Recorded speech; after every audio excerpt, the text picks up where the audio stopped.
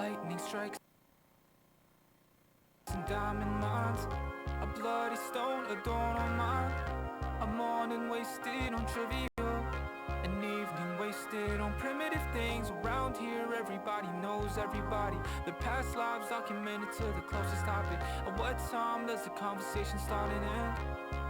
Yeah, always the good guys coming to save us. Promise a good life, thank God that you can. Always got Uncle Sam ready to save us. Thank God you came, thank God you came, thank God you came. We want, thank God. We want, thank God. We want, thank God. We want, thank God. The red's done, now we working for the past. Spent a whole damn house on your wrist to praise God. Spent like 15 work a salary on your wrist. A place of chasing what you want, when you want, if you want, till it's up in dust. Billions burning in the clubs. Oh Father, please, no chasing peace. I must chase green, but honestly I feel a breach. We want, thank God. We want, thank God. We want, thank God. Always the good guys coming to save us. Promise a good life, thank God that you came. Always got Uncle Sam ready to save us. Thank God you came, thank God you came, thank God you came. Be a friend till the end, we'll fight the good fighting. And the lives you've changed, the effects you've made. Is this the life you made for me? Always the good guys coming to save us. Promise a good life, thank God that you came. Always got Uncle Sam ready to save us. Thank God you came, thank God you came, thank God you came. Always the good guys coming to save us. Promise a good life, thank God that you came. Always got Uncle Sam ready to save us. Thank God you came, thank God you came, thank God you came.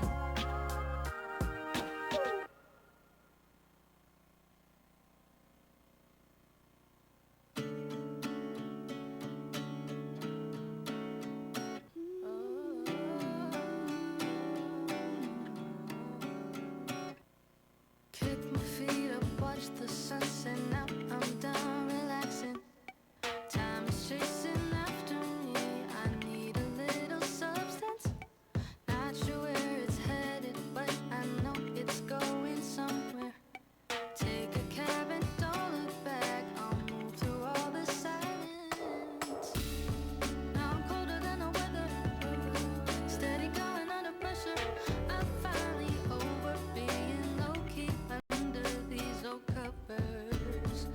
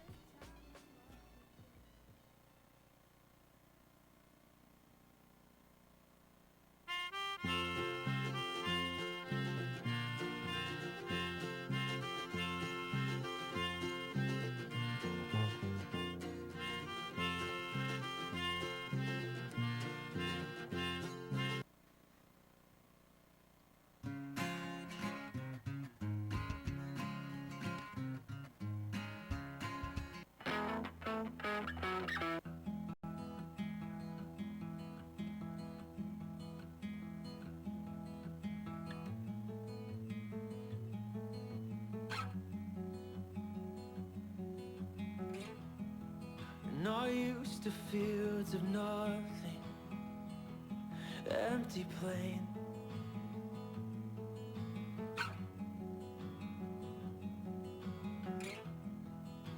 A highway memorial to fill up some space. And maybe the moon's only pretty 'cause it's far away.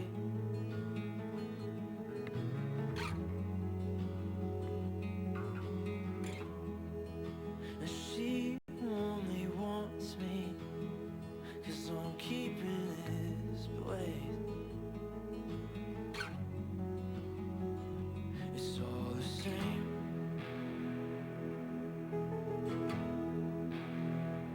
It's all the same.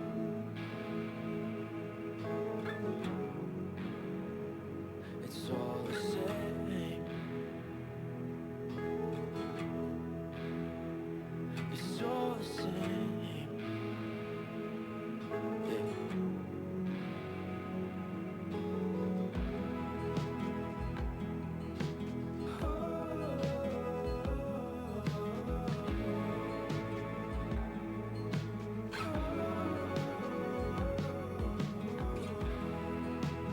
Maybe I can find meaning if I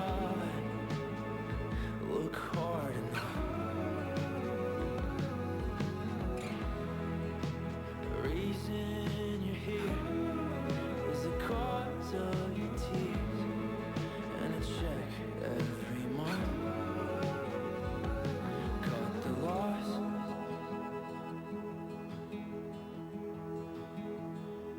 Cut the loss.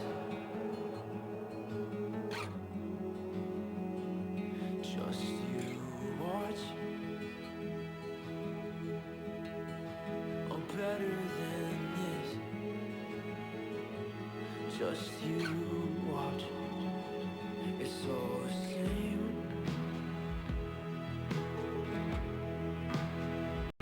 It's all the same. It's all the same.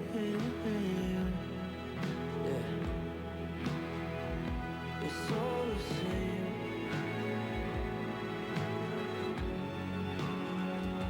It's all the same.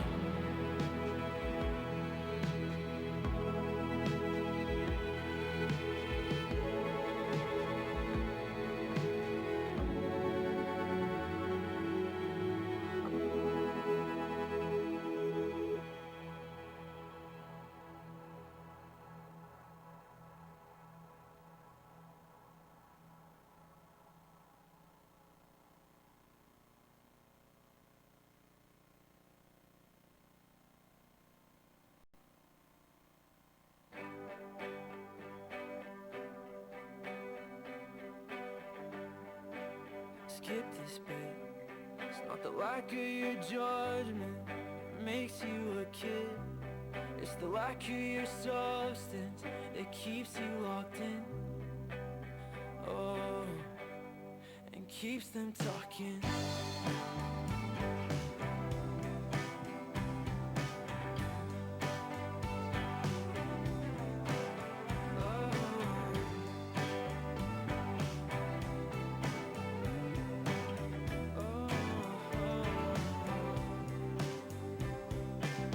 Find out a way to spend your whole life holding hand with empty faces that you'll never see again. Search out a way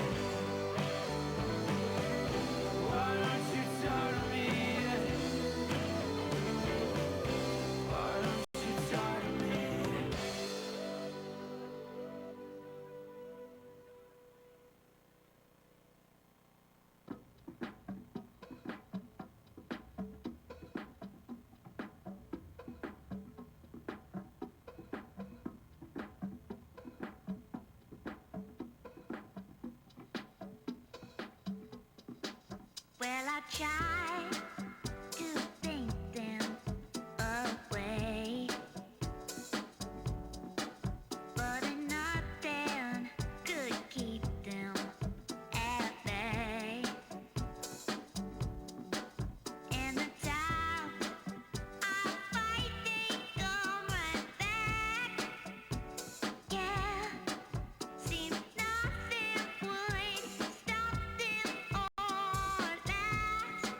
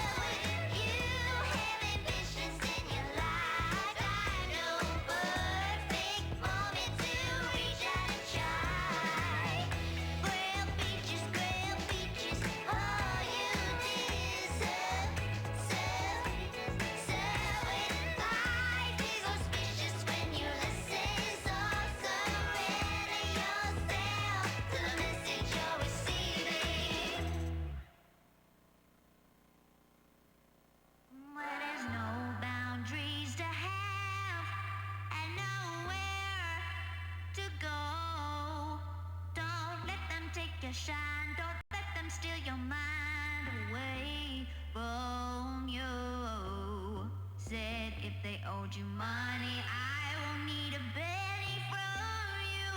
Oh, you're stronger than you think. Don't let these women sting. I promise soon.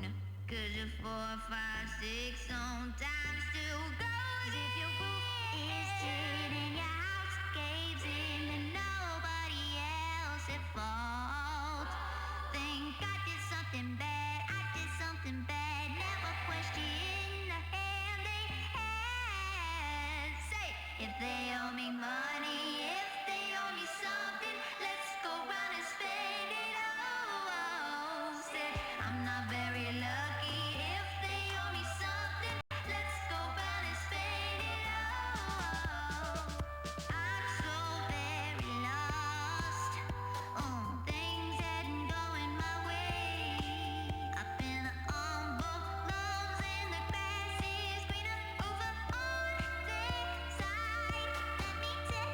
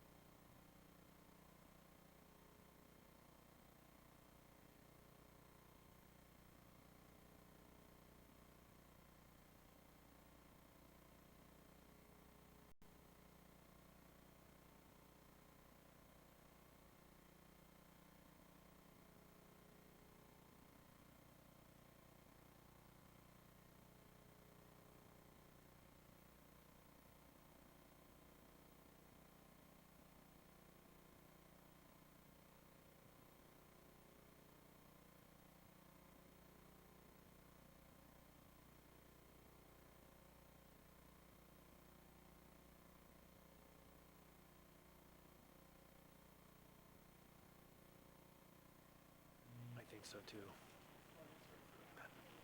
Mr. Salt, are you by chance on the phone?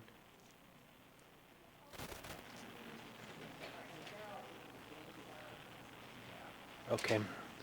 So we're going to get ready to get started here in just a minute.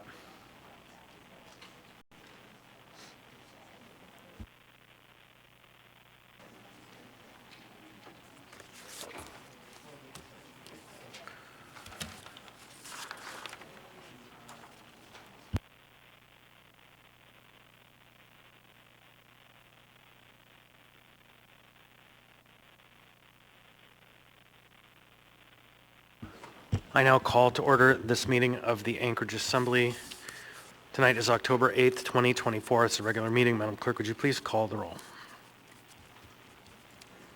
Assemblymember Myers. Here. Assemblymember Martinez. Present. Assemblymember Littlefield. Here. Assemblymember Rivera. Present. Assemblymember Johnson. Here. Chair Constant. Here. Vice Chair Zalatel. Here. Assemblymember Bronga. Here. Assemblymember Volland. Happy to be here. Assemblymember Brawley. Here. Assemblymember Stolt.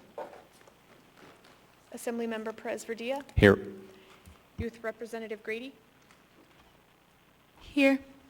Mr. Chair, you have a quorum. Thank you. Ms. Brongo, would you please lead us in the pledge? Yes, Chair. I pledge allegiance to the flag of the United States of America and to the republic for which it stands, one nation, under God, indivisible, with liberty and justice for all. Thank you, Ms. Brongo. Mr. Volan, would you please read the land acknowledgement? Yes, Mr. Chair. A land acknowledgement is a formal statement recognizing the indigenous people of a place. It is a public gesture of appreciation for the past and present indigenous stewardship of the lands that we now occupy. It is an actionable statement that marks our collective movement towards decolonization and equity. The Anchorage Assembly would like to acknowledge that we gather today on the traditional lands of the Dena'ina Athabascans. For thousands of years, the Dena'ina have been and continue to be the stewards of this land. It is with gratefulness and respect that we recognize the contributions, innovations, and contemporary perspectives of the Upper Cook Inlet Dena'ina. Thank you, Mr. Volan. Next on the agenda, we have minutes from previous meetings. We do have minutes, item 4A, from the regular meeting of August 27, 2024. I'd like to ask for a motion to approve. So moved. Second. Moved by Ms. Zalatel, seconded by Mr. Volan. Any discussion on the minutes? Hearing and seeing none, I'd like to ask unanimous consent. Hearing no objections, the minutes from the meeting of August 27th have been accepted. Next, we have the mayor's report. Madam Mayor.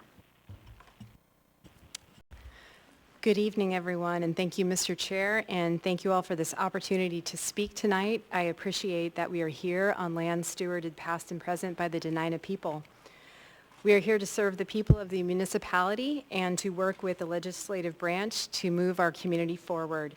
Earlier today, I had an opportunity to go out to J-Bear and meet with Colonel Mabbitt, the new commander of J-Bear in the 673rd Air Base Wing. And I just want to note that the municipality and J-Bear share a lot of interests and priorities, including addressing the housing shortage and the child care crisis. Just a few weeks ago, the United States Air Force celebrated its 77th birthday. I want to say happy birthday and thank all those who serve our country here in Anchorage. Tomorrow is day 100 of our administration. We've been focused on three key priorities: good government, safe streets and trails, and the opportunity to build Anchorage's future. Last week, our administration sent the proposed 2025 budget to the Assembly and to the community.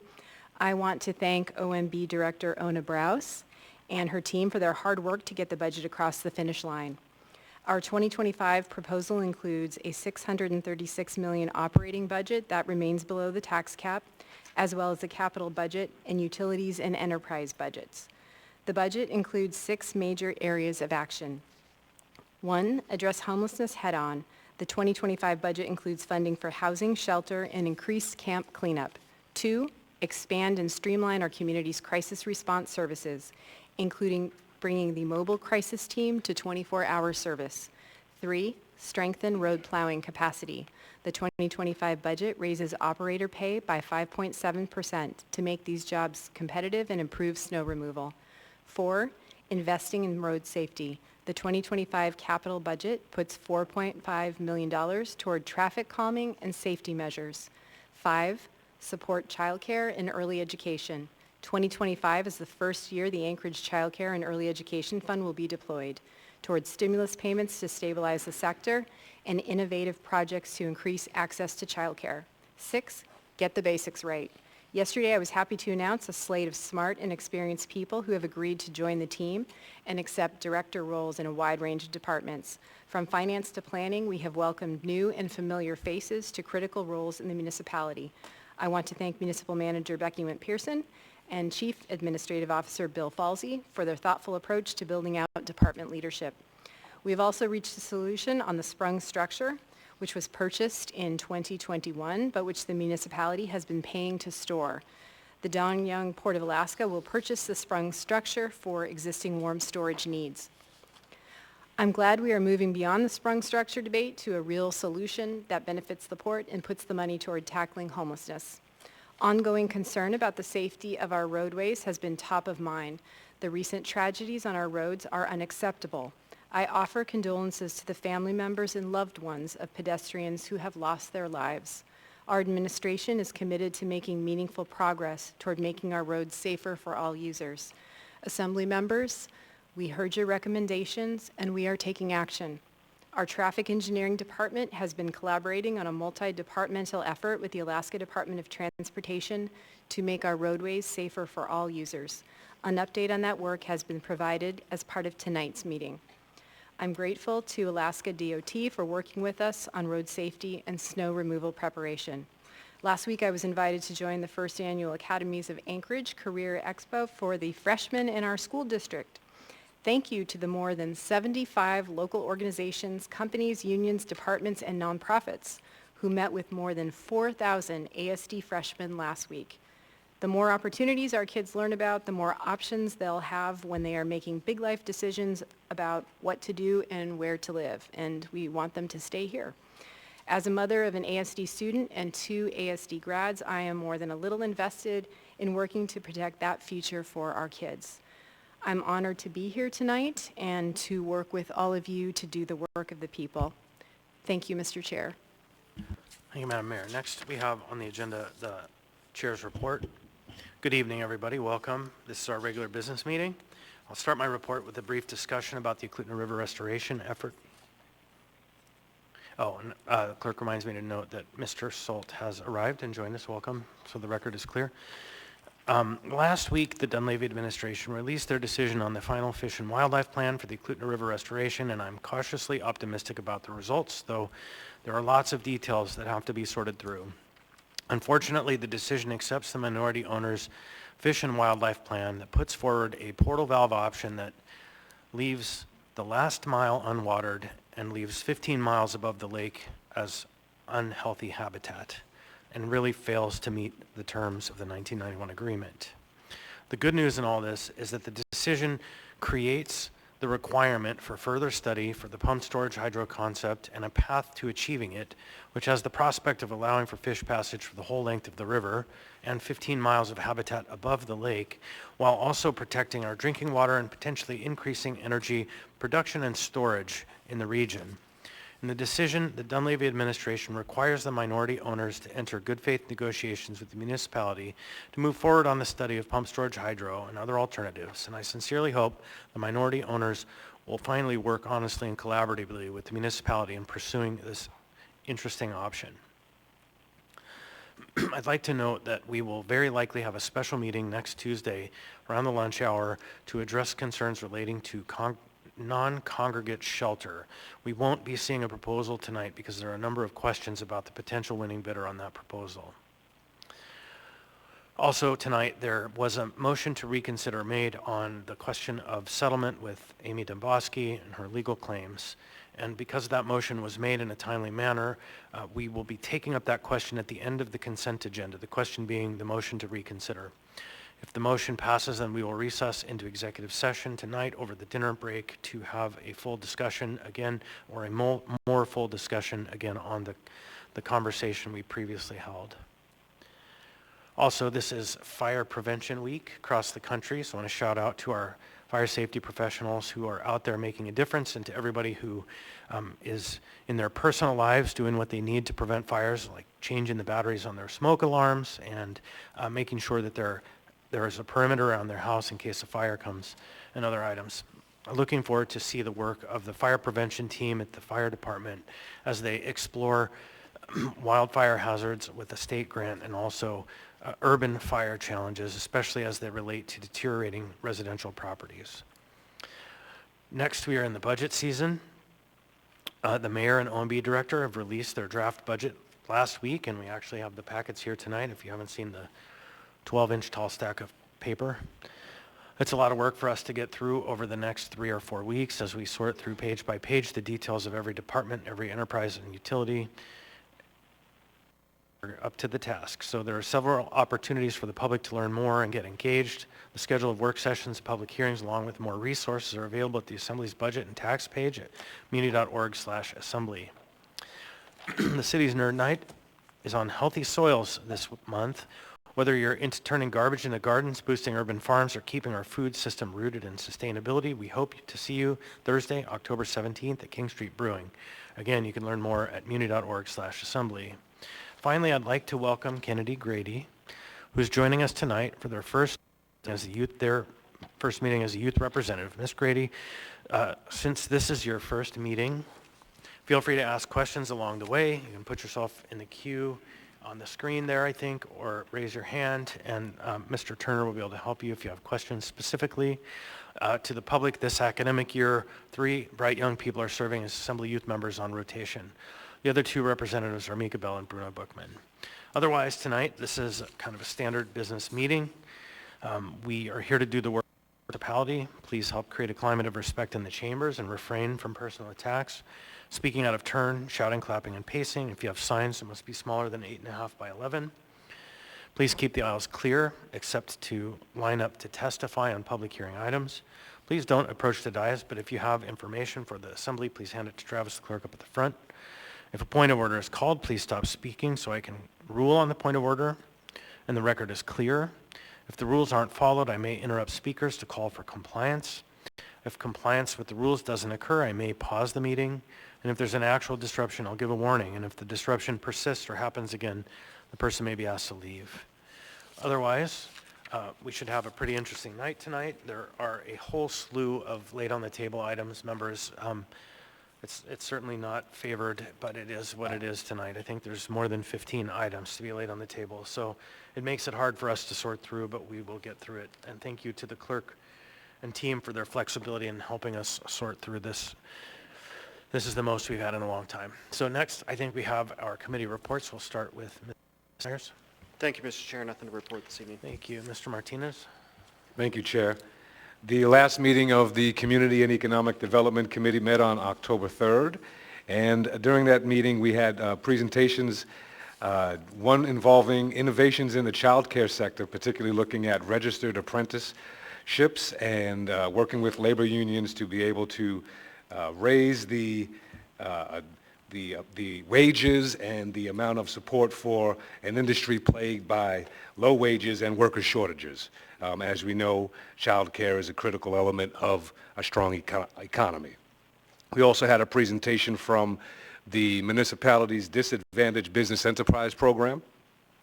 We also had an update from the Marijuana Code Enforcement and an update from the Anchorage Community Development Authority on their D Street plan.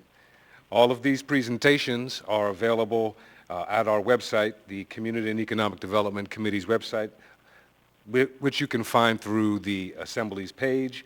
Our next meeting is November 7th, 9 a.m. at the Permit Center. Additionally, Chair, I'd shout out the Anchorage Chamber of Commerce as the ex officio board member. This Make It Monday just happened yesterday. I was the host of it, and I jumped in because as a champion of the creative economies, the discussion was rock and roll, Music City, and the local economy. And the idea is essentially how to draw from the creative economies, how to support our music economy, and the champion behind that work of an Anchorage music census is Michael Howard. And so I encourage folks to follow up with the chamber for more information on the Anchorage Music City initiative and additional upcoming events for their Make It Monday series. Thank you, Chair. Thank you, Mr. Martinez. Mr. Littlefield. Thank you, Chair. Nothing this evening, sir. Thank you, Mr. Littlefield. Mr. Rivera. Thank you, Mr. Chair. There was a meeting of the Quality Municipal Services Ethics and Elections Committee on September 25th. We reviewed a cleanup ordinance on fines and fees for the library, talked briefly about the Bartlett Pool issues, and then recommended that our elections team move forward with implementation of Democracy Live, a secure software platform for email voting. We also took a look at the Title 28 Elections Code changes, which is our annual process to update our elections code. That ordinance will be coming to us by the end of the year. The Municipal Audit Committee is going to be meeting on Wednesday, October 16th from 9:50 to 10:50 a.m. at City Hall, room 155. Our main topic is going to be the 2023 ACFR. Thank you, Mr. Chair. Thank you, Mr. Rivera. Mr. Johnson, anything? No report tonight, Mr. Chair. Thank you, Mr. Johnson. Ms. Zalatil. Thank you, Mr. Chair. We have an upcoming meeting of the Infrastructure Enterprise Utility Oversight Committee of the Whole on October 17th at 11 a.m. And at 12:10, we have an Budget and Finance Committee meeting of the Whole. And related to the budget, we have our first work session this Friday at 11 a.m. at City Hall to start diving into the general government operating and capital budgets. Thanks. Right. Thank you, Ms. Zalatil. Ms. Bronca. Nothing to report. Thank you, Ms. Bronca. Mr. Walland.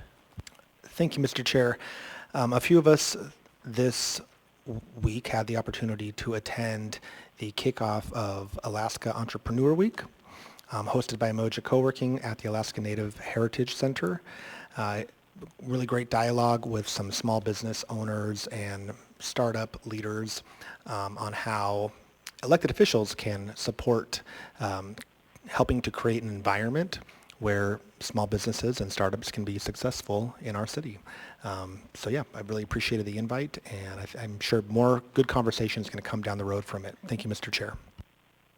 Thank you, Mr. Walland. Ms. Burley.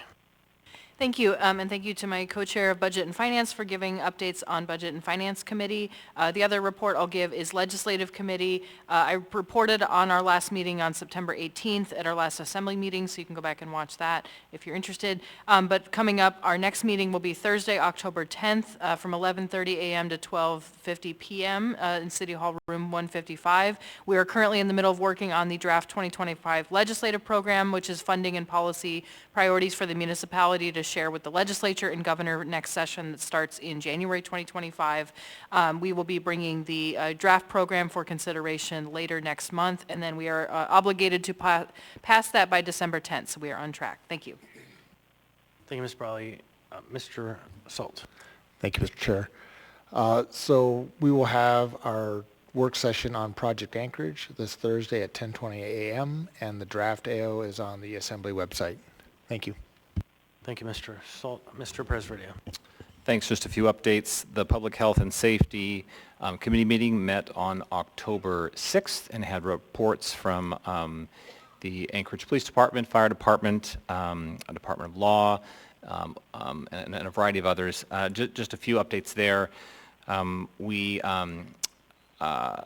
went through the work that the mayor is doing in terms of doing some external evaluation of our police department, specifically on one case and then generally, and had updates from the fire department. Just a reminder that it is Fire Awareness Month, and so we want to make sure to make sure that people are checking their fire alarms.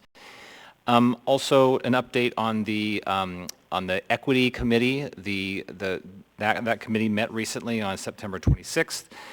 The committee is currently in the process of determining its next home. So it is being transitioned out of a committee of the Assembly and looking at where it's going to be positioned within the municipality. So that is currently being worked on, and we anticipate at the next meeting, which is October 24th, that we'll have some more discussion on what that's going to look like in the future. And then finally, the Homeless and Housing Committee. The next meeting for that is October 16th. Thanks. Thank you, Mr. Presverdia. All right, so next we move on to the consent agenda. No, excuse me, the addendum to the agenda.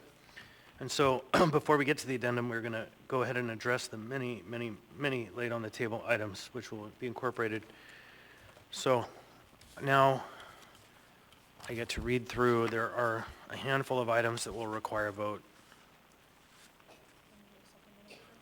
And so what I'm going to do is read through all the supplemental items first, and then we'll go ahead and tackle all the items that will need a vote after. So this is going to take a minute. 10D4A, Assembly Memorandum number AM 770-2024A, Board of Building Regulations Examiners and Appeals Appointment Bryce Hamels. 10D5A, Assembly Memorandum number AM 771-2024A, Board of Building Regulations Examiners and Appeals Appointment Andre Spinelli. Item 10D36A, which is AM 755-2024, licensee number 437, public safety concerns regarding Gaslight Lounge. Next is 10D37A, Assembly Memorandum number AM 808-2024A, sole source contract with QD Consulting to provide professional services relating to the Anchorage Child Care and Early Education ACE Fund. Next supplemental item I have is 10F16, which is Information Memorandum Unnumbered, which is attendance record for boards and commissions reappointments, and this one will be associated to all of the reappointments in which individuals are named in this report. Then we have item 10F18, unnumbered AIM, Administration's answers to Assembly's questions. So next we have a couple of items. We'll deal with the new items before we do the introduction items. So the new items are items that are being proposed to be introduced tonight. We have item 10B2, and each of these items will be subject to an eight vote affirmative vote of the Assembly to be laid on the table. So item 10B2 is AR 2024 unnumbered, a resolution of the Anchorage Municipal Assembly extending the capacity of 200 individuals, extending the expanded capacity of 200 individuals at 1111 East 56th Avenue. Is there a motion to lay this on? Yeah, Ms. Zalatil, you can be excused from this item. Is there a motion to lay this item on the table? So moved. Second. Moved by Ms. Brawley. I think I heard Mr. Presverdia as the second. So to the Health Department, do you want to come forward and let us know the time sensitivity of the item?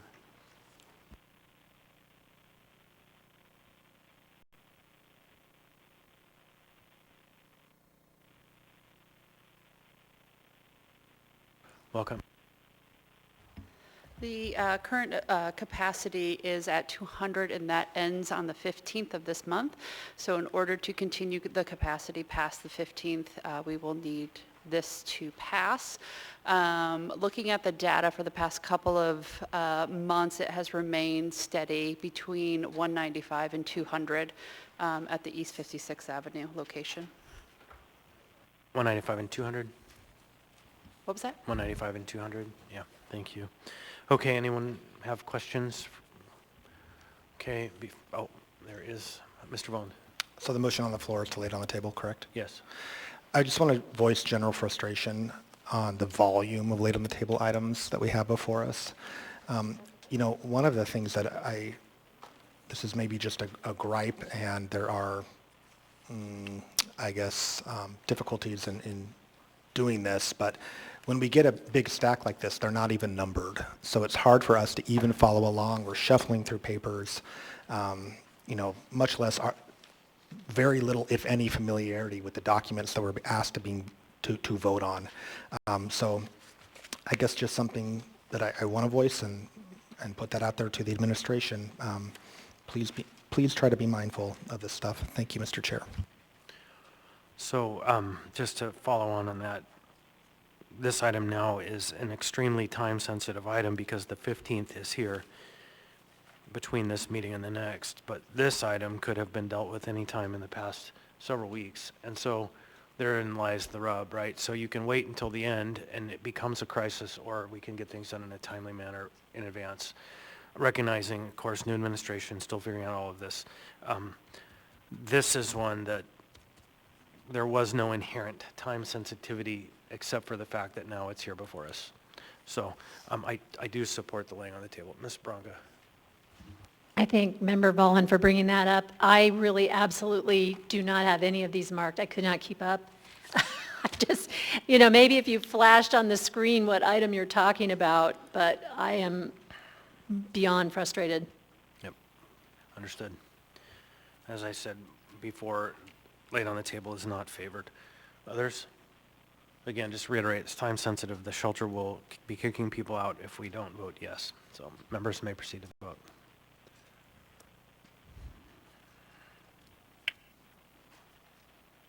Mr. Johnson? Yes.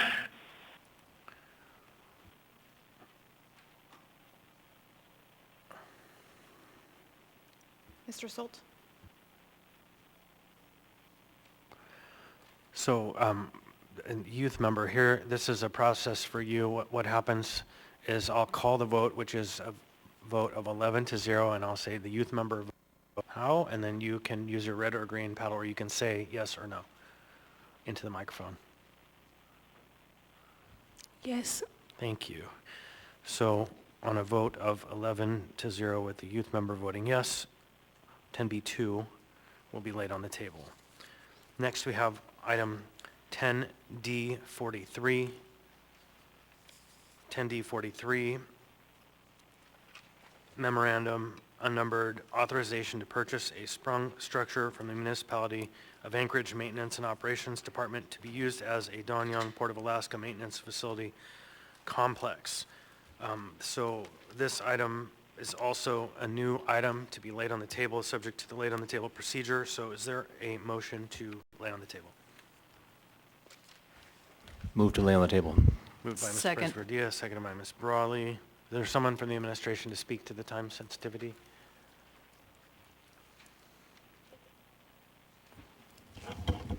Yes, Mr. Chair. The sensitivity of the timing of this issue is tied to the potential for use of the funding as part of the equation to address the sheltering ordinances or the sheltering items that have come tonight and that will come in next week's special meeting, which of course may or may not end up being where we land, but the proposal is to have these two travel together because the proposed purchase of the sprung structure provides an additional funding source that could be utilized to address some of the otherwise existent shortfall in funding for the 2024-2025 sheltering season. Okay, Ms. Alatal.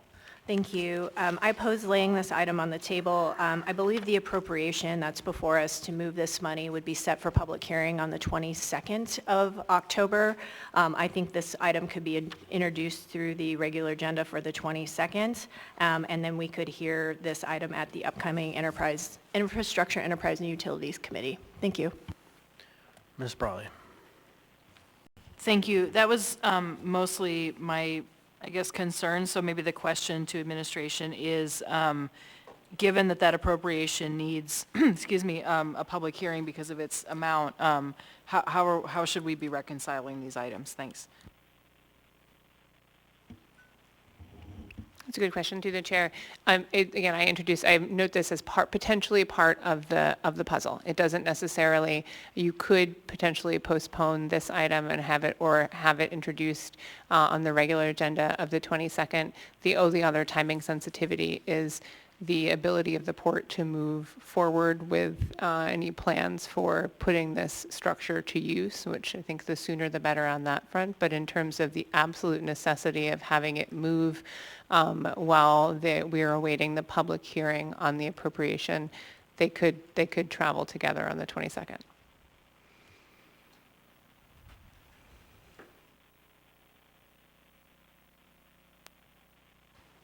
Thanks. And I guess I'm still sorting through. Thanks. Go ahead, Ms. Alatal. Thank you. Through the To the municipal manager, we learned that it was likely the port was going to be the purchaser of the sprung structure a couple of weeks ago. Is there some reason for delay of not making the agenda? It's also a good question. Through the chair, as I know many on this body are aware, or all of you are aware, tracing through the many steps in the route that the money took to support the purchase of this structure and its eventual acquisition via legal settlement by the municipality was not a simple process, especially for those of us who are newer to picking through the pieces of the equation. So to the extent there was delay in bringing this final item to you, I would own responsibility for that as trying to make sure that we had thoroughly vetted the many pieces of the puzzle and could put them together in a way that was appropriate given the path that the municipality took to acquire and then eventually the path we're taking right now to store and maintain the component pieces of the structure.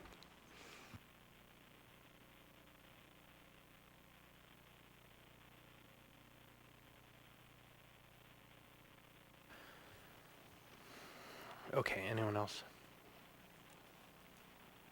Mr. Presverdia.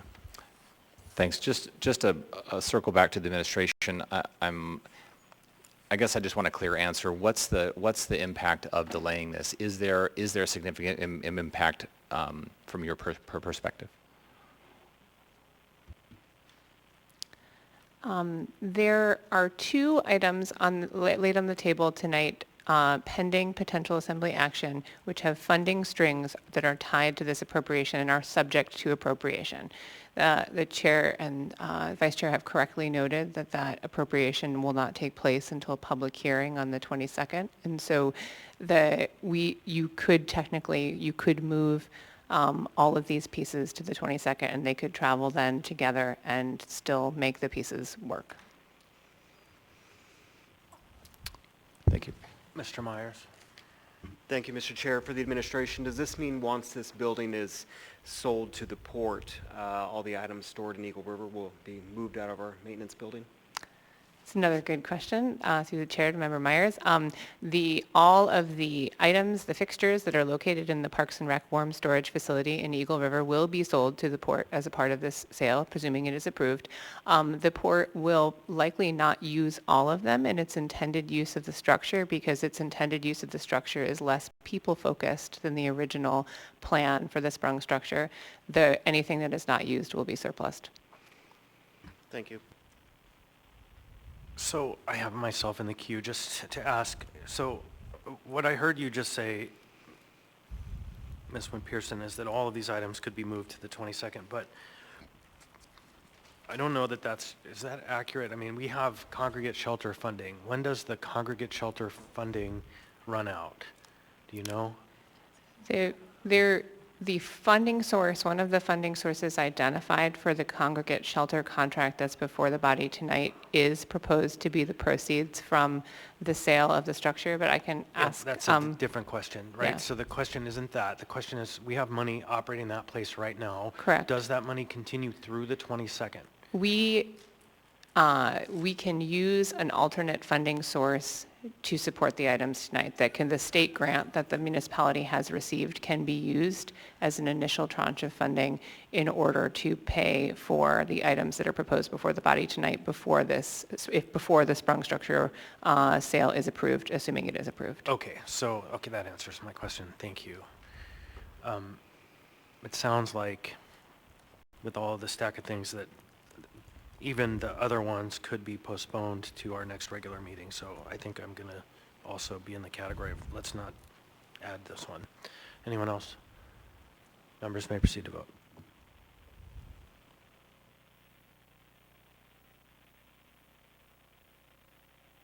Mr. Johnson? No.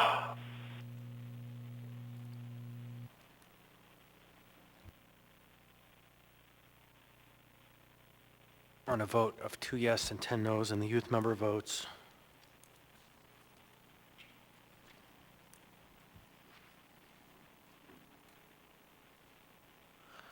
So if you vote yes, you'll lay this item on the table, and if you vote no, you'll say, nope, this one can wait.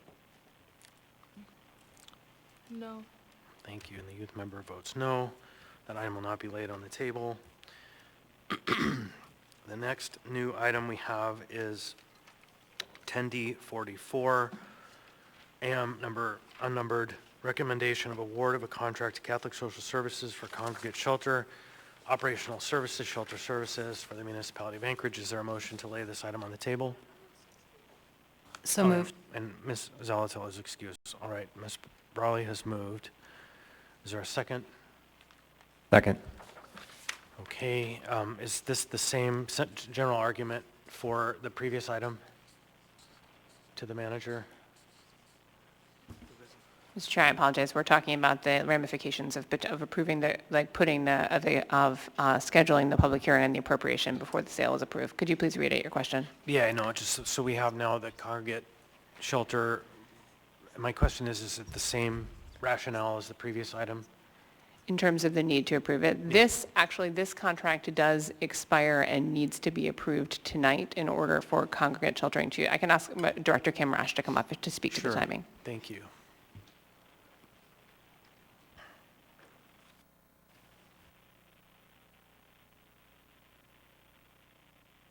Welcome, Ms. Rash. So for this one, we do need it to be approved tonight because this contract starts on the 13th. And the current contractor, we are switching out contractors for the congregate shelter location on East 56. And the current contract ends on the 15th. This one starts on the 13th. There's a 3-day overlay for a smooth transition. So we do need this one to be passed in order to meet that critical deadline.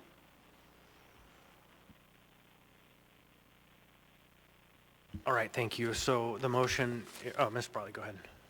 Yeah, thanks. Similar question, but just to be really clear, what is the end date of the current contract? Because I assume it's being operated now. And my question is actually for this one and the food one, so maybe you could just answer both. Thanks. Yeah, so the current contracts for both food and the shelter operator end on October 15th. And then the start of the new contracts, so this one with Catholic Social Services, and then the next laid on the table item with ESS starts on the 13th. Thank you. So the motion is simply to lay on the table this item. We will, if it gets pulled from the consent agenda, be able to address funding source questions after. So question before us is to lay this item on the table. Members may proceed to vote. Member Johnson? Yes.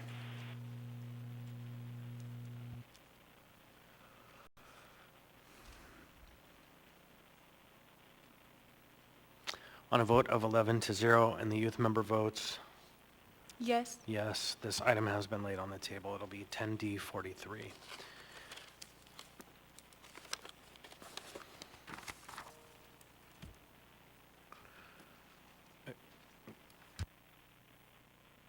I'm sorry, it'll be 10D44. No, it'll be 10D43. Oh, we got it fixed? Okay, 10D40. Well, we didn't move 43. 43 didn't make it, so it's now 43. Okay, now I understand. Okay, so it will be item 10D43. Okay, final answer. So next is 10D44. 10D44 is AM unnumbered, recommendation of award of a contract to statewide services DBA ESS Support Services Worldwide ESS for shelter food services for the municipality of Anchorage. Move to lay on the table. Second. Moved by Ms. Brawley, seconded by Mr. Boland. I assume that the rationale is the same then as the previous item for this one. Ms. Rash is nodding her head. So anyone have questions relating to this item? Seeing and hearing none, members may proceed to vote. Motion is to lay on the table.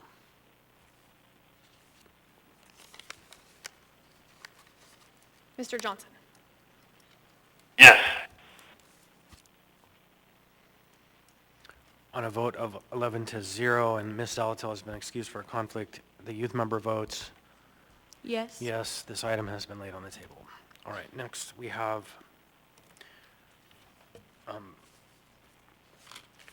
before us another one I'm going to read into the record. It's kind of, it's supplemental to an item that's going to be heard at a future meeting, 10G15. This is AO 2024-86S, an ordinance of the Anchorage Municipal Assembly formally dedicating approximately 1.9 acres of municipal land, commonly known as Seward Highway Buffer Park North, located at 2501 Seward Highway as municipal parkland, subject to certain exceptions. The public hearing for that item is set for the 22nd of October. So the remaining items are all ordinances for introductions or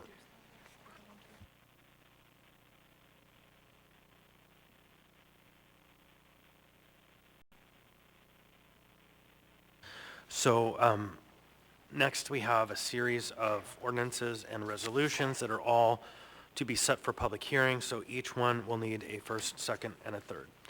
So we have next item 10G7, Resolution AR 2024-307, a resolution adopting the 2025 to 2030 six-year fiscal program. Is there a motion? Move to introduce. Second. Moved by Ms. Salatal, second by Ms. Brawley. Is there a third? Third. Third by Mr. Voland. Next, we have item 10G8, which is AO 2024-95, an ordinance adopting and appropriating funds for the 2025 operating and capital budgets of Anchorage Community Development Authority. Before we get a motion, I just want to put into the record, there's been some conversation about the rationale of having an ordinance versus a resolution to do these items.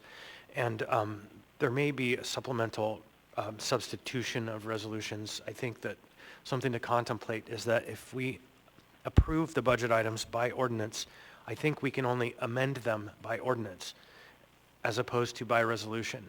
And so what that would create is a 2-week delay for any budget amendment other than those that are subject to a public hearing requirement because of the scale of the appropriation. And so I don't think it would be desirable by any of us to be tied to have an ordinance that amends a budget every time we want to shift. And so I think we've had some discussions over here that we think a substitution could work even after introduction, but we really want to look through that question and ask ourselves, is an ordinance the proper vehicle? So with that, this is 10G8, AO 2024-95, an ordinance adopting and appropriating funds for the 2025 operating and capital budgets of the Anchorage Community Development Authority. Is there a motion? Move to introduce. Second. Third by Ms. Salatal, seconded by Ms. Brawley, third by Mr. Voland. That item is set for public hearing at our next meeting. Next is item 10G9, AO 2024-94, an ordinance adopting and appropriating funds for the 2025 municipal utilities and enterprise activities operating budgets and the 2025 municipal utilities and enterprise activities capital improvement budgets. Is there a motion? Move to introduce. Second. Moved by Ms. Salatal, second by Ms. Brawley, third by Mr. Voland. Next, we have that one will be set for public hearing at our next meeting. Item 10G10, AR 2024-308, a resolution approving the 2025 to 2030 municipal utilities and enterprise activities capital improvement programs. Is there a motion? Move to introduce. Second. Third. Moved by Ms. Salatal, second by Mr. Voland, third by Ms. Brawley. That item will be set for public hearing at our next meeting. Next, we have item 10G11, Resolution AR 2024-306, a resolution adopting the 2025 to 2030 General Government Capital Improvement Program. Is there a motion? Move to introduce. Moved by Ms. Salatal, Second. second by Ms. Brawley, third by Mr. Voland. Next, we have item 10G12. 10G12 is AO 2024-93, an ordinance adopting the 2025 General Capital Improvement Budget. Is there a motion? Move to introduce. Second. Moved by Third. Ms. Salatal, seconded by Mr. Voland was second? Voland second, Baranga is the third. Next, we have item 10G13, which is AO 2024-92, an ordinance of the municipality of Anchorage adopting and appropriating funds for the 2025 general government operating budget for the municipality. Is there a motion? Move to introduce. Second. Moved by Ms. Salatal, seconded by Ms. Brawley, third by Mr. Voland. Next, we have item 10G14, which is AR 2024, a resolution of the municipality of Anchorage appropriating an amount of $2,390,975 of sale proceeds from the Danyang Port of Alaska for the purchase of the sprung structure to the area-wide general fund, Anchorage Health Department, to pay for low barrier shelter and other shelter-related items. Ms. Zalato. No, I know. I'm just going to step back. You guys can. Yeah, so Ms. Zalato is not participating in this question. Next, is there a motion? Move to introduce. Second. Ms. Brawley moves, Mr. Volan seconds. Third. Mr. Rivera is third. Finally, item 11C is a motion to reconsider Resolution AR 2024-309S, a resolution of the Anchorage Assembly appropriating $250,000 for settlement of Amy DeBoski's claims against the municipality of Anchorage. I think I got everything. Good Lord.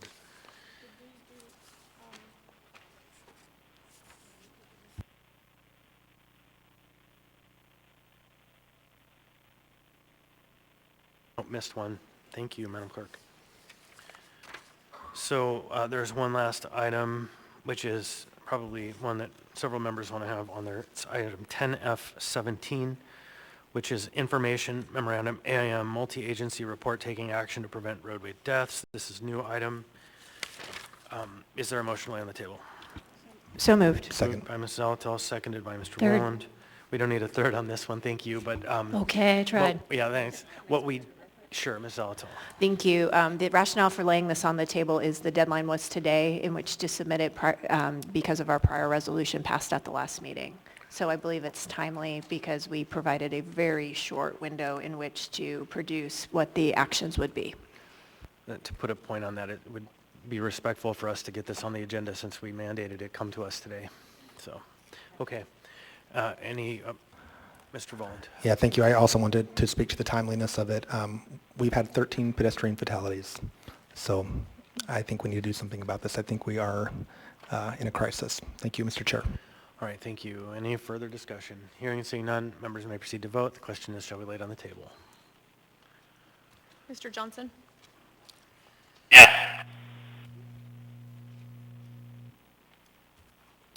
On a vote of 12-0 and the youth member votes Yes. yes, AIM multi-agency report taking action to prevent roadway deaths, item 10F17 has been laid on the table. I think that concludes our laid on the table procedure, hopefully. Although I do hear there might be another one coming later. No, we got it. Oh, okay, it's in there. Okay, thank you. Okay, whew, that was a lot. Next we have on our agenda, I need to ask for a motion to incorporate the addendum as printed and distributed and the label items. So moved. Second. So there's a motion to incorporate, and that is made by Ms. Zalato, seconded by Mr. Voland. I'd like to ask unanimous consent. Is there any objection to that motion? Hearing and seeing none, the motion to incorporate the addendum as printed and distributed and laid on the table items has been approved. Next, we have appearance requests. So on our agenda, we have two appearance requests tonight. 9A, Mr. Carl Johnson, please come forward. The microphone's not on, so there's a green button. You press it there, it'll turn it on. Please state your name, what part of town you're from. You'll have 3 minutes. Thank you, Mr. Chair, members of the Assembly. My name is Carl Johnson. We live in what we like to call Spurnigan area of Anchorage. My wife, Michelle Turner, is with me. We own and operate a small year-round tourism company in Anchorage called Alaska Photo Treks. And I'm here on behalf of our business and other similarly situated tour operators to request changes to Title 11 and how our businesses are regulated by that part of the municipal code.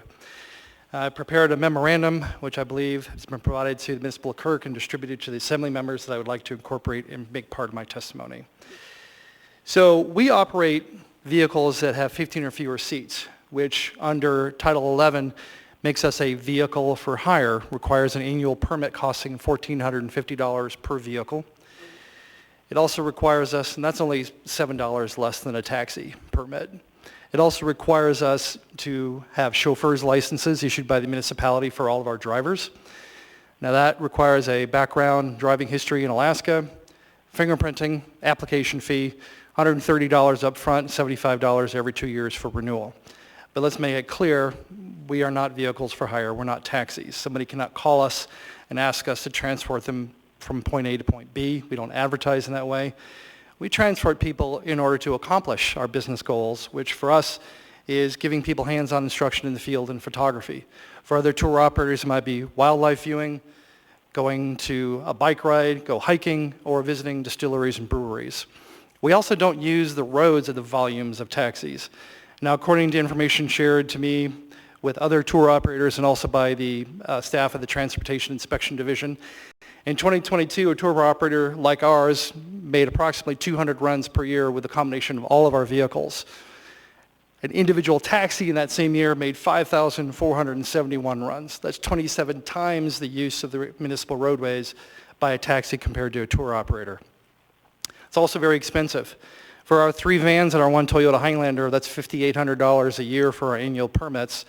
For a Highlander that we use for only 50 tours a year, that's $30 per tour for a cost. So I'm requesting 3 specific changes. First, a blanket exemption for any vehicles that are already regulated by a state or federal government. We're regulated by USDOT because we pick up at the port. That requires insurance and inspections. Second, a new category called incidental operator for such businesses that are not regulated by the state or federal government. And then third, get rid of the chauffeur's license requirement. It meets no needs at all other than just requires us to go through another set of applications and more fees to pay to the municipality. And I'm happy to answer any questions and defer additional information to what's contained in my memo. Mr. Salt. Thank you. I appreciate your testimony, Mr. Johnson. A couple questions. The first one, USDOT, there's a lot of USDOT regulated vehicles and drivers. That might be tough. The second one, a new category for incidental operations, that would probably need to be defined, which you might have done in the email you sent us. And the third one, the no chauffeur's license, what would you recommend in place of that? So if I'm using your agency, I know that the driver of the vehicle is better than just a driver's license. Well, certainly. So I'll address the first one, USDOT. We pick up at the ports, so we're required to do that. And this is the same approach that Fairbanks takes for any vehicle that's already regulated by the state or the federal government in some capacity. There is no requirement for any type of permit like this in Fairbanks. For the last one, so the chauffeur's license, nothing about it guarantees that the driver is an experienced and safe driver. What does guarantee that, though, is insurance companies that are not going to insure drivers on your policy who, looking at the same record that the Municipality Transportation Inspection Division gets, makes a determination that this is or is not a covered driver. The chauffeur's license itself, there's no special testing required to get it. It's just an application and a 3-year history on your driving record. So there's nothing about it itself that ensures that a person is a safe driver other than their already existing driver's license that they're currently using to drive.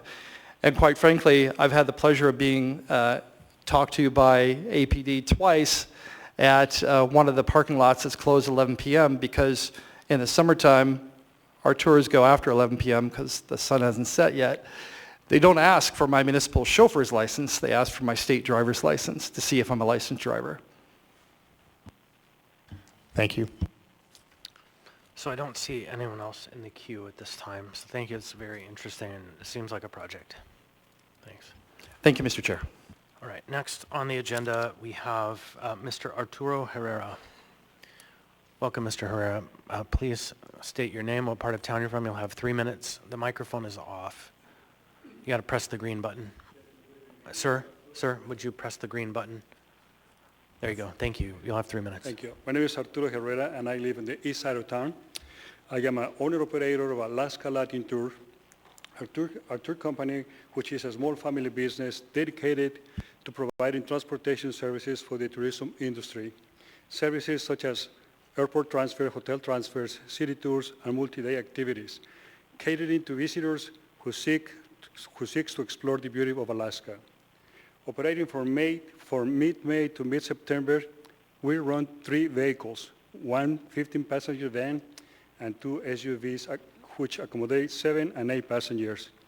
During the winter time, we continue to serve the occasional visitors with just 1 SUV. Every year, we are required to obtain a vehicle for hire permit in order to operate legally. The annual fee for the permit is $1,425. For 3 vehicles, it is $4,275. In our 4 months of operations, this expense is $2,136 just for the half of the year permit fee. In order to offset this expense, we must conduct, for instance, 29 city tours or 41 airport transfers. This is an immense challenge for a small family business. Often from mid-May to mid-September, we are not able to meet the necessary runs to cover this expense. To offset this cost, we use proceeds from other tourism activities that it doesn't involve the use of our vehicles for transportation. And this is why I'm here supporting the proposal by Alaska Photo Trek to amend the vehicle for hire permit regulations for tour companies such as ours operating vehicles with fewer than 16 passengers. By supporting this proposal, you will help sustain the backbone of Alaska's tourism industry, small family-owned businesses committed to enriching visitors' experiences. This vital change will ensure that Alaska remains a welcoming and accessible destination for all. Thank you for your consideration. Thank you, sir. Mr. Salt has a question for you. Mr. Salt. Thank you, Chair. Mr. Hare, how many people did you say for less than how many passengers? My van is 15 passengers. So less than 16? 15. 15, okay. 15 passengers. Okay. Thank you. You're welcome. All right, no more questions. Thank you, sir.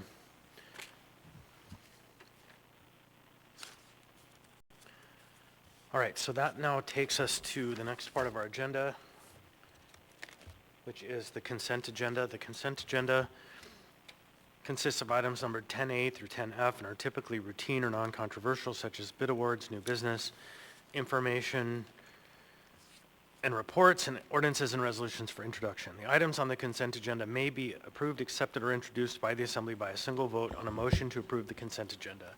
Prior to the approval, items may be pulled by an Assembly member for discussion and separate vote on each of those items. Under the Assembly Rules of Procedure, all ordinances and some resolutions will have an opportunity for public hearing. This might be a little bit tricky tonight with the number of laid on the table items and the kind of moving numbers that they have for each item. Exactly, so we'll do our best to get through this efficiently. So next we'll go through our consent agenda procedure, and we'll start with Mr. Presverdia. Any items you'd like to pull? No items, thank you. Thank you, Mr. Presverdia. Mr. Salt. I'd like to pull 10A3 and 10D37. 10A3 and 10D37. Mr. Salt. Ms. Brawley. Thank you. First, I don't know that I need to pull it, but for 10B1, I wanted to request that we ask all members and the mayor to sign on as sponsors, if we don't need to pull it. That is the pro grant. And then I also have items to pull. Is there any objection to having your name out as a sponsor to the pro grant? I'm seeing and hearing no objection, so it'll be ordered. Thanks. Then the items I actually want to pull, 10B Bravo 2, 10D Delta 43, 10D Delta 44, and that's it.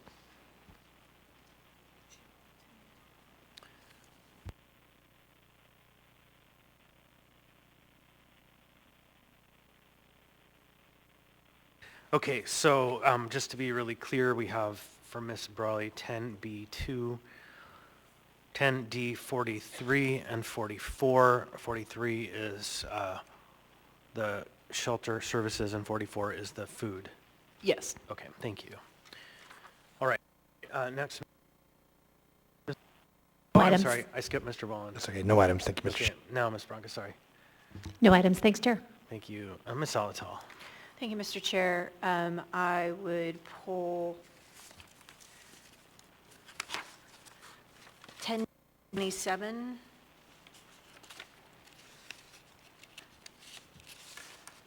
10D36.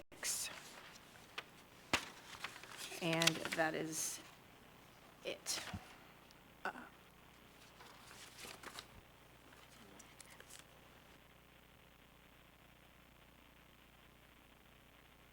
And 10F4. So for Ms. Zalatel, I have 10D 27, 10D 36, and 10F4. So, Mr. Johnson, anything for you? 10F14. 10F as in Frank 14. Correct. Thank you, Mr. Johnson. Mr. Rivera. Thank you, Mr. Chair. 10 Alpha 2, and that's it.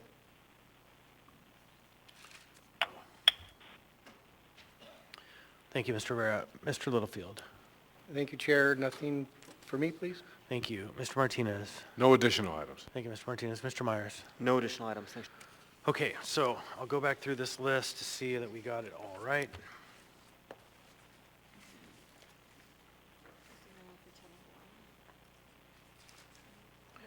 Yeah, 10A1 will not be pulled. Yeah, so that's the Ombuds week. So, okay, pulled items include 10A1 by Mr. Rivera, 10A2 by Mr. Rivera, 10A3 by Mr. Salt, 10B2 by Ms. Brawley, 10D27 by Ms. Zalatel, 10D36 by Ms. Zalatel, 10D37 by Mr. Salt, 10F4 by Ms. Zalatel, and 10F14 by Mr. Johnson. Did I miss any items? Oh wait, then I have 10D43 by Ms. Brawley, and then 10D44 by Ms. Brawley. Did I miss any items? I don't think I missed any items. So, Mr. Chair, just a point of information. I know we have A versions of some items. I just wondered how we're handling that. So that's a good question. We are going to make the motion to approve the consent agenda specific to the A versions of those items so that we don't have to pull all those items and vote on them individually and spend all that time. So practically speaking, it'll be part of the next motion. So I think I got them all. We can always reconsider if something got messed up. So with that, I would ask for a motion to approve the consent agenda minus the pulled items, including, I'll let you do this part. Okay, including 10D4A and 10D5A versions. So moved. Second. So there's a motion to approve the consent agenda by Ms. Zalatel, seconded by Mr. Voland, and just to the clerk's team. Oh, okay. I thought we had said we would do all A versions as one motion. I know, there are apparently more than what we are tonight. 10D5 and 10D37. She said D9.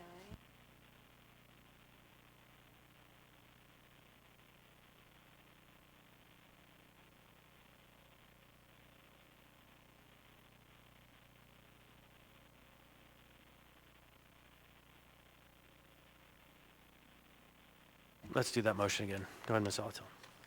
Thank you. So I move to approve the consent agenda minus the pulled items, including the A versions in 10D31, 10D9, 10D4, and 10D5.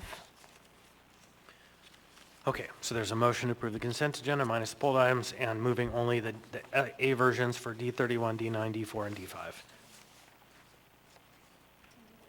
And 10D37. Sure. And any other A versions that were intended to be moved that might have been? No, you can't move 37. It was pulled. Oh, okay, good, thanks. Perfect. Okay, I think we're there. And I'd like to ask unanimous consent on the motion to approve the consent agenda. I have Ms. Zalatel and Ms. Brawley.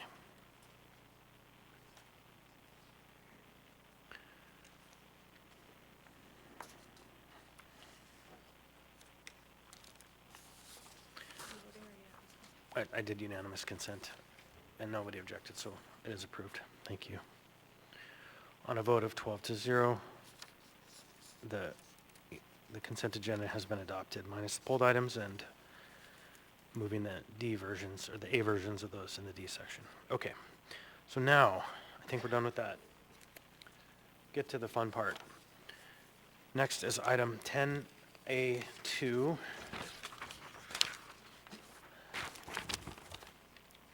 10A2 is a resolution, 10A2 is a resolution AR 2024-300, a resolution of the Anchorage Municipal Assembly recognizing October 2024 as Filipino American History Month, a time to celebrate Filipino Americans and their cultural and historic contributions.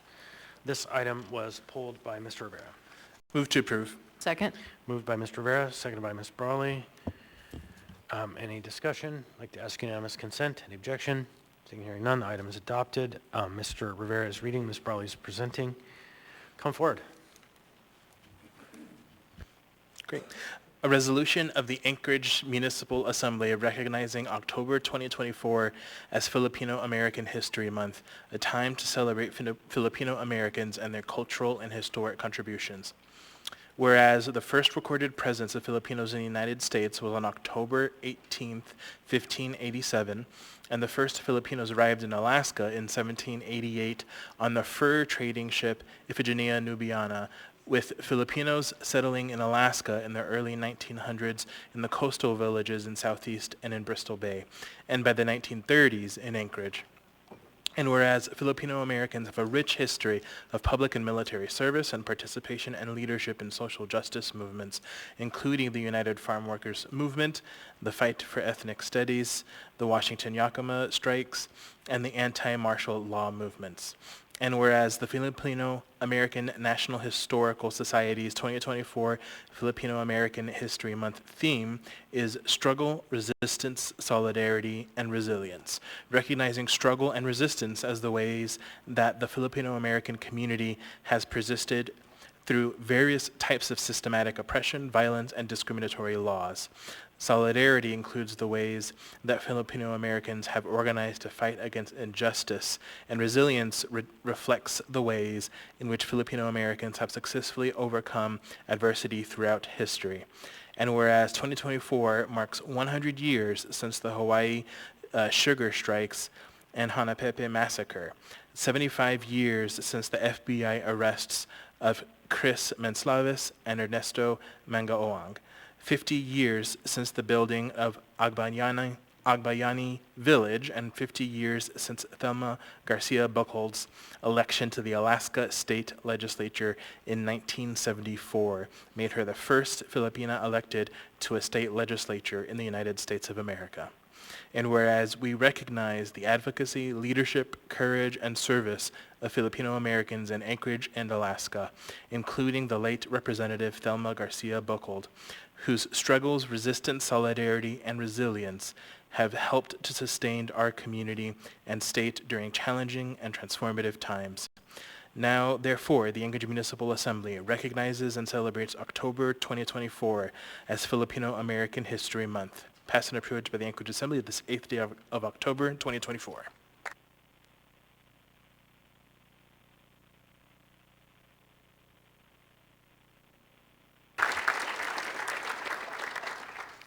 Who'd like to say some words?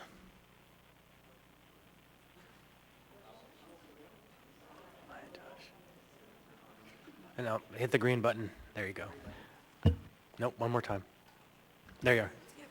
I wasn't planning on speaking, so that's why I brought the camera.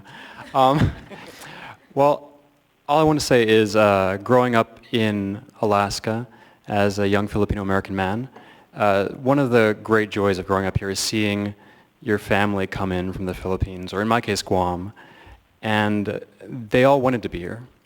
They all wanted to be in Anchorage, because to be in Anchorage isn't just to join your cousins and the rest of the community, but to be an amazing community overall where there's a lot of opportunity. Opportunity to add, an opportunity to gain, an opportunity to find family and friends. So with 235 years of history in this state, in case anyone didn't know, Filipino Americans have been here for 235 years, and is the third largest demographic in the state. We have worked in the canneries, we have built the highways, we have been your nurses and your teachers. It is makes me incredibly proud to be a part of that community, and for the Assembly to recognize our hard work, our dedication to being Filipino Alaskans. Thank you for that.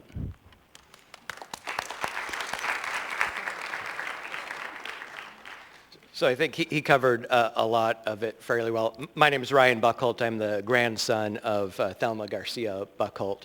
And as I was reading the resolution, just thinking about what my grandmother taught me, as well as everyone behind me and the Filipino community, is really that importance of community involvement and community leadership, and realizing that not everyone has the capacity or capability of helping others around them, and that takes those of us that have that ability and that drive to really step up and care for and give voice to those who aren't able to do it themselves. So that's a key tradition I know she left on me, the Buckholt family, as well as everyone that she touched during her very in-depth career, both in the legislature, but then even beyond in community advocacy. So thank you for including that piece of the recognition in this for us. So thank you.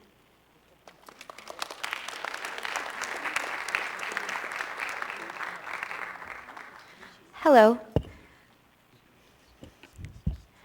My name is Adler Dalpan, and I'm a school counselor at West High School and the founder of West Filipino Club. Today I stand before you with deep gratitude as we celebrate the approval of Filipino American History Month in Anchorage, Alaska.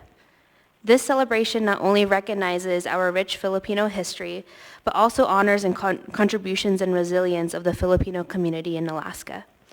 As the leader of Filipino Club at West High School, I've witnessed firsthand the profound impact this celebration has had on our students. They are passionate advocates for the heritage, culture, and history. Our club has actively engaged with MANA and the Filipino community of Alaska Anchorage. These partnerships have provided our students with opportunities to learn, volunteer, and connect with their cultural roots. Our students thrive in an environment where they are always excited to explore their identities and share them with others and are passionate for who they are. This official recognition of Filipino American History Month is an important milestone for our community. In 2018, my grandfather, Salvador Yambao, at the age of 92, received the Congressional Gold Medal from Senator Lisa Murkowski for his service in World War II. This honor recognized not only him, but also 4 other veterans, celebrating the sacrifices made in Philippine Scouts who served in the U.S. military. My grandfather unfortunately passed away in 2022. His legacy inspires me to teach, advocate, and share our cultural heritage with others. Many of our elders have now passed, and it is our generation's responsibility to continue sharing the importance of Filipino culture and honoring those who started. I want to express my gratitude to the City's Assembly for your dedication to recognizing Filipino American History Month. Together, we are nurturing the next generation of leaders who carry forward the rich legacy in our culture. In Kapampangan, one of the 150 dialects in the Philippines, we say, Dakal salamat. Thank you.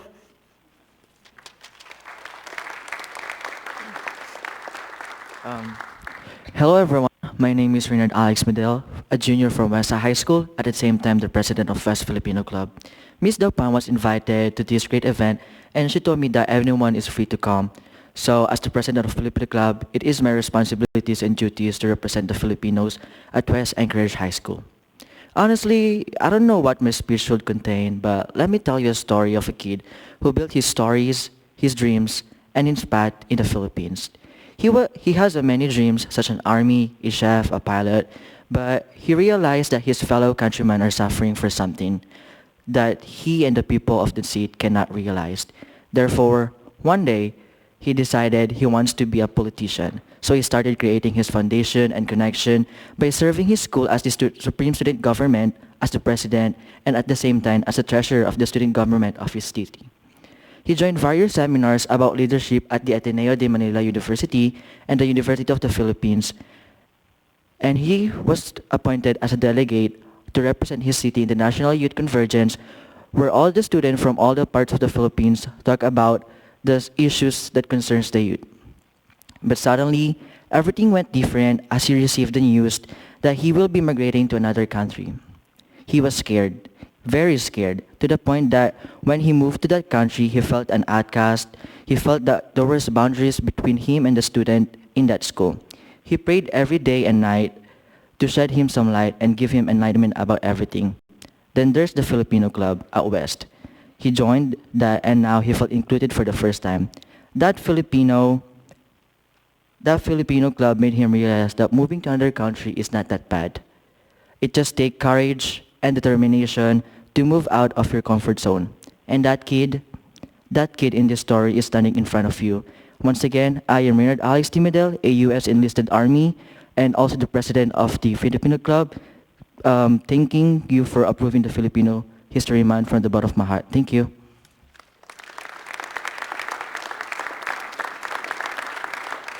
So I have a couple of people in our list who may want to say something, and one of them is me. So I'll start by saying, welcome everybody, I'm glad you're here, and I have a job for you. So this is a complex task because, as you just spoke, how many languages are there in the Philippines? So many. How many islands? So many. How many cities? So many.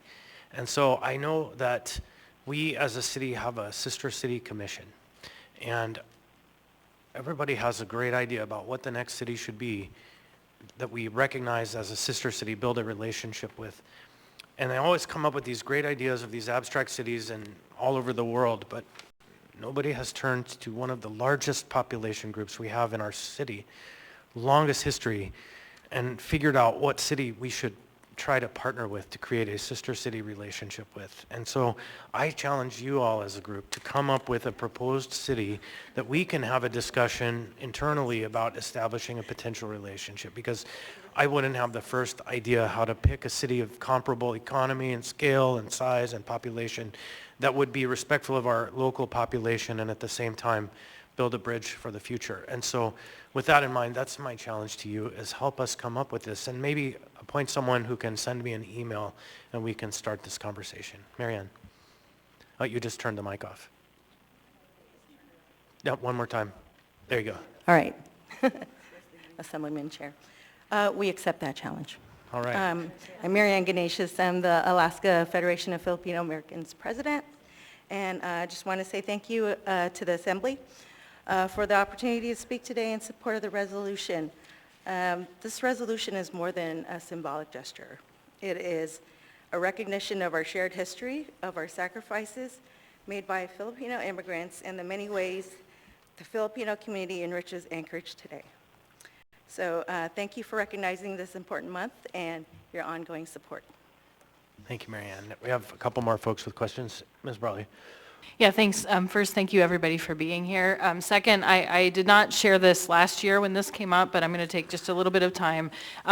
So I am 1/8 Filipino. My great-grandfather was Juan Ayamo, or John Ayamo, lived in Seattle. He was a labor lawyer, worked with the Lascaros, but he's also, so he's part of my identity, but being Filipino has not been part of my family's identity. It was something we knew, but it was not part of my growing up. So I am still exploring what that means. I've enjoyed conversations with Josh and Evelyn and others, and I've really appreciated the welcoming of the Filipino American community in Alaska and being able to learn so much more about that part of myself.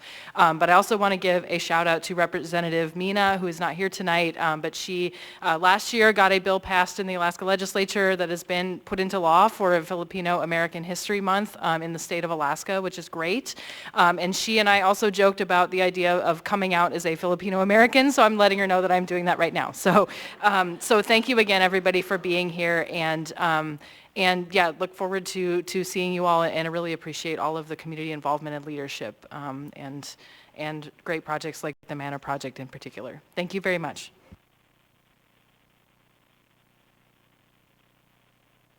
One more, Mr. Volland, one more. Well, Anna stole part of my thunder. I was just going to also give a shout out to Rep. Mina. It was House Bill 23. So on the state level, October is Filipino American History Month, and then here in the municipality of Anchorage. Thank you all for being here.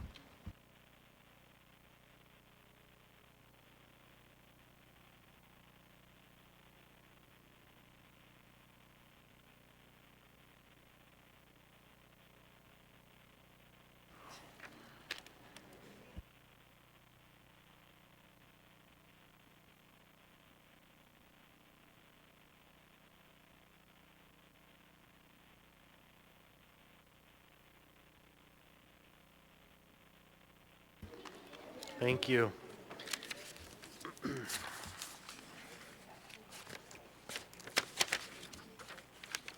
All right, next on the agenda, we have item 10A3. 10A3 is AR 2024-301, a resolution of the Anchorage Municipal Assembly recognizing October 2024 as Disability Employment Awareness Month.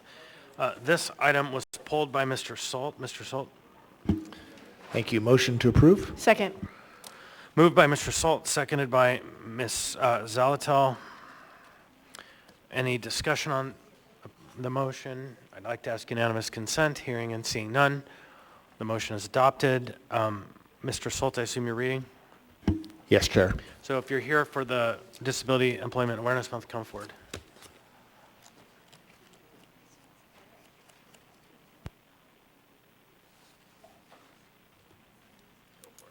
Okay.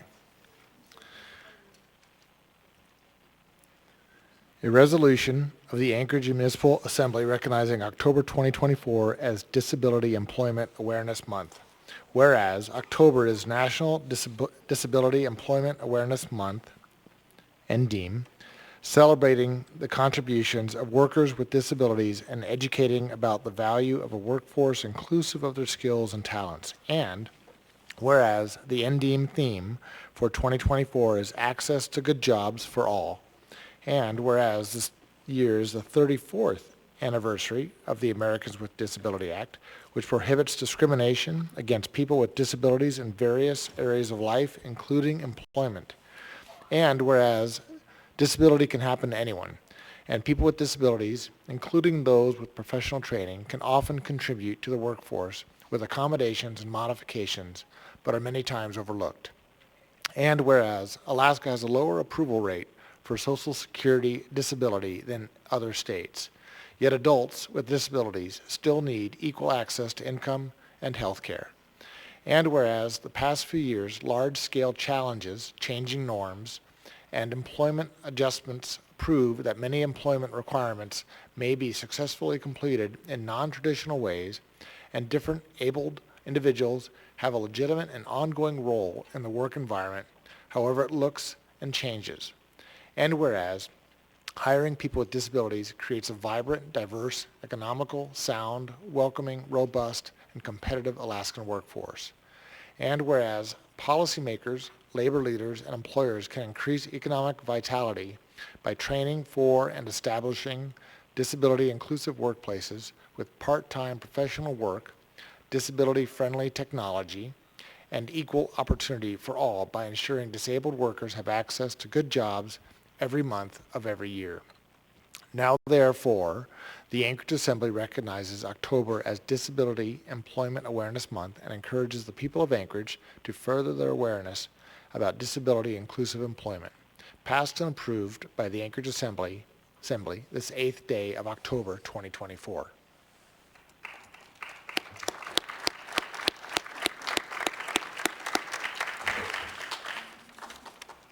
Hello, thank you very much for this resolution. My name is Annette Alfonsi, and I'm here on behalf of Empowering Education and Unmasking Brain Injury. First, I'd like to invite you to the Disability Awareness Art Show Artist Showcase this Saturday, October 12th, from noon to 4 p.m. at Denali Graphics and Frame Gallery. It's off International Airport Road, next to Hope Studios and across the street from Heidi's Restaurant. So please support local artists and enjoy this art-centered event.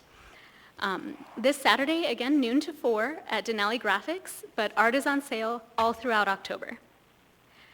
Years ago, after a car accident with a reckless driver, I wanted to help some friends putting on an event as a volunteer, but I used the word accommodations, and they got really nervous about it.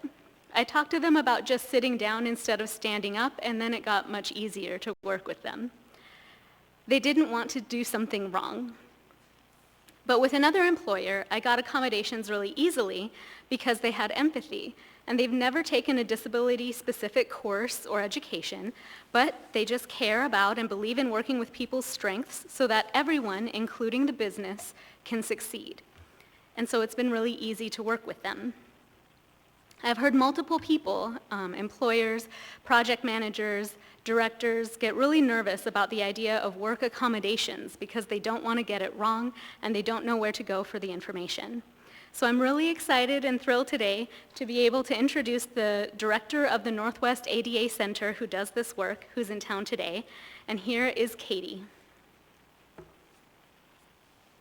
Thank you, Annette, and thank you all for this opportunity and for celebrating disability rights and work accommodations.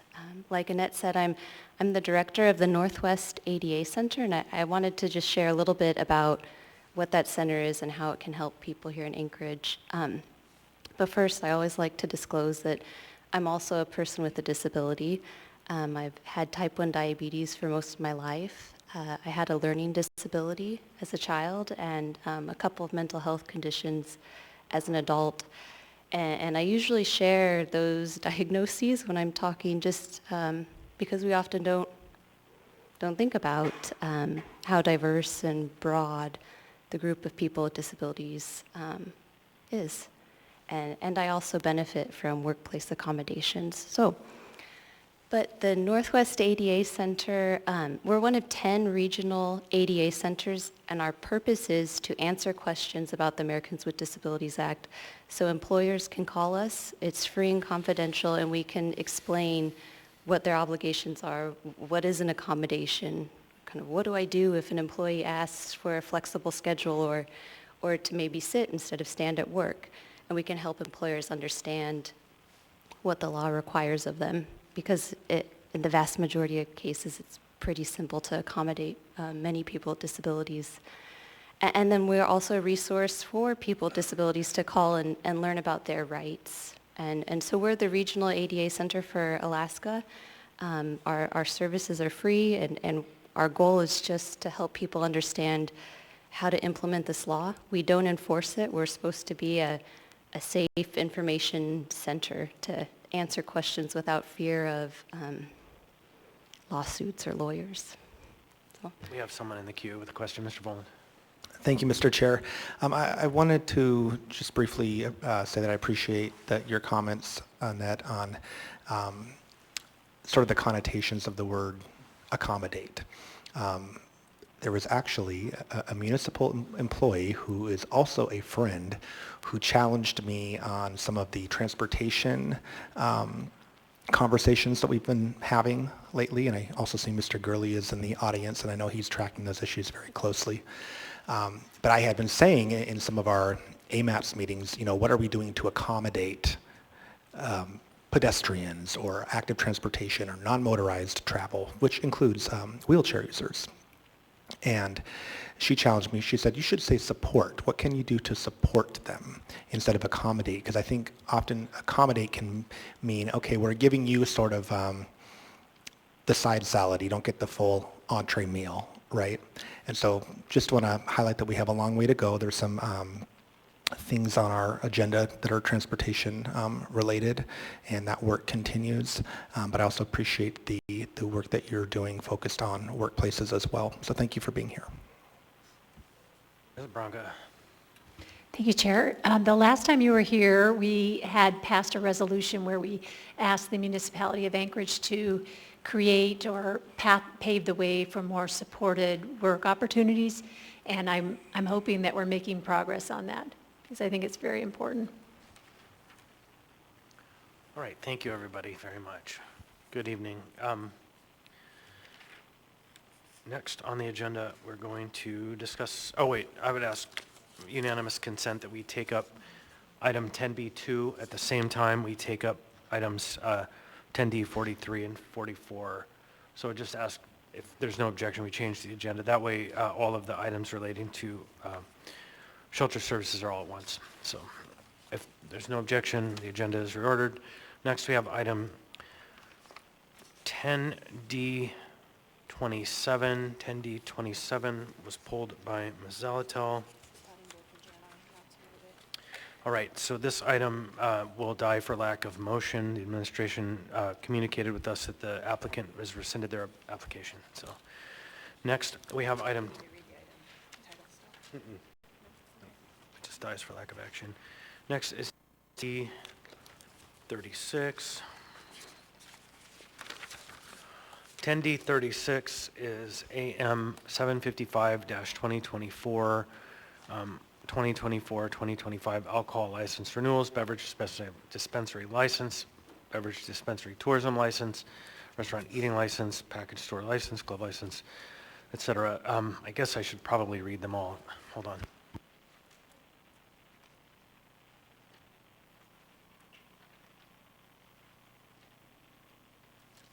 Somebody should say waive reading. Waive reading. Okay, the reading has been waived. This is a number of liquor licenses for renewal. So this item was pulled by Ms. Alatel. Move to approve. Second. Moved by Ms. Alatel. Who's the second? Ms. Brawley. All right. It was So pulled on behalf of the chair.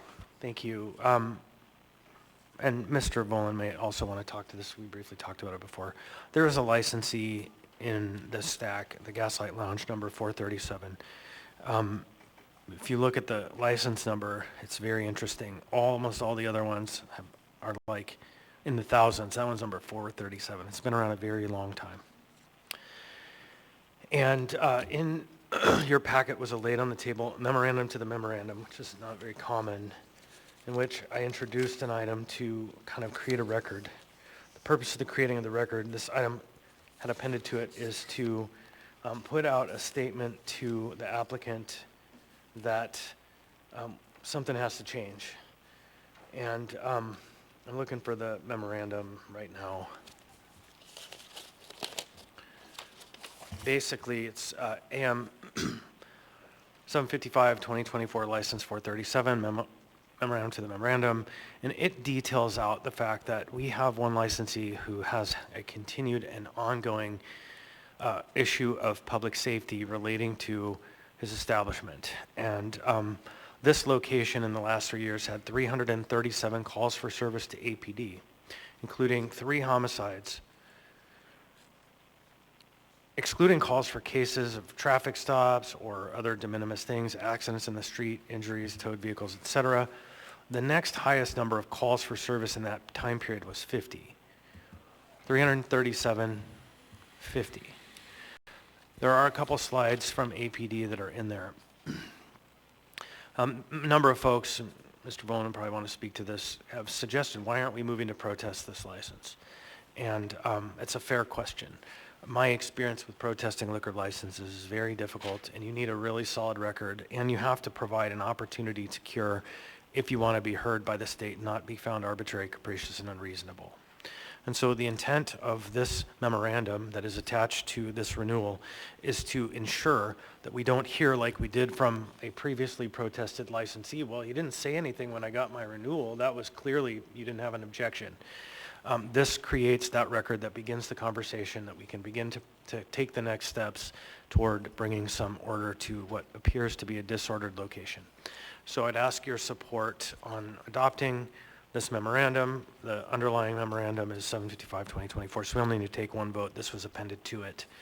And with that, I just want to notify folks that there are some issues that have to be addressed downtown. Mr. Folland. Thank you, Mr. Chair. I do appreciate you bringing this forward. You know, this is something that we've heard from our constituents, a lot of concern about the activity that has happened around this location. And I think, you know, when we think about arbitrary and capricious, we have to think with the lens of how does state law define that? And to me, it seems like a pretty high bar because, frankly, my business is downtown, down the street from this, and if I had this many public safety responses to my business, I realize I'm in a different line of work. I wouldn't expect to still be in business, frankly. And so I think we need to look at this and establish a formal record and think carefully about when do we ask for a protest, and when do we renew licenses, and what does that criteria look like? So anyway, hope that folks will support the inclusion of this memo. Thank you. Just a point of process, there's no vote on including the memo. We just need to approve the item, so Great. we already did append it to the item. So Perfect. Just Thank one you. vote. Ms. Brawley.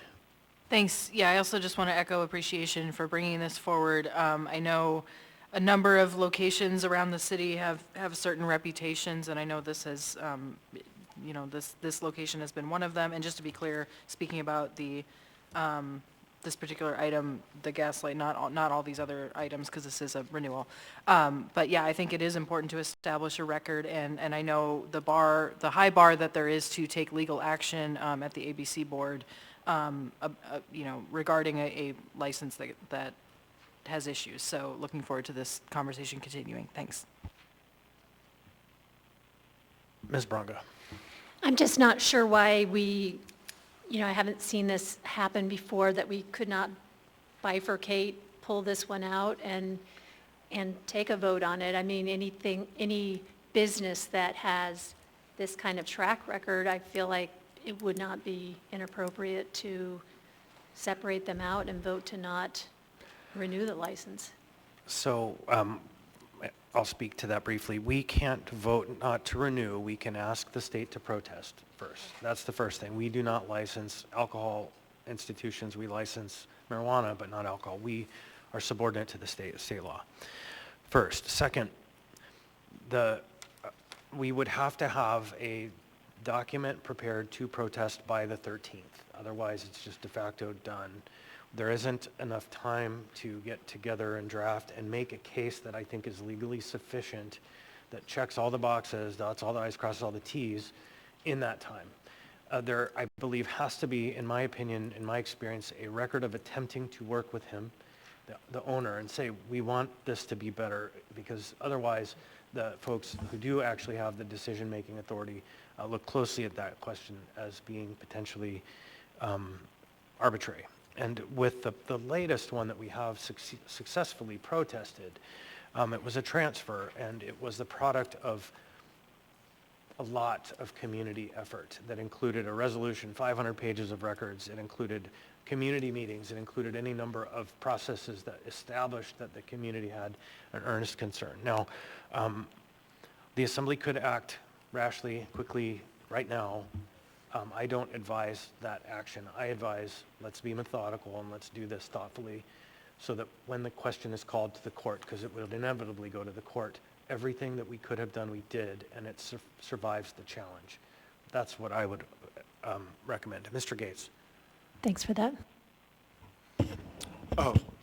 Thank you, Mr. Chair. I just wanted to add a little bit to the process for liquor licenses. I agree with everything Mr. Constant said.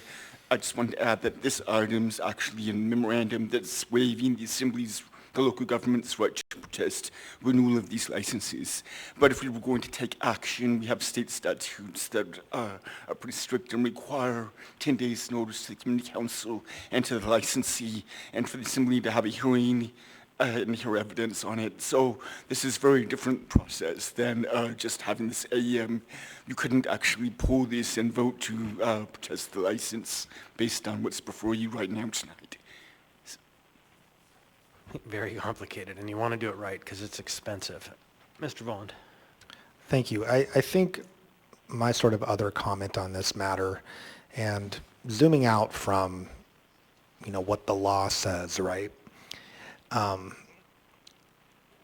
just speaking more conceptually, it occurs to me that when you have an outlier like this, the state should have some responsibility. And it seems interesting to me that the local jurisdiction has to make the case when something has, this much stuff attached to it. It puts us in a really, I think, weird spot. And so I don't know if there's any state legislators listening who are looking for a project, maybe this could be it. But it just, the bar being so high, I kind of understand why that is, when you're taking away someone's right to do business. But I think there are times where that needs to be seriously considered. And maybe the state should bear some responsibility for that. Thank you, Mr. Chair. Just last coda on that. There was a whole series of Title VII state law changes to the alcohol law, and it took a tidy 10 years to go from the first draft to the approved draft because the power of the lobby. And so I think the person sitting next to you could give you chapter and verse how that works. So you meddle around with the state alcohol laws and everyone and their mother comes out to have part of that conversation. It is highly complex. Anyhow, with that, members, I see no one else in the queue and may proceed to vote. The motion is to approve all of those items that were listed. And to the youth member, we won't be asking you to participate on this item. So, Mr. Johnson?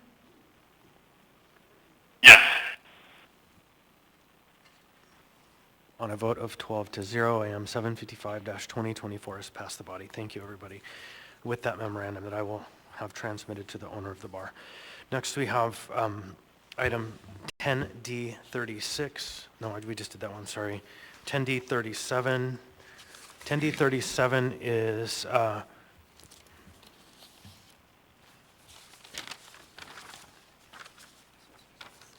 yep, I just want to make sure I read the title right. 10D37 is AM 808-2024A, sole source contract with QD Consulting to provide professional services related to the Anchorage Child Care and Early Education ACE Fund. This item was pulled by Mr. Salt. Mr. Salt. Thank you. So I guess this is to the administration. So my understanding, I believe. So Mr. Salt, we need a motion first. Oh, sorry. That's okay. Motion to approve. Thanks. A version. Second. Thank you. There's a motion to approve by Mr. Salt, the A version, seconded by, I think it was Ms. Alto. Thank you. Go ahead now. Okay, thank you, Chair. So I believe AQD Strategies is owned by someone who was a former member of the body here, former mayor, and I just want to make sure that we're above board, that we did, and I know this person's qualifications, and no doubt that they're qualified, no doubt they've been involved in all this process. But the question is, do we look at others? Do we put out an RFP? Is there anyone else that comes close to these qualifications that would want to do this job? Thank you. Thank you, Member Salt, two members Salt through the chair. I'm going to ask either the Chief of Staff or the Deputy Chief of Staff to come up and speak to this.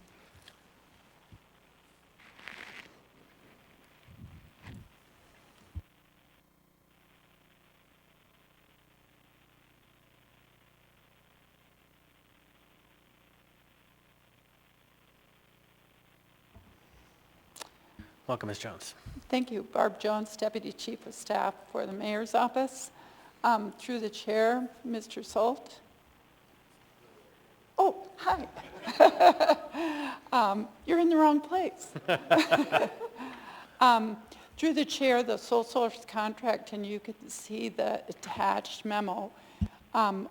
We believe that the contractor is the only one qualified for this position to do this work.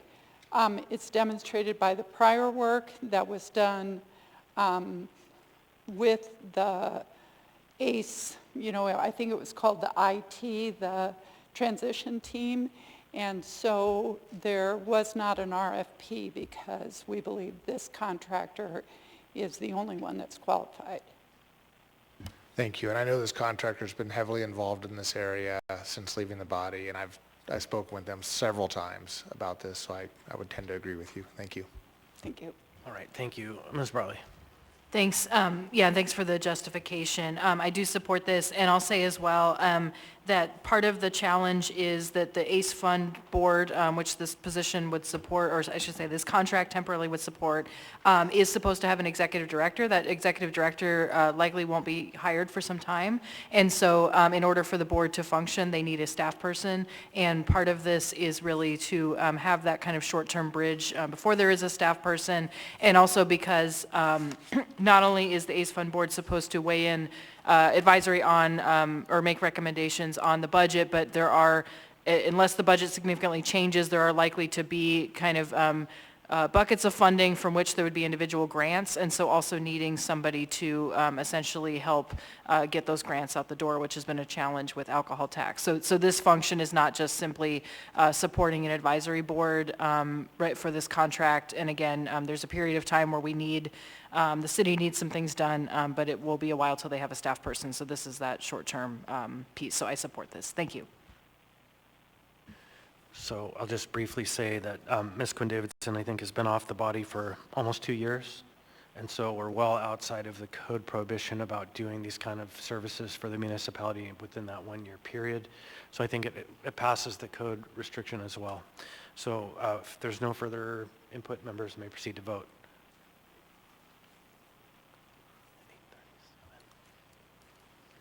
Mr. Johnson?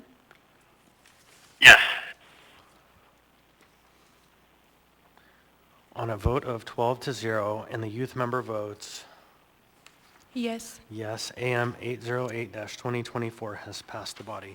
So I'm going to ask to change the order of the day one last time for this consent agenda conversation and take up items 10F4 and 10F14 before we take up the final 3 items. If there's no objection, consider the agenda changed.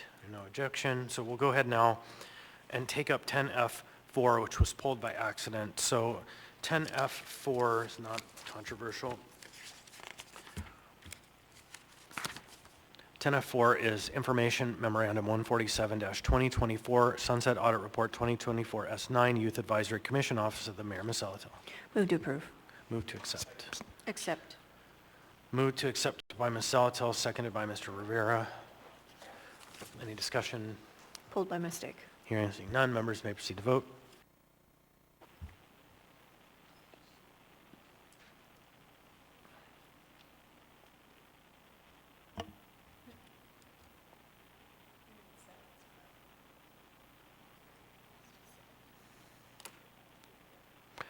All right, there we are. Members may proceed to vote, maybe? I'd ask unanimous consent. Before we do that, I'd ask unanimous consent. Any objection to the adoption of the motion? Motion is to accept. Seeing and hearing no objection, the motion is approved. So we have accepted that motion. Next, we have item 10F14.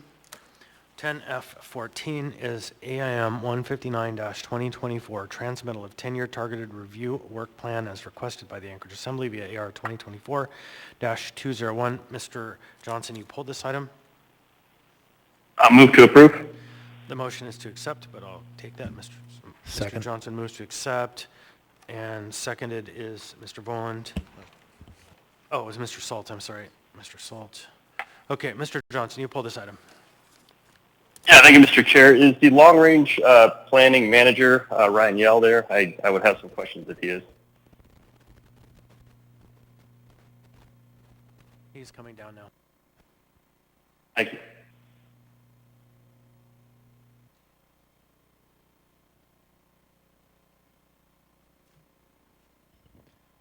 Good evening, Ryan Yell, long-range planning manager. Yeah, thank you, Mr. Yell. So this memo is essentially following up on actions you were directed to undertake after the Assembly passed AR 2024-201, which called for a targeted plan review. That followed AMC 2103070B2. Is the proposal put forward in this memo consistent with the language in AMC 2103070B2 for the 10-year targeted plan review? Through the chair, Assemblymember Johnson, the 10-year targeted plan review is intended to be sort of an evaluation of how we're doing over the last 10 years in implementing our comprehensive plan. This memo and the work plan that we put together, I believe, is a good balance between the resources available to us and in order to, in an effort to get a meaningful quality product for public review and as well back before this body in the best time frame possible. Okay, thank you. Just to drill into that a little bit, because it's a question that's been posed to me by a number of people. I understand the intent of this project, but again, is it consistent with the directions in that section of code for targeted plan review, or is this something different? I believe this is a targeted plan review, and perhaps the work plan is a literal interpretation of that word targeted, where we're choosing to focus our resources on specific aspects of the comprehensive plan, primarily the strategies and action items within Anchorage 2020 and Anchorage 2040. Okay, so I guess I'm sorry, maybe I'm just not quite following what's being laid out here correctly, but there's this proposal and what you're proposing in the memo, again, follows the language that is in code for a targeted plan review. I mean, is that something that we can answer as a yes or no question?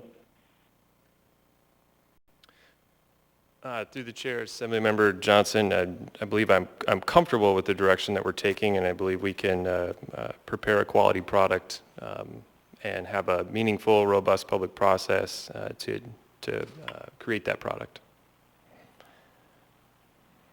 Okay, I guess I won't belabor it or badger you. I'm still not sure that answers my question, but I don't see any further to go with this. I appreciate the effort here to put something thoughtful together, and I see the memo and I see a lot of opportunity for public engagement, and it sounds like a robust process. So I guess with the information we have here, I would urge a yes vote.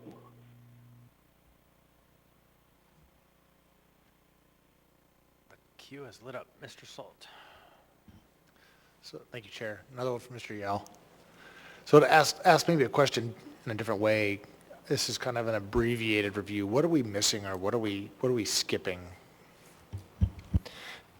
The items that we wouldn't be diving into in any great depth would be an analysis of the goals and policies within the comp plan. To add those to the work plan would add probably about another 6 months, just due to the level of review that would be necessary to tackle those items. And I take it you feel that's okay? You don't have any issues with skipping that part? I mean, of course, I wish we could, but I believe that this is a good balance between, the resources that we have, making sure that we can get the project done in a reasonable time frame, so that it's not stretched out for 18 months to 2 years. Okay, thank you. Ms. Brawley. Thanks. I don't have any questions. My intention was not to pull this because I understand it was just an informational report, but since this opportunity is here, I will note that the comprehensive plan amendments chapter in Title 21 says about targeted plan review, that it should be done at least every 10 years or in conjunction with an area-wide rezoning in order to make it consistent with economic and demographic trends, recent and proposed land use decisions, and adopted studies and plans. And it contemplates the idea that there will be plan amendments because that is the section that it sits in. So I don't think it's accurate to say that it is simply an implementation update because that is a separate section of code and it is covered in the comprehensive plan. And I will say that in general, the idea that we will take 17 months, which is what this report says the process will be, that we will take 17 months until 2026 to update the plan in order to address the urgent housing issues we have. I believe there is a big disconnect in the logic of the timeline that is proposed. So I will say that, and then I intend to follow up offline later. Thank you. Mr. Voland.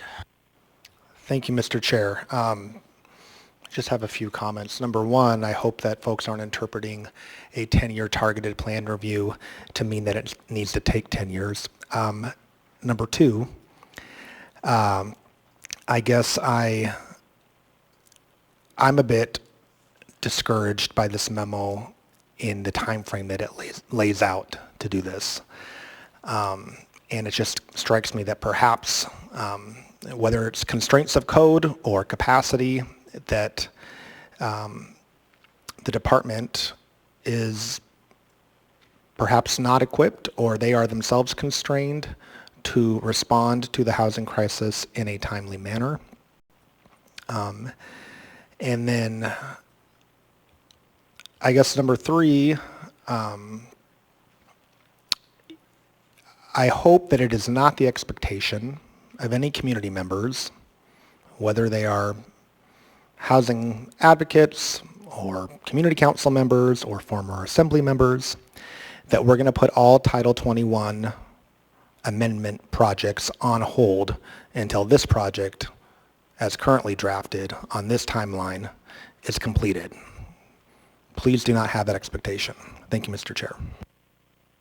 Ms. Alatel. Thank you. Mr. Yell, when was the last time we did a 10-year plan review? Through the chair, Assembly Members Altel, Acres 2040 was adopted in 2016. Acres 2020 was adopted in 2000. And to my understanding, we have never done a 10-year targeted plan review of either plan. I appreciate that. Thank you. Because I think this memorandum and kind of looking at this tension of the amount of time it is proposed to take, maybe we should have a conversation about what's required in code and how to better achieve those policy objectives. I see that we're kind of stuck on a hamster wheel of constrained capacity or the option of delegation, but then that adds more time. I also would love to sit down with the planning department and go through this memorandum specifically to look at how these actions tie to what's required in a plan review, because I don't see a lot of information as to the actions tied to the economic and demographic trends analysis. I think that's required, and recent and proposed land use decisions. I just want to make sure if we're going to take this and move it into action, that we're actually going to get a targeted plan review out of it and something that's useful, and know where it also fits in with where the complete plan revision is due at the 20-year interval, because it looks like we're creeping up on that timeline. So I'm hoping we can, after accepting this, which I appreciate having, we can sit down and we can talk about it and see where those tensions lie and how to best effectuate the goals. Thank you. No one else in the queue? Members may proceed to vote. Motion is to accept. Mr. Johnson? Yes. On a vote of 12-0, and the youth member votes Yes. yes. AIM 159-2024 is passed the body. I'm going to ask for just a quick break before we take up the last three items. Ms. Alatel, the rest of the items are on homeless funding, and so you'll be excused.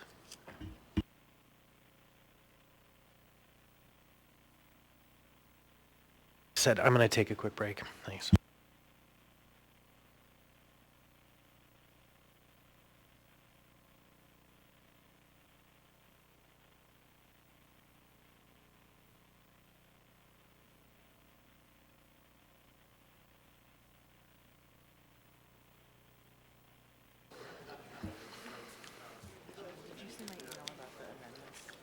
Yeah, I think I replied those, because I had a question. Yeah.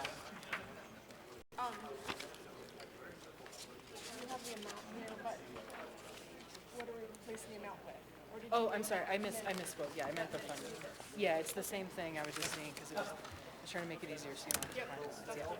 Yeah. Thanks. And then I do have to read the numbers out loud, right? Yeah. Yeah, I'll just do it quick, okay.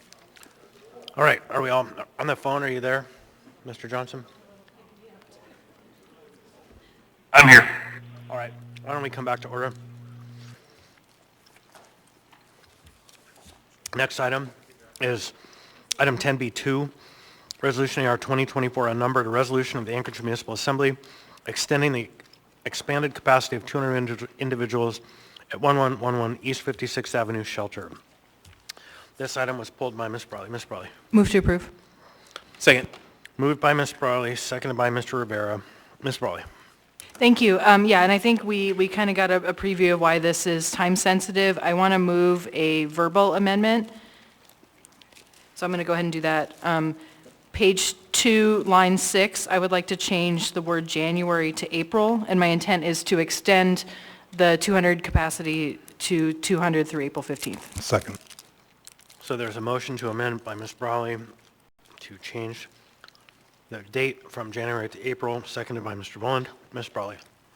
Yeah, thanks. And I did briefly speak with the municipal manager, who spoke with the health department director, and she can say if they don't support it, but I believe they do. And the idea was, in the past, I guess this has been done in 90-day intervals. But if our intent is to keep this open through the winter, it seems like we could extend it further. And I double-checked the code, and I did not see any 90-day provision in the code, so it's not a hard requirement to do that. So my intent is, again, to have this go through April 15th. Mr. Rivera. Yeah, thank you, Mr. Chair. If I may suggest to the mover and the seconder, it might actually be better just so it aligns with the two contracts that we have, which are both through April 30th, if maybe we just change that to April 30th. I would accept that. All right, the mover has accepted the proposed alternative, so it will read April 30th. Any further discussion on the item? Seeing and hearing none, members may proceed to vote.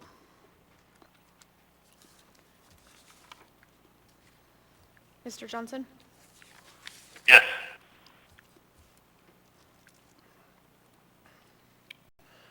On a vote of 11-0, and the youth member votes Yes. yes, AR 2024 unnumbered Is as amended. Is amended? Oh, that was not the main motion. Is amended, thank you. That was the amendment. Thank you, Madam Clerk. Is amended, so now we have the main motion before us. Any further discussion? Hearing and seeing none, members may proceed to vote.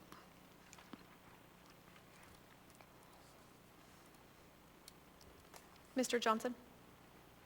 Yes.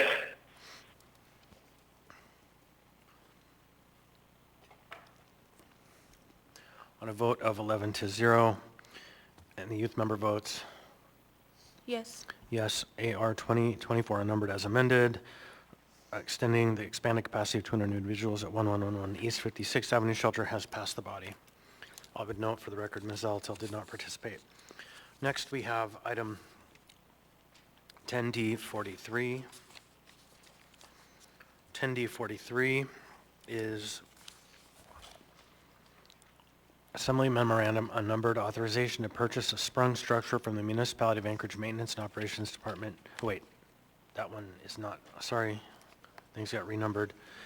10D43 is Assembly Memorandum unnumbered, recommendation of award of a contract to Catholic Social Services for congregate shelter, operational services, shelter services for the Municipality of Anchorage. So this item was pulled by Ms. Brawley. Move to approve. Second. Moved by Ms. Brawley, seconded by Mr. Voland. Ms. Brawley. Yes, I do have also a verbal amendment for this one and the next one, and I apologize in advance. It is reading out a number, but it is addressing the item earlier. But I guess would you prefer that I just go ahead and move the text right now? Please do. Okay.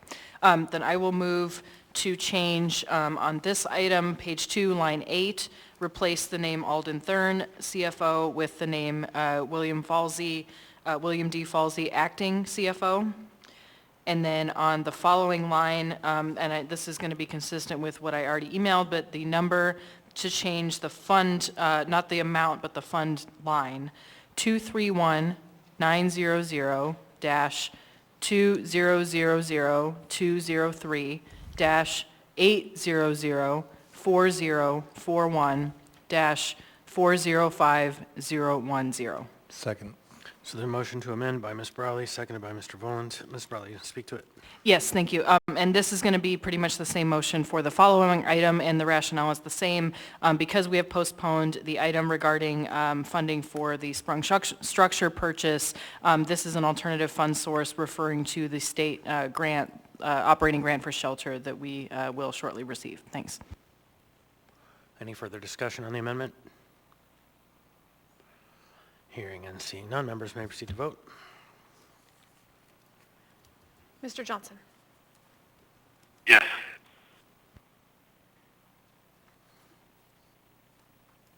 On a vote of 11-0, the amendment is passed. Now we have the main motion as amended before us. Any further discussion? Ms. Brawley. Yeah, sorry, I just realized there's also a line that says subject to appropriation of sprung structure sales, so hopefully that can be a clerk's note that it is no longer referring to that fund source, but I forgot to say that before.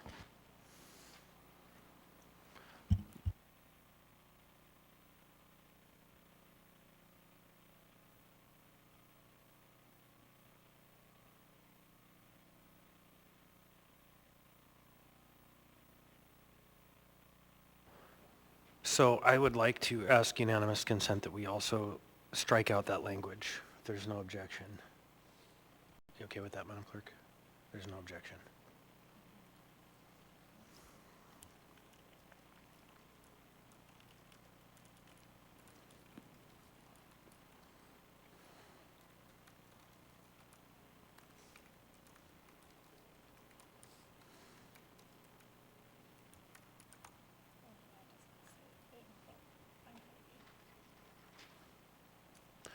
Okay, so we're back on the main motion as amended.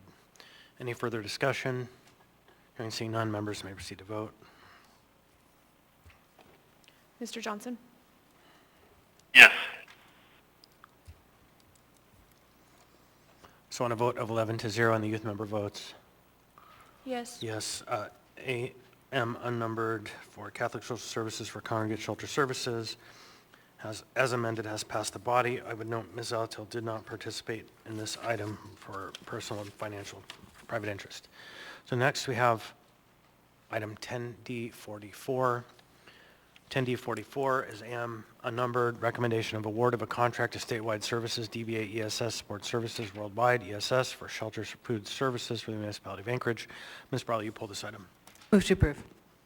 Second. Motion to approve by Ms. Brawley, seconded by Mr. Voland. Ms. Brawley.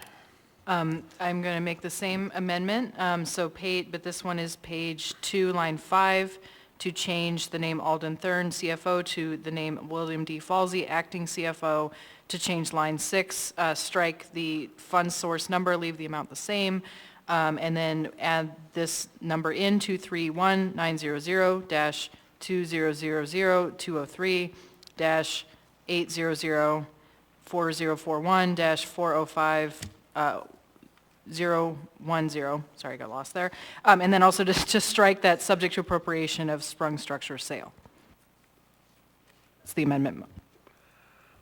All right, so there's a motion to amend. Who was the second? Mr. Vaughn was second. Okay. Any further discussion on the amendment? I'd like to ask unanimous consent to adopt the amendment. Hearing and seeing no objection, the amendment is adopted. Now we have the main motion before us as amended. Any further discussion on the motion? Ms. Braga. Trying to put myself in there. Thank you, Chair. Is the provider of the food here? Is ESS here a representative? Doesn't look like it. Okay.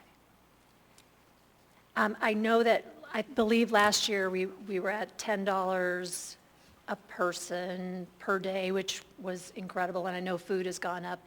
I do have this question that we had Beans Cafe offering to provide at least a portion of the food at no charge, and I wondered if there had been any attempts to look at that option. And then the other question that just comes to mind is that if you have vulnerable population, they probably have the ability to have food stamps, and is that somehow rolled into the price of the food because they are eligible for some food assistance? And I don't know who can answer that.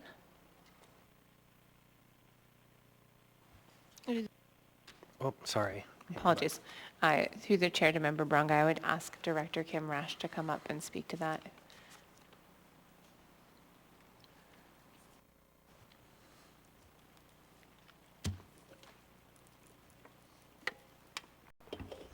So this was one of the 3 competitive processes that we went through. So this was through an RFP process.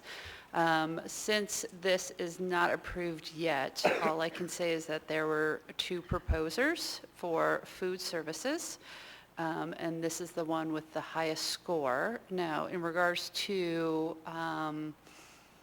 the ability for an individual to apply for benefits and have those benefits, that is a process that typically the contractor works with the individuals with.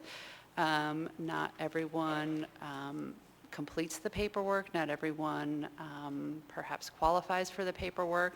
So this contract is really just ensuring that everyone has a nutritious meal 3 times a day, every day, that they are staying at either congregate or non-congregate sheltering. And so as we move people through the system, obviously that is one of the things that we want to make sure is that is in place once they exit.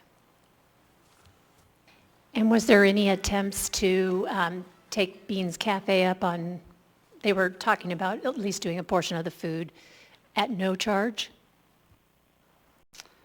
Previously, no. All right, thank you. Couple more people in the queue, Mr. Volland. Thank you, Mr. Chair. Actually, I think I want to tag along there, Kim, if you don't mind. So, we did hear previously from that organization that they wanted to do some type of donation. What are we doing to, because, I'm going to support this, but it is a question of mine, and I think it's a question that the community has, and so maybe it's a question for you and others in the administration. What are we really doing to leverage and maximize community support? Nonprofits who want to step up in that way and meet a need. Because I think we are realizing our fiscal constraints as a municipality to meet this need on an ongoing basis. And I hear from constituents who'd like us to spend more on this issue, and I hear from constituents who'd like us to spend less. And I guess what are we doing to really maximize our partnerships with nonprofits in the community? Yeah, that's a great question through the chair. So I think as we continue to look at our services, look at funding, look at gaps within our continuum and really bring in those community partners. I know at the work session that we had last week, that question came up as well, as how are we leveraging our community partners and are we doing that? And looking at in the past, there were a lot of entities that provided the services. The capacity has grown, and so perhaps that ability, may have shifted towards a more response from the municipality. And so I think those are ongoing conversations. We need to continue to have those and make sure that we are leveraging and either filling those gaps throughout the continuum or just figuring out ways where we can layer funding to meet these needs, and perhaps not just coming out of specific funding streams, but layering those and making sure that we're making the most financial responsible decisions when it comes to services. Okay, I appreciate that. If I could just follow up. So I'm taking it that Beans did not respond to the RFP. Is that correct? So since this is not approved, I'm unable to say. Oh, okay. Okay. Is there any conversation happening with them to do some type of gratis meals at the shelter location? Not at this time, no. Okay, thank you. Mr. Salt. Thank you, Mr. Chair. So I'll be supporting this, but I just want to voice that I haven't had people want me to spend more. I get the other side of people that want to spend less. The city's compassion, I think, is starting to wear thin and run out. The homeless response for this winter is going to cost us about $14 million. I know the second RFP hasn't been approved for the 500 to 400 beds.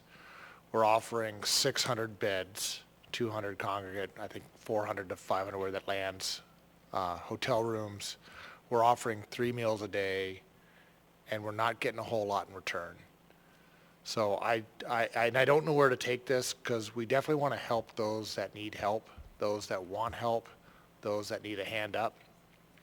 But I think compassion's wearing thin, and how do we protect ourselves from those that are just going to take advantage of us, as well as better control our criminal elements out there preying on our homeless and weak. Thank you. No need to respond. So I'm going to put myself in the queue now because I haven't spoken. Ms. Bronke, you can go next. I'm curious first, where's this new rule that we can't be told who bidders were coming from? This is new. Normally we would get a sheet with bids and numbers, and we would know who was competitive and what numbers they were when we were being asked to approve. So I'm curious, where is this new rule coming from that we can't reveal who the bidders were before the solicitation is approved? From my understanding, it's through Title VII in purchasing. Yep. I don't understand why we're not able to know who bid. So this is new. Chris, you want to come tell us if this is a Title VII issue?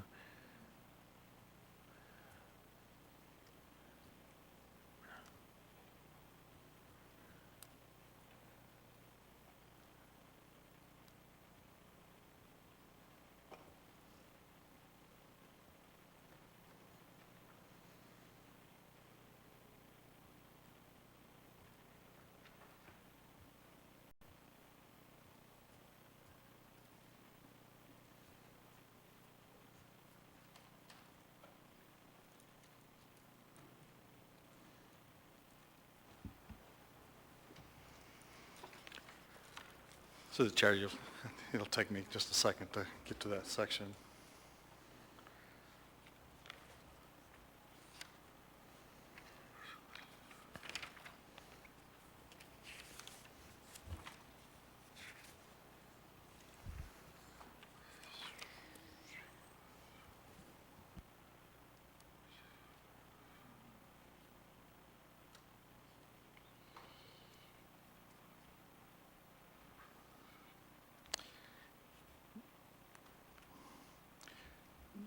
It really depends on how you define public, because we cannot reveal anything to the public until after the award. At that time, all documents become subject to public inspection. This is being argued that it actually covers the names of who the bidders are, the offers. I don't understand. Okay, we're not going to solve this tonight. I need in writing. Ms. Gardner. Thank you. Was this an RFP process? Okay. So I can reference the code provision in Title VII. It's in 720.060, subsection D, and it specifically says that the names of the responding firms, contents of the proposals, tabulations, and evaluations thereof shall be open to public inspection only after assembly approval of a contract award. So the reading that we have had under code, and we've looked at this quite a bit lately, is that until the contract award is approved, it is not available for public. So the argument is it depends on the type of solicitation. So for our Title VII review, then we need to fix that. We don't need to know what's in the contents or the amounts, but we should know who bid. There's no reason we shouldn't. And so that feels like a gap in our process. So thank you for bringing the code citation, Ms. Gardner. Mm-hmm.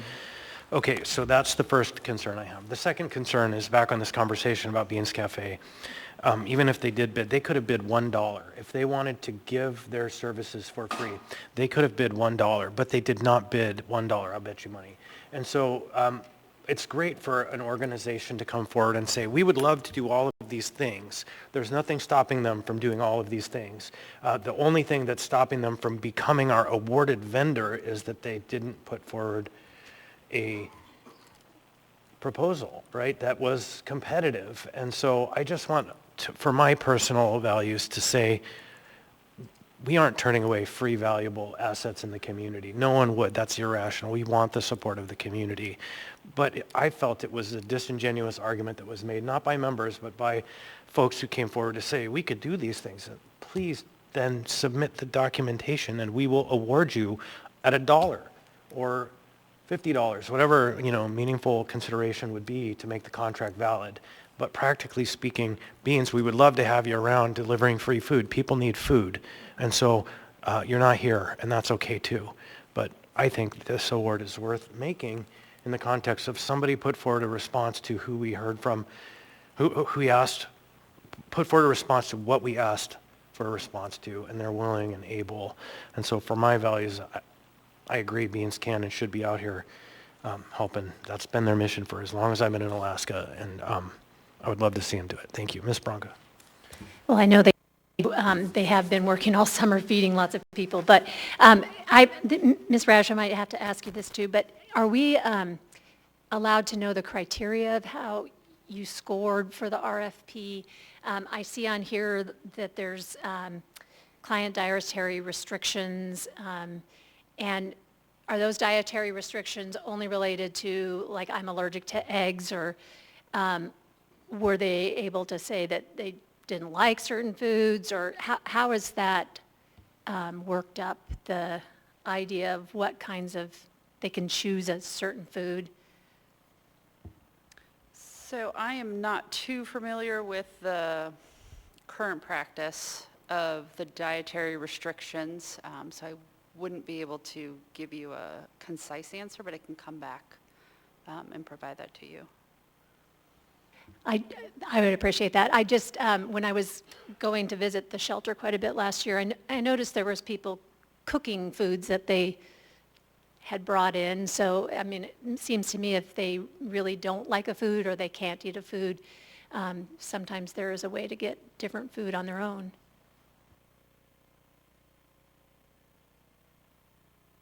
Ms. Brown, welcome. Through the chair, Member Bronga, we are happy to follow up in writing with a memo that just kind of outlines some of the questions that have been asked today.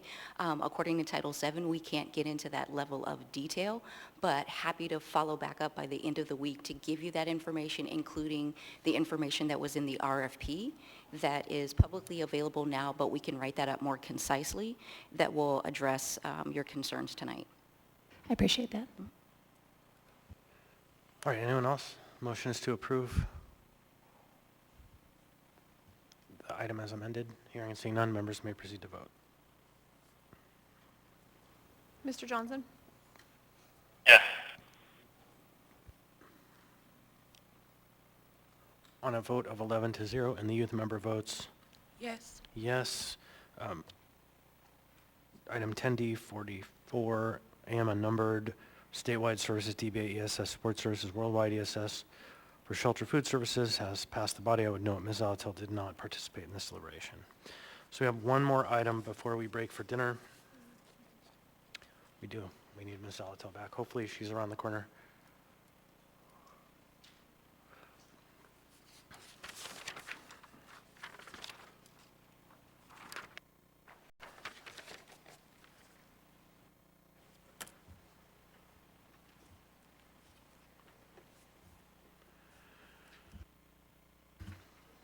All right, so next on the agenda we have is item 11C. 11C is a motion to reconsider Resolution AR 2024.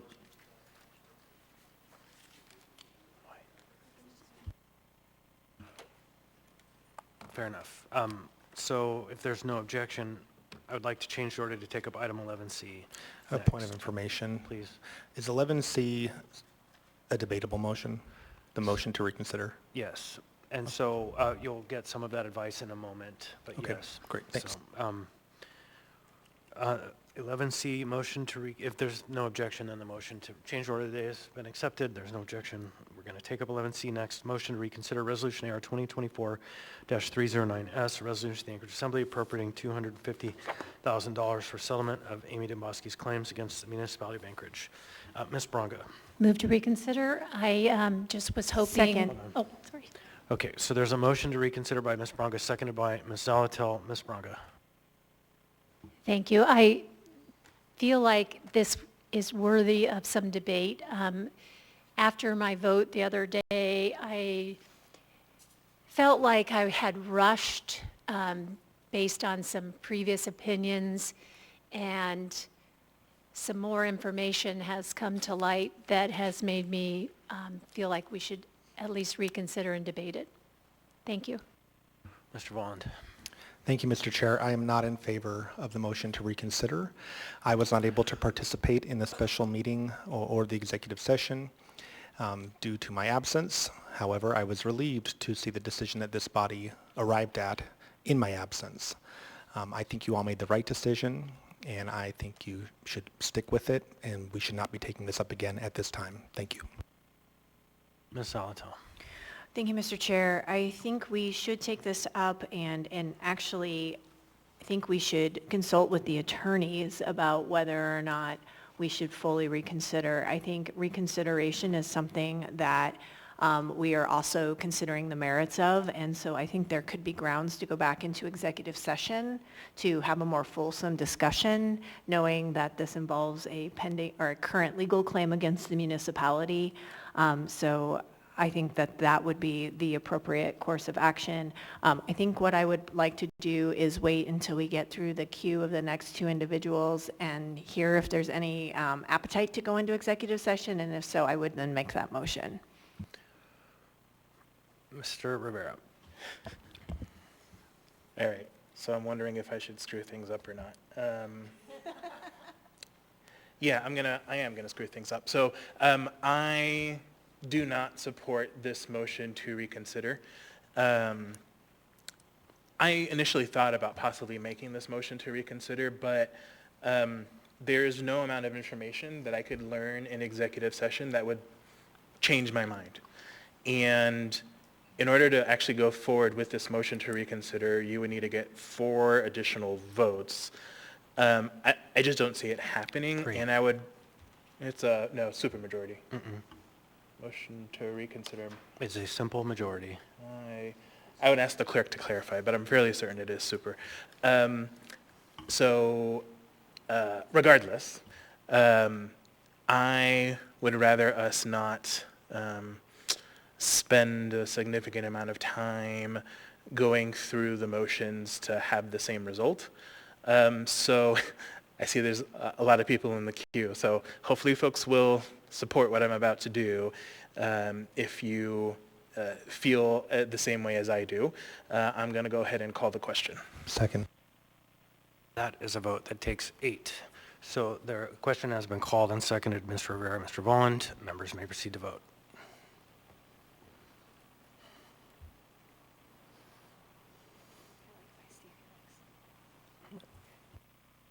Feisty Felix.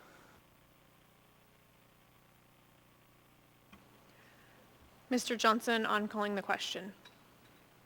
No.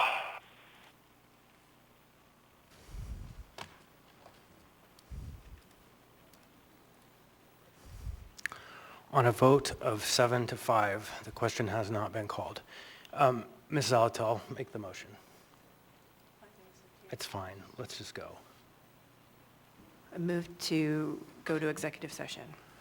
So there's a motion to go into executive session so we can discuss the matter. Does this require a second? Second? There's a second by Ms. Braga. So this item does take a simple majority, and I would urge members to consider getting advice from legal counsel. Ms. Gardner, if you would like to speak now, would be a good time. Thank you. You pull the mic close so people can hear. Thanks. Under Robert's rules, the motion to be reconsidered is not yet pending, but debate on the motion to reconsider can go fully into the merits of the question. The reason for meeting in executive session would be to, on consideration of the vote on AR 2024-309S, would be to allow the Assembly to receive additional legal briefing from my office on the merits of the question, which will specifically address the pending litigation in Alaska Superior Court case, Demboski versus Municipality. My office previously provided a legal briefing on this case at the October 4th, 2024 special meeting, but additional briefing in executive session now is appropriate because the last meeting involved extensive briefing on other legal matters, and the Demboski briefing was curtailed because of time pressure. Discussion of this matter will concern information on a specific legal matter, including pending litigation, as well as subjects which by law, municipal charter, or ordinance are required to be confidential, including the provision of legal advice subject to protection by the attorney-client privilege, and an executive session is thus appropriate under AMC 230-036A 1 and 5. All right, so there is now a motion before us. Ms. Zalatel, did you want to speak to it? I think we should hear what the lawyers have to say. All right, so I'll just walk to the queue. Everyone was in for the main motion, which is the motion to reconsider, but I'll just walk to the queue and then we can move from there. Mr. President, on the motion to go into executive session. I support it. And Mr. Walland. Thank you. I'm not in support of the going into executive session. We've had now multiple executive sessions on a question of settlement with this party. I think it's time to stop doing the business of the municipality behind closed doors, and we just need to move forward, and that this should be vigorously defended and played out in public. Thank you. Off in the queue, I would just say I do support the motion. I do believe there's information folks did not yet have an opportunity to hear and should. Mr. Martinez, on the motion to executive session. Sure, Chair. I was in the queue for the original, but I support the motion to go into executive session. Ms. Brawley. I'll just say I'm open to going into executive session, and I intend to vote yes on that, but I'm going to need a lot of information to change my vote on the underlying matter. Thanks. Anyone else for the queue on the motion to go into executive session? Hearing and seeing none, members may proceed to vote.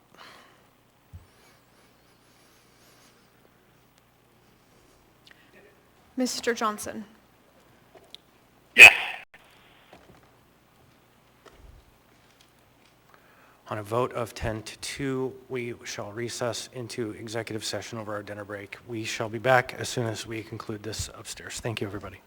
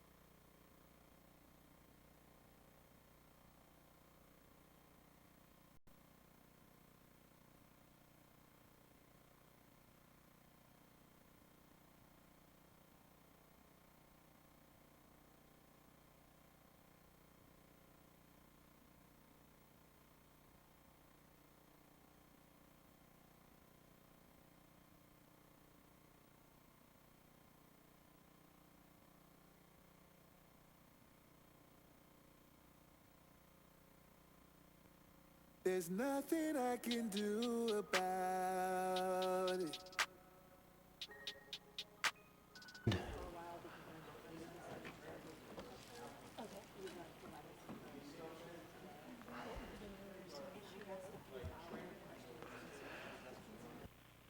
So,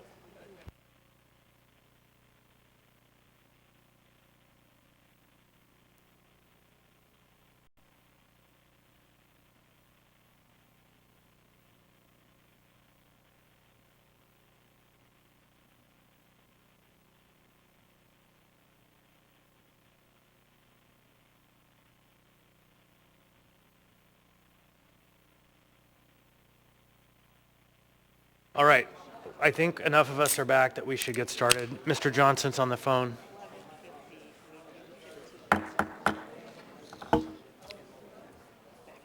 Hello, everybody. Welcome back. So we have a queue. There's a motion before us. We need to deal with tapes first. Okay, that's right. Ms. Salatil. Thank you, Mr. Chair. So coming out of executive session, I would move that the tapes from the executive session be held until such time as all pending litigation matters are concluded, as well as to the extent that they may deal with past or present employees of the municipality, that those portions of the tape be held into perpetuity. Second. So there's a motion to set the time for release of the tapes to not released, held in perpetuity, made by Ms. Altel, seconded by Mr. Volins. Any discussion on the motion? Hearing and seeing none, I'm going to ask unanimous consent. Is there any objection to the motion? The motion is approved. Hearing and seeing no objection. So the tapes shall not be released. Next, we have a queue. The motion before us is a question to reconsider. Mr. Presverdia.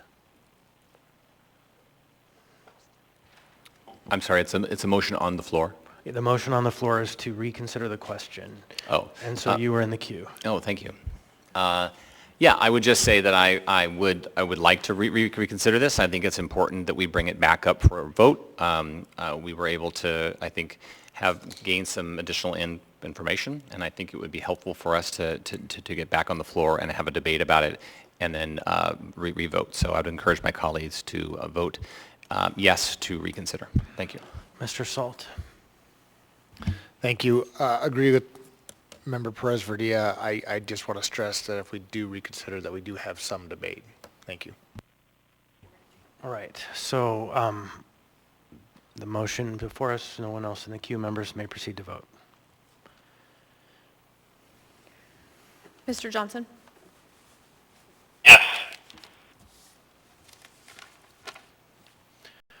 On a vote of 10 to 2 and the youth member votes. Oh, yeah, you can. Yep. And the youth member votes yes.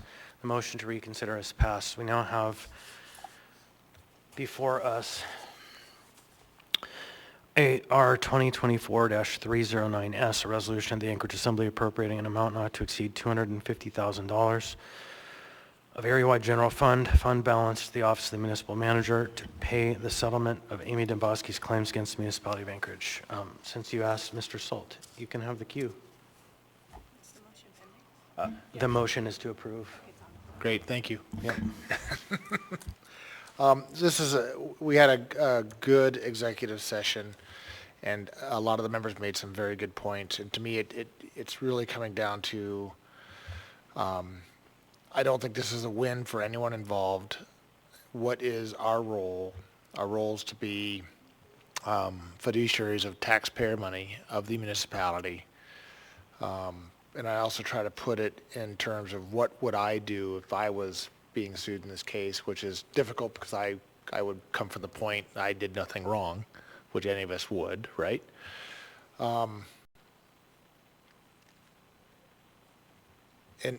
also they try to divorce yourself from the individuals involved, and I think it comes down to, what's a cold, calculated decision that, again, is in the best interest with emotions removed for the citizens of the municipality. Thank you. Ms. Alatel. Thank you, Mr. Chair. Thank you to Mr. Solt for his request that we debate. I regret not having debated this the first time it came up because I think having conversation is important. And I think it's really important so that there's a record of how we get to our decision making and whatever our votes are that are cast. The only way you can know what our thoughts are in our head is for us to tell you what they are. And so for me, there's a couple of things that are really important here. One, I stand firmly behind this idea that if two people or two parties are done fighting, we should let them be done fighting. If there are lawsuits filed and both sides are ready to walk away, and it can come to an agreeable solution, I think that that has a lot of value because both went in ready to probably fight their side to the end. And that settlement is something that often takes a lot of compromise and thought and calculus to get to.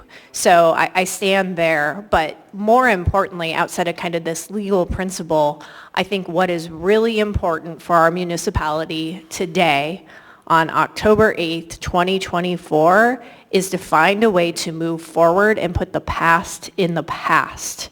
There is no doubt in my mind that the Bronson administration has cost us money. We could actually add it up, money we shouldn't have to pay for actions taken. But that's just the reality we're in. And what I would like to do is get that out of the way and move forward with a view toward a municipality that isn't in this position. And I think that in order to do that, this is one of those things. Will it be the last? I think only a little bit more time will tell. But I am optimistic for the future, and one of the ways I can hold that optimism for the municipality is to let go of some of these things. I will say that even thinking back to some of these times where Ms. Domboski was the municipal manager and Mr. Bronson was the mayor, still give me very acute responses. It was not easy. And a number of members on this dais went through some things, including the mayor who was serving with us at the time. And it is really hard to get past those things. But the way we move forward as a community is to move forward and put the past in the past. So I hope my colleagues can support this settlement for either of those two reasons. But I understand that there is so much wrapped up in the actions that occurred or are alleged to occurred between those two people in particular that everyone will need to come to their own decision. Thank you. Thank you, Mr. Volland. Thank you, Mr. Chair. So I respectfully disagree with my colleague from Midtown. I do not support the settlement. I certainly appreciate having heard some of the context and advice from the municipal attorney's office during executive session. However, to me, this is more about rather less about the fiduciary component and more about our values as a municipality, the way that employees down the line are treated, and what type, are we going to be a doormat to various claims? I think that it is in the public interest of this to be carried out in trial. I just, at this point, cannot get behind the desire to simply make this go away. I think it leaves many things unresolved. And I think what I'm hearing from my constituents is the opposite, that this fight should continue. And so I would urge a no vote on this settlement. Thank you. Next in the queue, Mr. Presverdia. Thank you. And I really appreciate my colleagues' thoughts on this, and we did have I think a robust discussion, and lots of good points were made. At the end of the day, it comes down to a few things for me. Number one, our role in terms of our fiscal responsibility for this city and making a smart choice in terms of what it will cost us. And this, clearly the settlement, in my opinion, and based on the advice we received from our attorney, is the best fiscal choice. Second, I also want to agree with Ms. Zolotel. You know, I don't support Ms. Domboski, and I certainly don't support Mr. Bronson. And thinking back of the disaster of the administration that was before this one, the number of wrongful terminations that were settled, this is one among a list of them. I want to move forward. I want to move forward to doing the work of the city. I want to move forward to doing positive things. And I don't think stretching out a trial will help any of us. And it certainly won't save us any money. So at the end of the day, this decision is about making sure that we're making a good decision in terms of managing the money for this city and also allowing us to move on and not supporting either one of these folks, but putting it behind us and moving on. So I would encourage my colleagues to vote yes on this settlement, and let's move forward and let's do good work for the city. Thanks. Thank you. Ms. Branca. So I was the original vote to reconsider. I really thought for sure that we should take this to court and go all the way.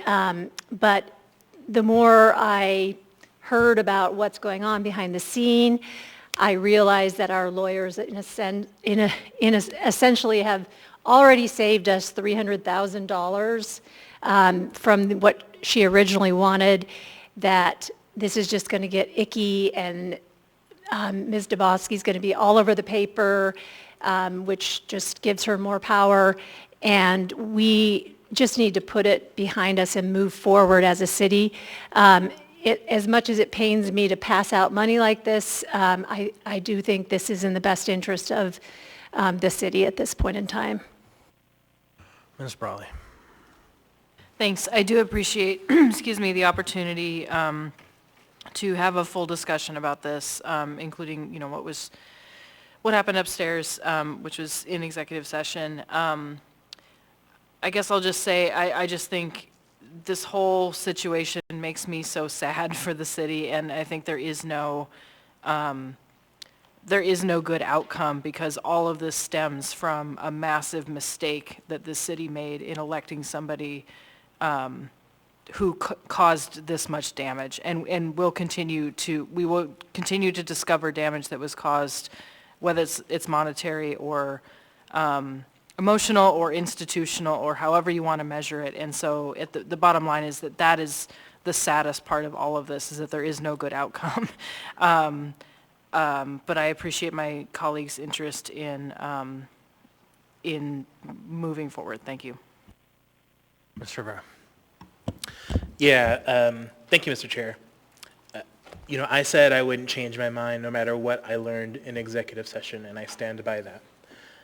I worry the message this settlement sends to our employees and our constituents. This settlement is the fiscally responsible thing to do.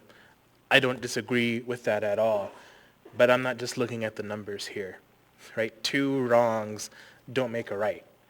We move forward by changing our systems, by making the municipality a great place to work. But in my opinion, voting yes on this would be completely abandoning all the values that I hold dear, and would be a step backwards. Thank you, Mr. Chair. Thank you. I have myself just in the queue for the last to say that there is no winning here. We settle, we lose, we fight to a victory in the court. It's still a loss because the ground we have to fight on is so tainted. And if we lose in court, we lose. And I jokingly said it before, you know, I'm old enough to remember the movie War Games when the Professor Falcon asked his computer, and we're in the age of AI, how he was doing after playing a game of thermonuclear war. And the computer said back, "It's a strange game. The only winning move is not to play the game." And I think that the best answer for us right now is to end this game. No one else in the queue. Members may proceed to vote. Mr. Johnson? Yes.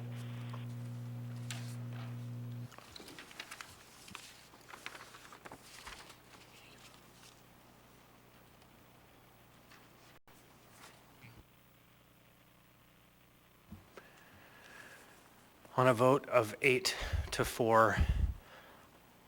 AR 2024-309S has passed the body. We'll take just a quick 2-minute break.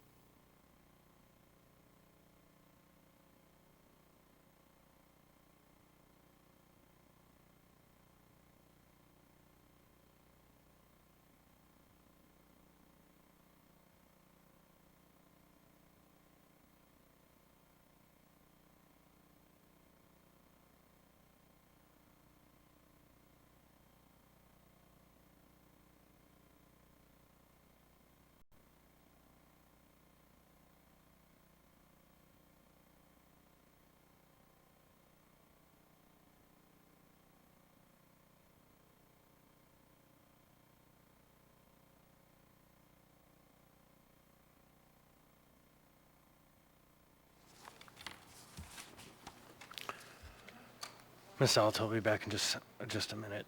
But 11A is AR 2024-292, a resolution of the Anchorage Assembly expressing support for the stand-up of the Alaska Center for Treatment by October 2025 and outlining policy guidance for the request for proposals for the contract operator. Ms. Alto and Ms. Bronger are the sponsors. Do you have a motion? Move to postpone, and I don't know the date, but I believe the plan is that there's not as solid of a... Oh, wait, here comes Ms. Alto. One sec. Okay. So I read the item. We don't have a motion. I did motion. No, you started. We don't have a motion because there hasn't been a motion in a second, so, yep, go ahead, Ms. I was moving to postpone, but is there a date? Move to postpone indefinitely. No, I thought, no, I can talk to why. Okay. So, Second. Motion to postpone indefinitely by Ms. Zalatel, and then a second by Ms. Bronga. Ms. Zalatel. Thank you, Mr. Chair. So we got some clarification on kind of where we're at with the Alaska Center for Treatment and the timing. And in speaking with Director Rash, as well as Municipal Manager Wynn Pearson, this work isn't for naught, it's just for not right this minute. So the hope is to step back, work through the contractual pieces and the monetary pieces, as you saw laid out in that email today about the things we have to do, and then the operations is kind of like one of the later pieces. So we're just not quite there yet. We thought we had to go because we had to be operating by October 2025. That's just not the case. So want to step back. We'll keep this work. We'll hopefully be resurrecting it and possibly having some more conversation about it. And we'll bring it back at that appropriate time. Any further discussion? Ms. Bronga? Well, I just wanted to ask, has a bid been put out for operators or anything like that? Okay, thanks. I think that you can go into your email now. Just today, Ms. Gardner sent out a really nice detailed description of the issues relating to meeting the terms of the consent decree, which very much lined up with what we had heard from the manager and from the OMB director, but put it in a form that's really nice and clear for us. And so it's in the packet? Through the chair, if I might, it's also included as an attachment to the AIM that was in the table with our responses to member questions. So for ease of reference, it should be in your folders. It's the last page. And so ultimately, the question was really answered that there's more time than we thought we had. And so it's better to take our time than to rush through, I think is the gist.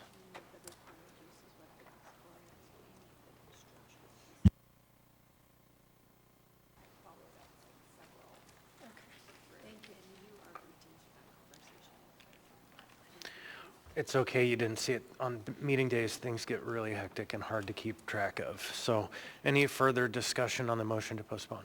Seeing and hearing none, members may proceed to vote. Mr. Johnson? Mr. Johnson is excused for the rest of the night. Thank you.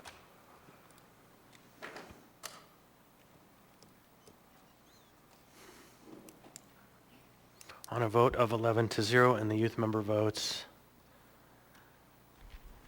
Yes. yes, the motion to postpone indefinitely has passed. Next, we have item 11B. Item 11B, AO 2024-46, an ordinance to the Assembly directing the Anchorage Water and Wastewater Utility to decouple municipalities' access to drinking water from 1991 Clutina Fish and Wildlife Agreement. No motion pending. Ms. Zalato. Move to postpone to October 22nd. A motion to postpone to Second. October 22nd by Ms. Zalato, seconded by Mr. Voland. Ms. Zalato. Thank you. I keep telling you only one more meeting, but this time I really mean it. Partly this additional postponement is it's taking us a little while to unpack the governor's order on Clutina and what it means as it pertains to our water. What we hope to do is finish up those conversations with the administration and then have either a substituted item or action on this one way or the other at the next meeting. It is my commitment to you all, I promise. Anyone else? Hearing and seeing none, members may proceed to vote. The motion is postponed to the meeting of the 22nd.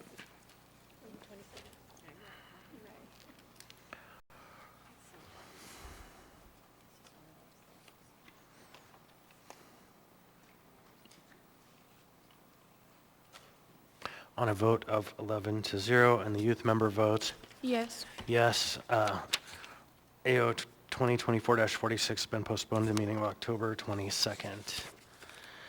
Next, we have our first public hearing item, item 14A.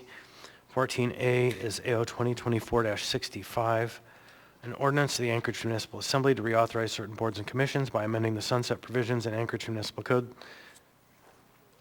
Waive reading. Thank you. The public this item is now open. Anyone wish to be heard on this item?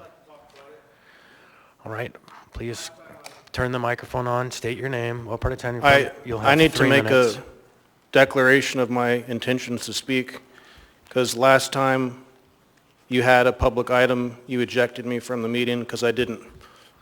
You said seeing and hearing there's none as I'm walking to the podium. Mr. Darden, do you wish to speak to this item? First of all, can we establish I'm present here at the podium? Your time is running. Okay. Now, this ordinance here to reauthorize certain boards and commissions by amending sunset provisions, it's lacking in title, it's lacking in substance, it's lacking in clarity, and for these and many other reasons, I'd urge the body to move to postpone, to retitle the ordinance so that it is readily understandable to the public.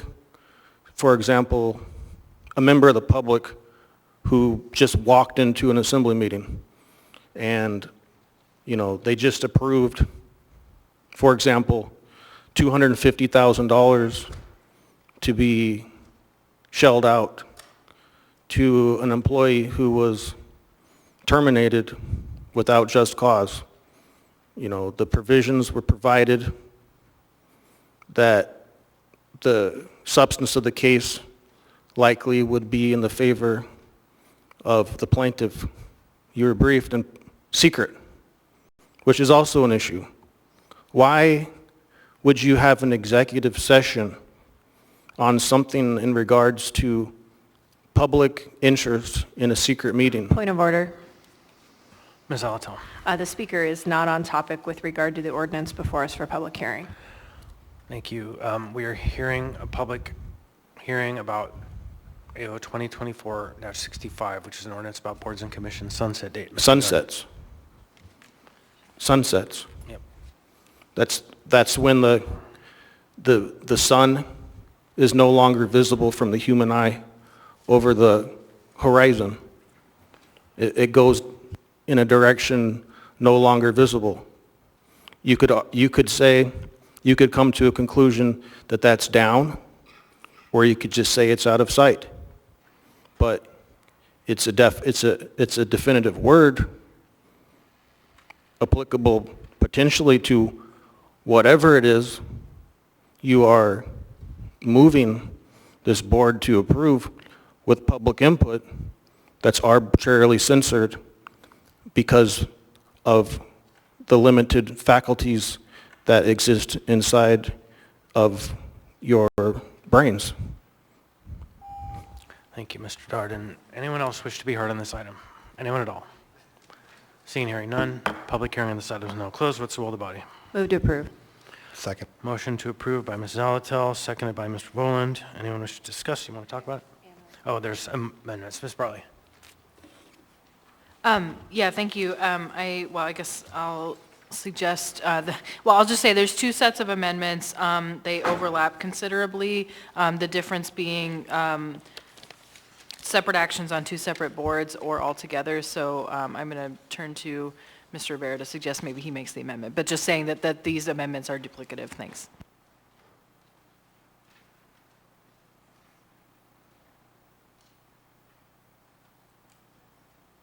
Mr. Rivera. Thank you, Mr. Chair.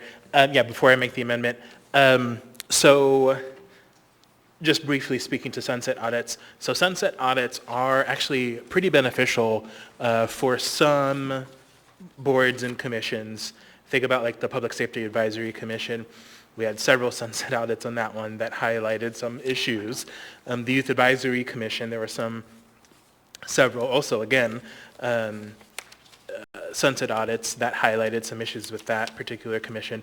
And then the HAND Commission is another one where the sunset audit really highlighted that the mission of that particular commission is just way too broad. So for some boards and commissions, though, it isn't helpful, and I think it just creates more workload on internal audit. So my amendment seeks to rectify that. So I'm going to go ahead and move Rivera Amendment Number 1. Second. Hold on, there's a motion to amend by Mr. Rivera, seconded by Ms. Brawley. Thank you, Mr. Rivera. Thank you. So what this amendment does is it removes the sunset provisions of 3 boards and commissions. 2 of them were recommended in various internal audit reports that they be recommended. So that's the Board of Building Regulation Examiners and Appeals, and then the Bidding Review Board. The third one was one that I also believed should not have a sunset, and that's the Port Commission. And I believe that for the simple reason that unless something happens at the state action, we are going to have a port, and there's always going to be a tariff, and that tariff is always going to need to get updated. And that's what the Port Commission is mainly there to do, is to look at the tariff. So it didn't make sense to me to have a sunset provision and have continual sunset audits of that particular board or commission unless something really generated that need to have a sunset audit. I did speak to the administration, and the unofficial responses that they were fine with this, but I don't know if there is an official response at this point. Through the chair to Member Rivera, and this we put in our final answers, which I know came right under the wire too, but the official responses were fine with that. All right, thank you. Thank you, Mr. Chair. All right, so we have the amendment before us. Ms. Brawley, do you want to speak to the amendment? Yeah, I'll just briefly say, I think I didn't look specifically at the Port Commission, but I did speak to the acting purchasing director, the acting, or maybe still community development director, and the municipal manager about whether there was any issue with this, and didn't come up with any objection, at least to the building examiners or the bidding review board, and I also support the Port Commission, so I support this amendment. Thanks. All right, thank you. Anyone else on the amendment? Seeing and hearing none, members may proceed to vote.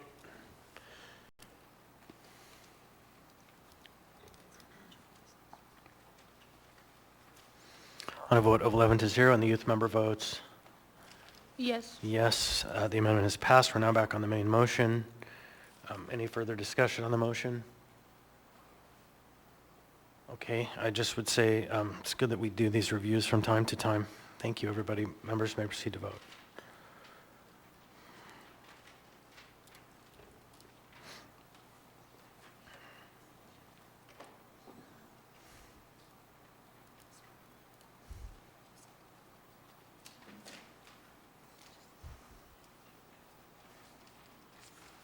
Mr. Presverdia? On a vote of 11 to 0, and the youth member votes Yes. yes. AO 2024-65 as amended has passed the body. Next, we have item 14B, AO 2024-83, an ordinance of the Anchorage Municipal Assembly amending Anchorage Municipal Code Title 21 to update the plan unit development approval process. Public hearing on this item is now open. Mr. Chair, I'd like to reserve a little bit of my time to Mr. get a Darden, copy of the, you have you can 3 run my minutes. clock, I just need to grab a copy of this. You can run my clock, I just need to grab a copy of this. You can run my clock. What's the number here? 2024, yeah, keep my clock going, I just need to grab a paper.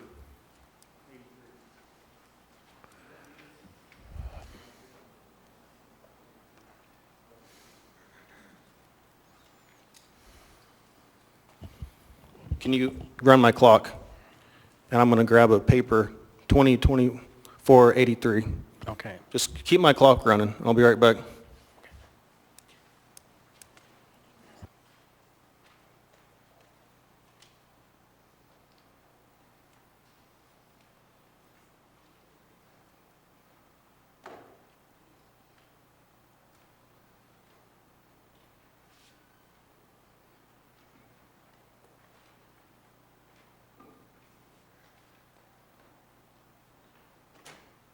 Okay. So we got 2024-83S, is that the right letter, sir, Mr. Chair? Yes, sir. Okay, I appreciate that. So right out the gates here, no pun intended, the first paragraph is talking about diversity, whereas AR 2023 260S stated Anchorage community values diversity, including diversity of residents, also diversity of homes and many sizes and designs and price points. They call for enacting policies. And essentially,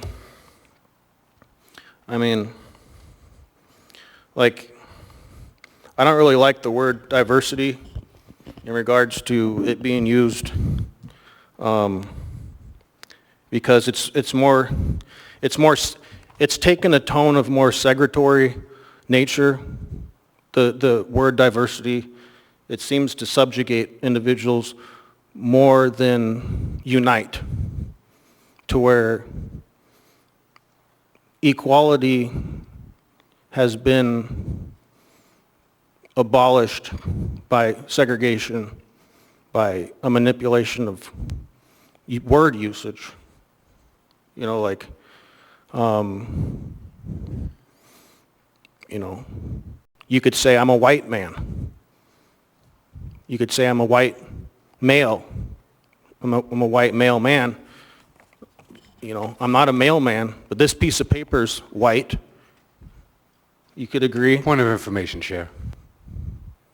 I'm not a mailman. Point of order. Mr. Martinez. The commentary we're receiving is not germane to the item above us, and I would ask you to encourage the speaker to stick to the item. So in the 10 seconds you have remaining, please speak. I mean, it's the first paragraph. In all due respect, Mr. Martinez, the first paragraph is speaking of the substance of an individual. That's the you. foundation. Your time has expired. Thank you. Anyone else wish to, oh wait, we do have someone on the phone. Can we call Mr., oh, okay, before we call him, we'll go with this individual. Go ahead, please come forward. Welcome, please state your name, what part of town you're from. Are you speaking on your own behalf or the council? I'm speaking on myself. Okay, thank you. Thank you. And first name Stewart, S-T-U-A-R-T. Last name Grenier, G-R-E-N-I-E-R. And I was going to comment on the municipal code and going through planning and zoning relative to location near parks. I own property near Centennial Park. I have a friend who owns 2 undeveloped acres near Centennial Park. And the park doesn't represent an open wooded area for people to enjoy themselves and do park activities. The park is characterized by homeless camps and people who feel entitled to use the park to live in. And so I don't think that taking away green spaces from planned developments a quarter mile near a park is relative anymore, because dedicated parks are not dedicated parks in the last administration, and apparently this one, even though the Supreme Court has ruled that municipalities and local governments can move people around. Dedicated parks are places where people go to live. And as long as that's the situation, I don't think that we need to consider distance from a park as relative to whether development needs a green space or not. Also, we had Hilltop Manor come before the council, and people worked very hard to get it into Anchorage 2020 that they need certain green spaces. Well, the green spaces eventually became snow storage. So green spaces have a lot of uses when people get in a pinch, and snow storage is one of them. So I don't think developments near parks should be treated differently than developments anywhere else. And I would also like to recognize that living near a park can be problematic. Some neighbors want to help the homeless, they move their friends in, and then the other neighbors have a problem with those neighbors. And it's a terrible conflict. We have neighbors who give water and let them plug in their phones, and other neighbors say, don't. You're encouraging them to be there. And nowadays they have chainsaws, and they're running them, and they're digging into the sides of hills, building flat spaces. It's going to take money to bring these parks back. Chance New Muldoon, no exception. And where these people all came from, it seems like they were moved out of other parts of town, and then they say, okay, we're not moving them anymore. Thank you. Thank you, sir. All right, can we phone Mr. Edgington? Your call cannot be completed as...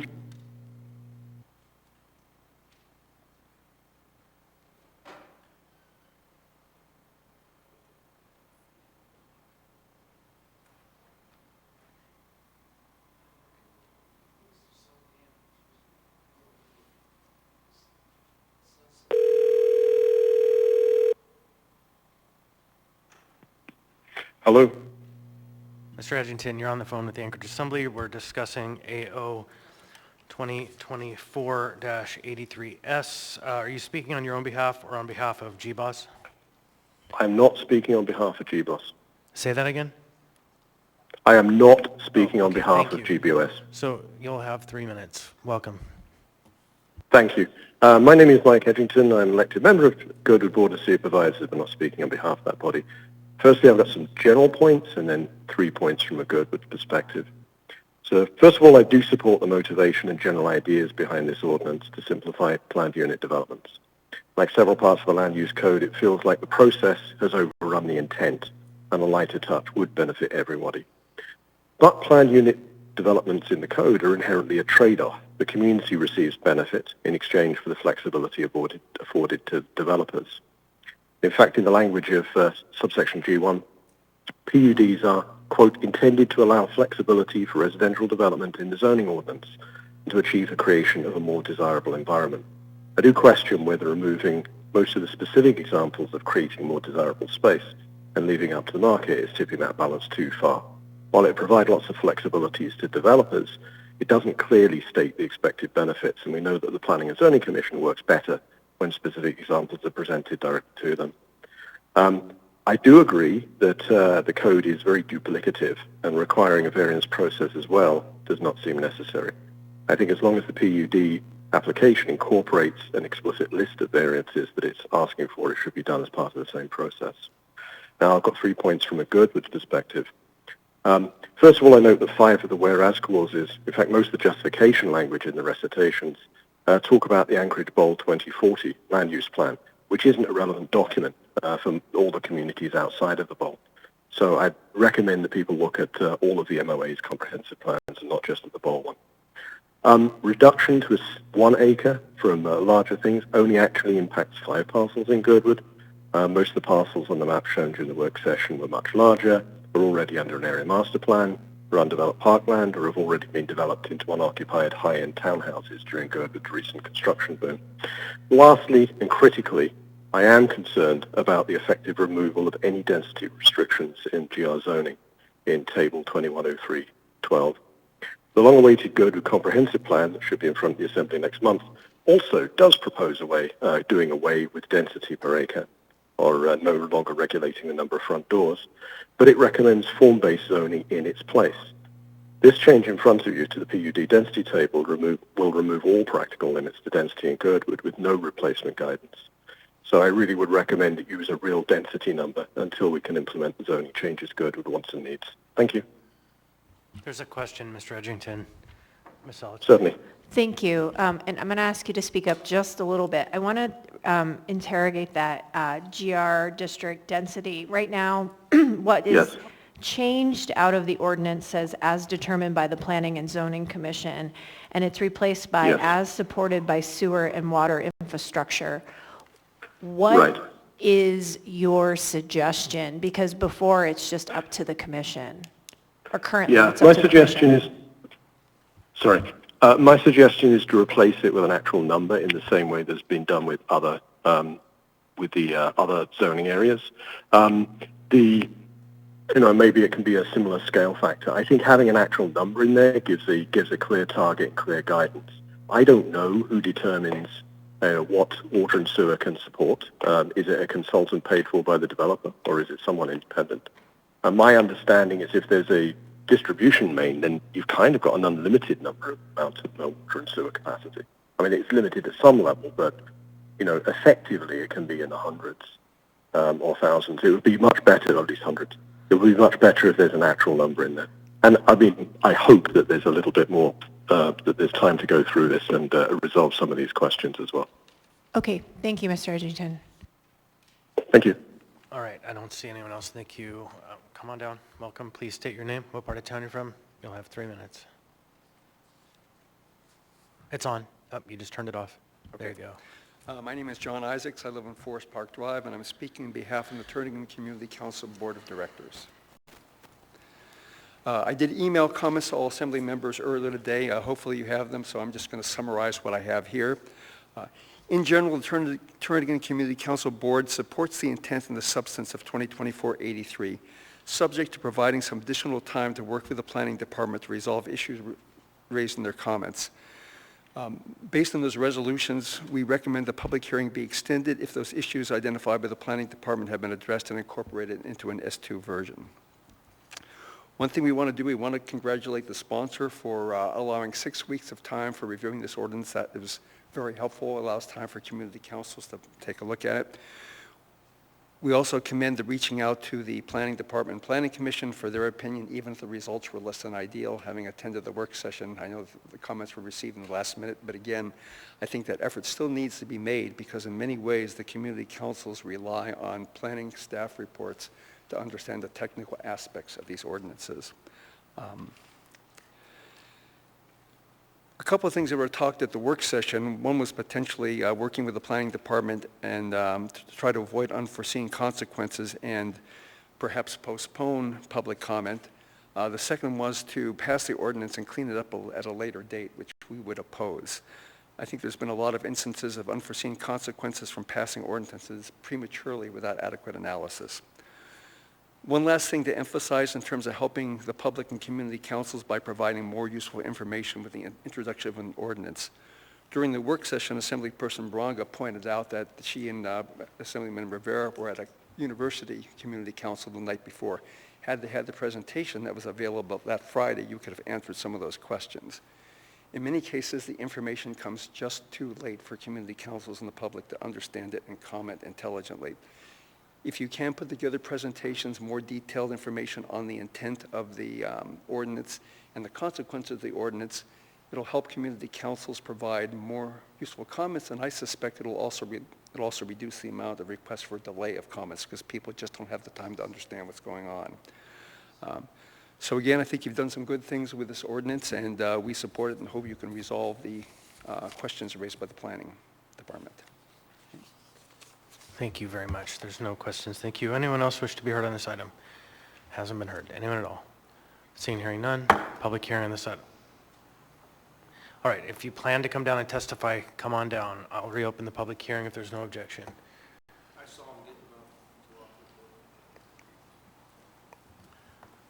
David Ulmer with the Northeast Community Council. Being upset here with you guys starting out 45 minutes late, and then this comes up, and is looking at it, it's a bunch of gobbledygook. I had no idea what the heck this was all about, and I was here to testify about something, and I was wondering why Stu was coming down here to testify about this gobbledygook that you got up on the wall here. It's, I guess part of it's about with the homeless and taking down trees, the building stuff. Is that correct? It has nothing to do with that? Well, what Stu was talking about, I had no idea what was on here. We were planning on talking about something, and what Stu was talking about, I thought he got into the homeless, but this, I don't know. If it has nothing to do with the homeless or planting trees, the buildings with no trees on and that, the squishing everybody together, it's just, is that what this, nothing's in there about that? Can I answer him, or? And maybe you don't know what's in there either. I don't know. Okay, it's just if it has nothing to do with that, then I have nothing but presenting something like this with a bunch of numbers. I can't believe it. So, yeah, we generally don't ask questions. We can answer when we get past the public hearing. Anyone else wish to be heard? Anyone at all? Seeing, hearing none. Public hearing on this item is now closed. What's will the body? Move to approve the S. Second. Motion to approve, was that by Ms. Zalatil? And then seconded by Mr. Bowen. But before, just as a point of privilege, Ms. Bronca, why don't you go ahead now and speak to your constituent? Dave, I just wanted to clarify that this is about creating denser spot housing developments that don't have as much green space between them and could possibly bring together more housing for people.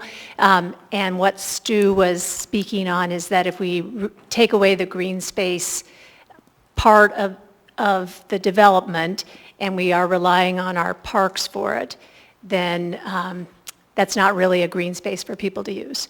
So that's what he was commenting on. Thank you, Ms. Bronca. Ms. Zalatil is the mover. Great, thank you, Mr. Chair. So what I would like to do is start, because it does look like a bunch of gobbledygook, right? That is what code often looks like. So we're talking about planned unit developments, and I think what's important to think about is what is a planned unit development. A planned unit development is an opportunity for a developer to put forward a plan for a development that doesn't necessarily conform with every part of code. A planned unit development starts from the idea of being permissive with what's allowed and saying, okay, developers, show us what you could do with this parcel to make it work in terms of the economics, to make it work in terms of the neighborhood to really show us the whole plan up front. Right now, through by right development, developers can do what's in code, and anytime they want to shift from what's in code, they go through a very segmented process of variances. And you never, as a community member, often see the whole development laid out. So at its heart, the planned unit development lays out the full plan and starts from how can we get to yes perspective, but that's not without a trade-off. The trade-off for that permissiveness and that flexibility is the public process through the conditional use. So the public gets an opportunity to weigh in, whereas with a by right, just by applying the code development, the public does not get to weigh in. So those are the tensions that exist as we do this. So what I have brought here is some changes to that planned unit process that streamlines it, that makes it more available, and takes away some of the obstructions that still exist in the code. And these are things that we've learned just through using planned unit developments. What this ordinance absolutely does not do is limit or change the public process. The conditional use process still exists, and it would have to go through the Planning and Zoning Commission, the planned unit development before the developer had permission to proceed with the development would have to go through the Planning and Zoning Commission to get that conditional use approved. And it doesn't guarantee that even though a developer gets to start from this permissive point of view, that the planned unit development will be approved by the Planning and Zoning Commission as presented or at all. It is still an entitlement process that has to go through the steps. So what you can do in a planned unit development with this ordinance is have higher density housing, smaller lot sizes. Developers can propose different uses that are compatible with residential development, propose different building setbacks, minor adjustments to other design standards. And this one does reduce the private open space requirement to 15%, which is consistent with the other zoning districts. And I believe we'll have a couple of amendments about open space. In the end, what this does is it allows developers to figure out what will work, with us getting out of the way and letting the public and them have a full conversation, and let the Planning and Zoning Commission decide, does that development work in the end? So with that, I would go ahead and move Zalatel Amendment number 2. Second.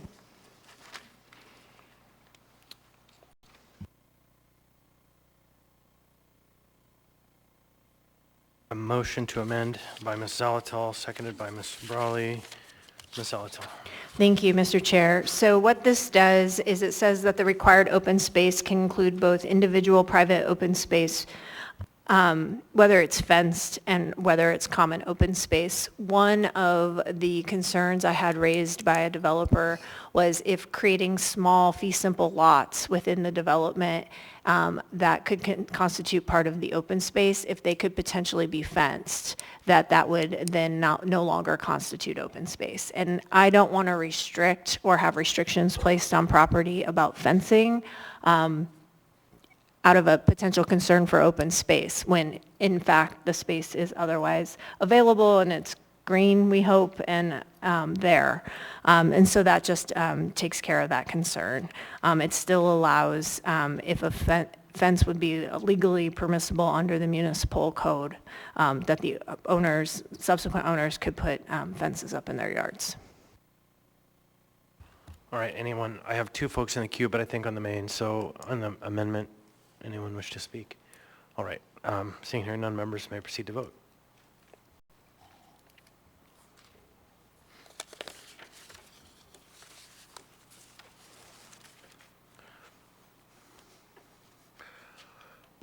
On a vote of 11-0, and the youth member votes Yes. yes, the amendment is passed. Ms. Zalatel.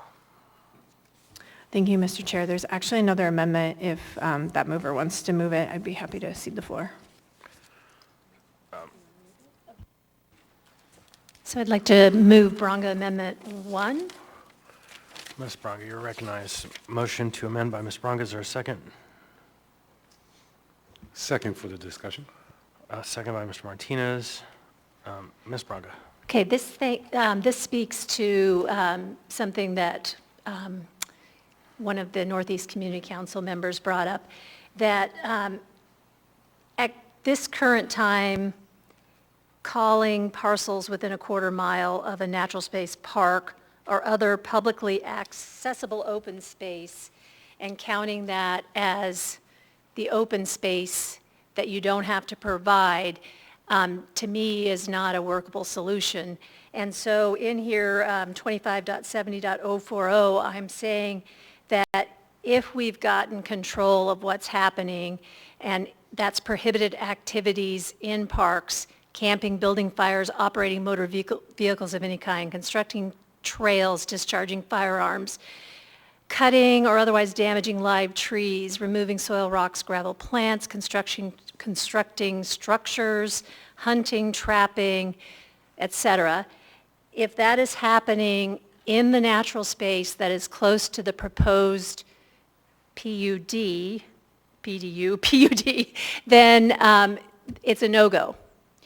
And so Member Zolotel mentioned to me that at the time the builder is going forward with approval, maybe the park is clear, and then maybe once they start building, things change. And that does make a slippery slope, but I would say at the time they are applying for this PUD, the park that's close by that they're using as their natural space should be free of these problems.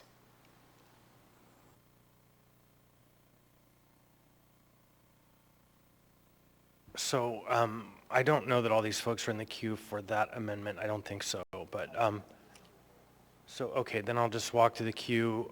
Mr. Volin on the amendment. Thank you, Mr. Chair. I certainly can appreciate what the testifier was saying in terms of the frustration of lack of folks being able to enjoy our public green spaces. To be honest, it's a big issue right now in the municipality, and folks are rightfully frustrated that they feel like they cannot safely use those public assets. On the flip side, I can't support this amendment because in the context of homelessness and housing insecurity and the need for housing supply to address that, what this amendment would do would go against the ability to create more housing units in those planned unit developments, particularly in those ones that might be more tiny home setups that could be more affordable housing. So I hear the frustration. I think this actually wouldn't solve that problem, though. I think the solution to more folks being able to attain housing is more housing, and that's what the underlying item is targeted at. Thank you, Mr. Chair. All right, thank you. Mr. Martinez on the amendment. Yes, Chair. Thank you. Just to speak to the amendment, thanks my Northeast Community Council neighbors for coming and raising your voices. I think it's important to be heard and be seen. With respect to this particular amendment, I'm not going to support it today, and primarily because of the point in time that you described, Member Bronga, with respect to your previous conversations with Member Zoltel. But let me put another development question on it. So the inability or the conditions of a park are now going to hold development at hostage or hold development at harm. And I don't think that that's the right approach. I think that a point in time is of a park's condition is different than a durable development that will be built presumably for 20, 30 years of life or more. And so I think it's important to recognize that the point in time that we're dealing with do have ebbs and flows, but in the long stretch, the ability to get more housing units, more development is going to both alleviate the homeless pressure, but also I don't think it's best practice to hold harm the potential developments for deficiencies we may otherwise have in our ability to control over the parks today. I want us to get that control over the parks. I know the administration is committed to it, but I don't think that this step is friendly to development and friendly to being able to get the housing that we need in our communities. I'm not going to support it for that reason. Thank you, Chair. Ms. Alto. Thank you. So I don't support putting it in as a codified requirement, but I do support moving this language slightly modified up into the whereas clauses. I think it's important to say, hey, we want our public parks to be available as open, usable space per code. And there's that tension there. So what I would suggest is on page 1, line 38, so I move to amend the amendment at page 1, line 38 to read, whereas consideration of open space in a PUD, comma, parcels within a quarter mile of with access to natural area, park, or other publicly accessible open space may count those lands upon consideration by the commission that those lands are generally free from conditions or persistent conduct which would violate sections 2.70.040A.1 or 25.70.060J. Second. Motion to amend the amendment by Ms. Zolotel, seconded by Ms. Branca. So, you want to speak further to it? I appreciate that idea. She is the idea woman. It calls out some tensions that we're having in our community, and it is not holding the developer hostage, but it is making it a consideration in where you place the PUDs and the green space. So I do appreciate that amendment. It's an amendment to the amendment. Ms. Brawley, speak to that? Yeah, go ahead. Yeah, and this is pretty much the same comment I would have made. And I appreciate the move to the whereas. I think that is a more appropriate place because I think it is really important to understand that at the end of the day, Title 21 regulates property rights. It regulates what we call entitlements, what you can build on your property, what you need extra permission to build on your property, and what you can't build on your property. And I think we also, in this community, have a very challenging relationship with zoning. We have not a great understanding of what it does, what it doesn't do, what it can do, what it doesn't do, or can't do. And so I think we really need to unpack that, and this is not the place to do that right now, but I think it's really important to understand that property rights is for something, as has been said already, that will get built in future years and will be there for 40 to 100 years, and it does not really have a lot to do with what the activities are on a piece of land at a given time, other than what is legally entitled to be on that land. And so I do think that this is appropriate in the whereas, and I would have been a no vote if it was still in the actual code. Thank you. I have myself in the queue. And I don't think that, maybe I don't understand what this change, moving it into a whereas does. I think that even putting this in the whereas language, the department is going to have that language, and that's going to be a filter by which questions come before the Planning and Zoning Commission, and the report's going to say, this was part of the conversation, and they really wanted you to think about if this park in this area is being used in this way, then this should count against this idea of using this land for a planned unit development. I think that that's not good. I think that it's worse, in my opinion, as in the code.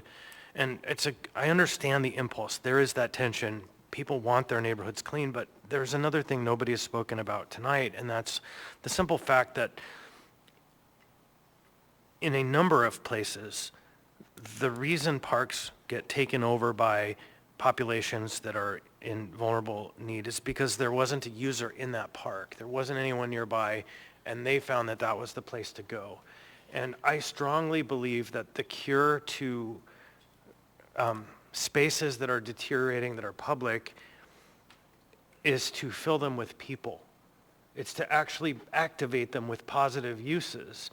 And a planned unit development would bring people in the volume that you could actually achieve activation of spaces that have been otherwise outside of use or in the dark corners, away from places where eyes would be seeing, so people would take the leave to go there.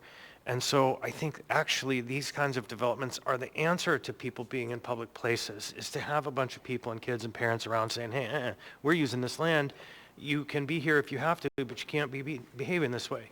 And so the public pressure of people being there, I think, is the answer, not saying, because there's a problem here, you can't build here. That to me is like doubling down on the negative cycle and kind of extending the deterioration and the decay. And so maybe I'm missing how this amendment to the amendment achieves kind of bringing people in, but I think it actually simply kind of puts it in the hands of the planning department to tell the Planning and Zoning Commission, well, you probably shouldn't approve it because here's this other concern. So for me, I understand the concern, but I can't get behind it. Mr. Martinez. Thank you, Chair. I was going to riff off of that, similar lines, but I'm going to go to a different question. And I appreciate that you mentioned the area of town or the particular parks, and you talked about activation. I think there's the equity question that I hear. Not all parks are created or treated equal in Anchorage. And more importantly, if we think about with respect to only staffing and only municipal operation, well, that's not what makes parks more successful in certain communities. It's usually civic engagement, residents, and in communities like in the Northeast where my constituents are more likely to have 2 jobs than to have 2 homes, more likely to have no downtime to go enjoy the parks as they're working multiple jobs just to survive. Those parks don't necessarily see the traffic that we're talking about. Nor do they have the civic involvement of folks that have potentially more time to invest in those additional resources that come with a degree of social economic status that is not on par across the entirety of our community. So I do see a real fundamental equity question with respect to those parks that may otherwise be on the negatively disposed kind of perspective and where they are. And there is a nexus between those areas of town where we hope that density and infill is growing. So, Chair, I do appreciate that you highlighted that nexus point. And for me, this is also about making sure that we recognize the equity question across all of Anchorage and don't hold communities harm to the lack of or to the difference in resources that they may have available to support those local assets. Thank you, Chair. Thank you. So if I were following our standard procedure, I would jump to Mr. Volin because he hasn't spoken on the amendment, but there's, I think, a compromise move that's afoot, and I'm hoping to let Mr. Rivera speak to it briefly. I think there's an alternative on the footing, but so maybe, all right, then we'll just stick to the queue. Ms. Zalatel. Thank you, Mr. Chair. So I think we don't want to take this too far into the abstract. We need to remember this is part of a planned unit development and a conditional use process. So a developer puts forward a plan with no designated open space and instead relies on the park down the block, right? The park down the block, when the developer talks about it during the PUD process and with the community will raise concerns that they may have about the park, right? If the park down the block isn't what the community hopes it will be, it's going to come up anyway. And so the question becomes, what calculus or consideration will the Planning and Zoning Commission give that? And likely they will give it some consideration, and the outcomes of that are a couple-fold. One, they could say, we won't approve your plan unless you put open space in your plan. So now we got to take 15% out of the planned space and possibly reduce units. Or they can say, we want to affirmatively acknowledge that there are these things happening in the park nearby, and we are going to ask the municipality in conjunction with this development to really think about how we can reclaim that public space because we're letting the development happen nearby.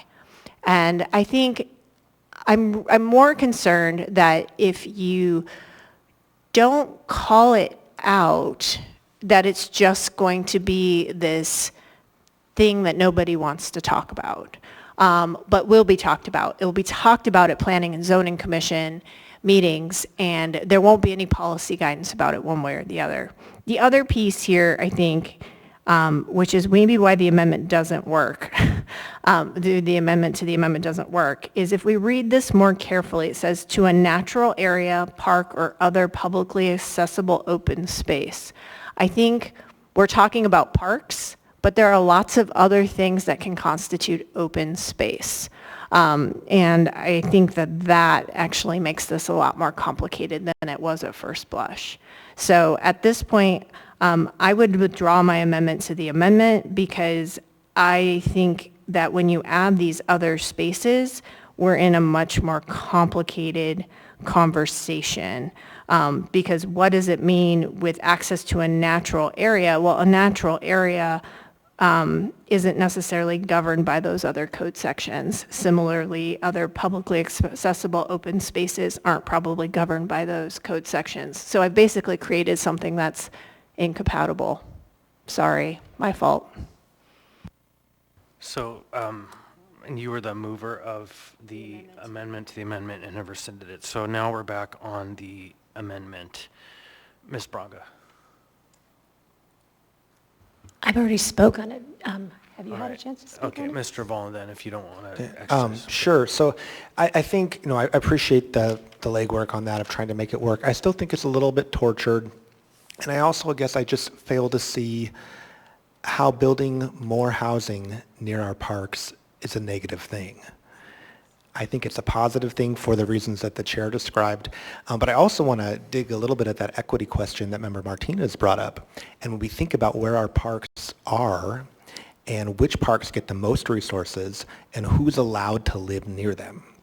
Because we have parks in very dense areas, but we also have beautiful parks like Kincaid, for instance, which is very low density and large McMansion-style houses. And I think that's something in the community that we need to think about is allowing more accessibility of our public assets. And I think one way to do that is to allow more housing density near them.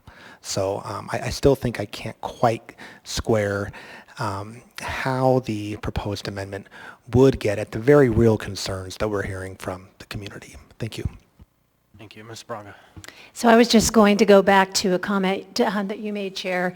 And I don't know the park usage or lack of usage, if it's chicken or egg. Are we not going because now people are fearful to go? They don't let their kids go there. When I was a kid, growing up down the street from Russian Jack's, I went to that park anytime things got tough in my home. It was my sanctuary. And not every piece of parkland needs to be teeming with activity. There are places to go and walk and see nature and hear sounds and experience the great outdoors that some of the East Side children don't really get. They don't get to go out on big adventures. So not every piece of park needs to be bustling with single-track bike trails. There also needs to be some open corridors for wildlife. Yeah, thanks. And I have myself in the queue on that, and I absolutely agree with that. But when you think about Russian Jack as a perfect example, if there's developable land within a distance, an acre, a couple acres, would it be reasonable, because the boundaries of Russian Jack are expansive, to say nothing within a quarter mile of Russian Jack Park is developable under a plan unit development effectively, because somewhere within Russian Jack Park you have a place that people are afraid because there are people encamped. And I don't think that's rational or reasonable to expand such a limitation when the goal is to bring people in and make a place more vibrant and lived and energized and active. And yeah, I am guilty of riding those single track trails everywhere I can. But practically speaking, I can't draw the rationale. I just can't get there. So I appreciate this effort because this is a real concern in the community. Others on the amendment?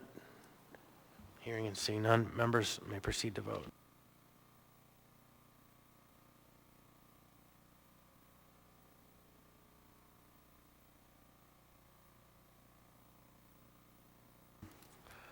On a vote of 1 to 10, and the youth member votes, Yes. youth member votes? Ye- Yes, okay, thank you.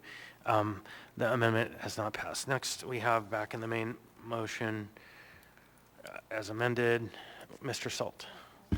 Thank you, Chair. So I've had some concerns raised that I'm debating on whether to put forward amendments, but I want to debate this first. First is page 3, rows 23 to 33, and it's around the minimum site for a PUD being 1 acre, and the thought that it should be no less than 1.75 acres, or an alternative to that is 1.75 acres for R2M and R3. And kind of the reason for this is with removing the special design considerations for a PUD, it kind of makes it sound like a rezone, and under a rezone, it's limited to 1.75 acres. So I'm not sold on this yet, but I just wanted to hear from other members. So as a response from the sponsor, go ahead, Ms. Salato. Great, thanks for the question. So I think a couple of things. One, I think a planned unit development is possible on an acre. I think it's absolutely possible, and I sent out an example to all members of a planned unit development on a 1/4 acre. So I think we're well within reason. Two, it's definitely not a rezone because we're not rezoning it. The underlying use requirements still exist. A lot of the underlying guardrails of the zoning still are required. You have to go and present the whole plan about why it works in that zoning district at that level. And I think that's what is kind of the secret sauce to a PUD, versus simply wanting to just increase the density through some other mechanism like a variance. Then that would require a rezone, right? It's because you're looking to shift a number of requirements just enough to make the development make sense. And then the 1.75, I mean, I don't know why the 1.75 is a good baseline. I know for the rezone, it had some particular things, but this isn't a rezone. This will also have to go through a conditional use process, and it will have to make sense at the 1 acre. And a developer is going to have a full plan. And I think that is what makes this so much different than just a rezone. In the words of former member, a rezone is just a rezone, whereas this is a full development plan. And I think that's a very important salient difference. You still have the floor, Mr. Salt. The second piece, and again, just for comment in case others are in the queue, is the table on page 6 pertaining to R2M, R3. Big jump in number of dwelling units per acre. Not that I'm opposed for it, but maybe more. I know planning and zoning kind of asked what's the reason for those jumps as well. Thank you. One of the sponsors want to, got it, Ms. Zalato? I have a lot of notes here, give me a second. Yep.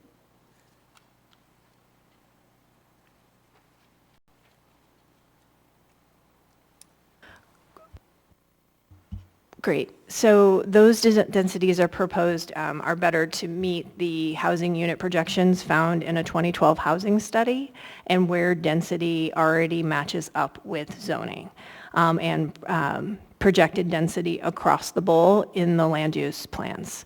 So it was taking those lots as zoned and increasing the density per the plans we already have. Anything else, Mr. Salt? No, thank you. I'm good. Thank you. Ms. Salato, you have the floor. Oh, great. I was asking to get out of the queue and I got interrupted by a question. Sorry. Okay, no problem. Ms. Bradley. Yeah, thanks. I support this ordinance. I guess briefly in response to Mr. Solt's questions, I also looked into the the rezone, and it is true, PUD process is a conditional use, it's not a rezone. There are other conditions where you can have a rezone of less than 1.75 acres. One of those is if you're rezoning a property that's next to another zoning district. It can be much smaller, so you might be assembling parcels to build something bigger. Another situation was, I think it was R3A or B1B. There were some types of zones that if you rezone to that type, it is not subject to that requirement. So I don't think that there's any rational relationship between the rezoning requirements, which have to do more with spot zoning than this conditional use process. So back to the main point, though, I think, again, I think this community has a challenging relationship with zoning, and I'm going to keep saying that because I think that a lot of times we assume zoning is both the cause of all of the good things that have happened, and then not having the exact same zoning that we have now will cause very negative things in our community. And I think the reality is, on PUDs, I think having planned communities is a really nice thing. I'll give some examples. One is Bayshore. It was built in the 1970s. Another one is Southport. It was built in the early 2000s. Baxter Bog area, I apologize, I don't know the names of all those HOAs. On the east side there, very great planned community to incorporate the trails, all of those things. That was in the 70s and 80s. Independence Park was built out in the 1980s through the 2000s. I bring that up because all of those were built out and all of their planned unit equivalent of subdivisions were approved before the Title 21 rewrite, when we've adopted most of these standards. So what we're talking about is, can we go back to allowing developers more flexibility to build some of the neighborhoods that we already really like in this city and recognize to be very positive? And I think, so just in general, I think we need to divorce this idea that what is in our code right now either created all of the good things that we have, or that it is stopping all of the bad things that we have in this community, because that just isn't true in a lot of cases. And the point of all of this is to say that if you are not if you don't use the default rules, the default entitlements on your property, that you are allowed to have more flexibility, and that is actually called for in concept in our 2001 comprehensive plan. It says that we should have more flexible subdivision requirements in order to preserve things like open space, natural areas, and what it's talking about is things like our green belts. It's not saying that we should have a bunch of necessarily green lawns on private space. It's saying that we should make better use of our public spaces and keep natural open space, and that is not meant to mean a little piece of grass in the middle of an apartment. It's meant to mean having more woods that you don't have to clear to build a development, right? So that's what all of these things are trying to do. And so it's unfortunate how much misunderstanding and misinformation has gone out about this ordinance and several before it, but we really have to come back to the idea that zoning doesn't do certain things and it doesn't build great places. What we can do, though, is allow more options in our zoning so that people can create great places, and that's why I support this. Ooh, Mr. Volland. Thank you, Mr. Chair. It's hard to follow up Member Brawley on these topics, but ultimately I think a planned unit development concept is it's a great way for developers to go through a process with feedback from the community and ultimately get at housing that's more creative, housing that doesn't always look the same, that doesn't repeat the same suburban pattern that we're seeing in a lot of our new residential construction. And so I'm a fan of parts of our community that don't all look cookie cutter, and I want to give developers those tools to do interesting projects where people want to live, all the while addressing the potential to create more housing supply in Anchorage. So appreciate the sponsor for bringing this forward, and I will definitely be voting in support. Thank you. Ms. Braga. Thanks, Chair. Daniel and Felix and Anna already heard this, but I have this mother-in-law ADU that just came up for rent, and previously people who rented there were either they just needed a couple months while they got somewhere else, or they were very young and had, a job at Walmart or something. This time around, it's very interesting. I have at least 25 people that are begging me to rent to them, and it's just not that cool of a space. we are on a park and it's got a lot of natural light, but it just shows me how much our community is craving some affordable housing, and the kind of people who have been looking at this place probably could purchase a small kind of tiny home type building, and this could lead the way to that. The other thing is, Member Martinez and I have been working with a woman who's got land that wants to do something, and she wants to do something very cool with it, and it's just, there's a lot of hoops, and this seems to me like it would reduce some of the problems that she is having. I still do have some concerns with parking. That map that, or the little diagram you sent, Member Zolotel, and I was looking at it going, you know, we are a really car-centric community, and I don't think building these is going to change that. It looked like maybe there was not a space for every car in your schematic there. And I know that since we've taken away parking minimums, that is a big complaint. I know there's a study going on right now. Many of my constituents have reached out about the issues when snow plowing.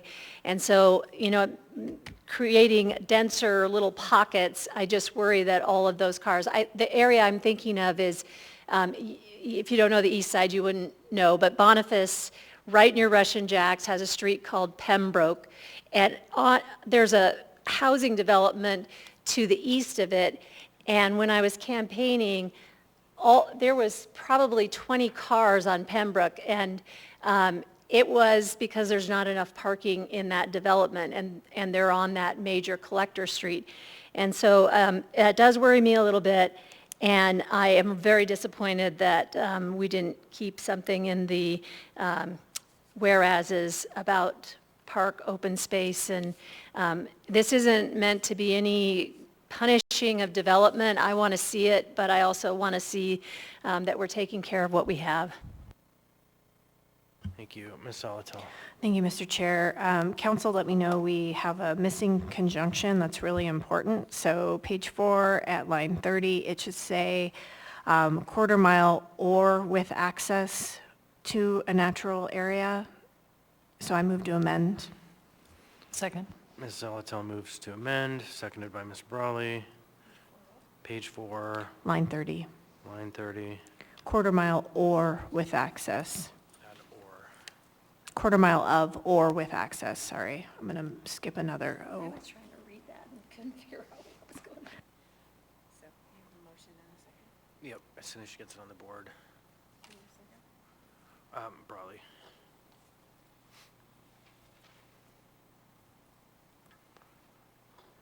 Okay, is that accurate? All right, any discussion on the amendment? Hearing and seeing none, members may proceed to vote.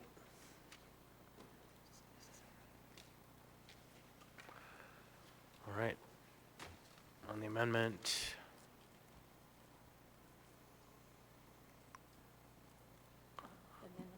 Vote, 10. Did you? Did you, now's the time. Okay, yes. Okay, so on a vote of 11-0 and the youth member votes Yes. yes, the amendment has passed. Ms. Zolotel. Thank you. So in kind of to sum up the PUD ordinance, one, I felt like the 6-week runway really worked on putting out an ordinance, making sure there was time to consider it. I think that's still a bit of a work in progress, but I think when we do make changes to Title 21, although it's not required by code, if we create a little bit more space, we can hopefully in the future hear advisory opinions from the Planning and Zoning Commission without necessarily having to file a case, as well as get community input. In the end, I think it's really important that we reduce entitlement timelines and costs in the PUD process, and I think it's good for Anchorage. I think we have done a lot of good work, and it hasn't always been easy to encourage housing development. This is just one more step to secure that, and to secure hopefully what we'll see are affordable and market rate housing in Anchorage in the near future. And I just wanted to highlight that these changes meet the goals 1 through 5 of our Housing Action Plan. Thank you. All right, I don't see anyone else in the queue. We've spent about an hour on this item. Members may proceed to vote. Main motion to approve. Chair, can I add something, please? Sure, before we take the vote, go ahead, Ms. Grady. So about the homeless camps and the parks, I feel like, at least personally for me, because where I live, for the parks, if we want to focus on, having more people there if there isn't enough, is also having the parks cater to the people around them. Because where a park was just built near I live, like, it was mostly like exercise equipment. It really wasn't playground equipment. It was more like for people to just exercise with those items. And as for the homelessness, I think we need to think about also the history of why there is homelessness and why there's so much of it. And like the fact that why there's so much of it also being Alaskan Natives in the history of that too. Because there's a reason why it's there. It didn't just happen on its own. Thank you. All right. Thank you for speaking up, Ms. Kennedy. Next, members may proceed to vote. I guess the question is before you.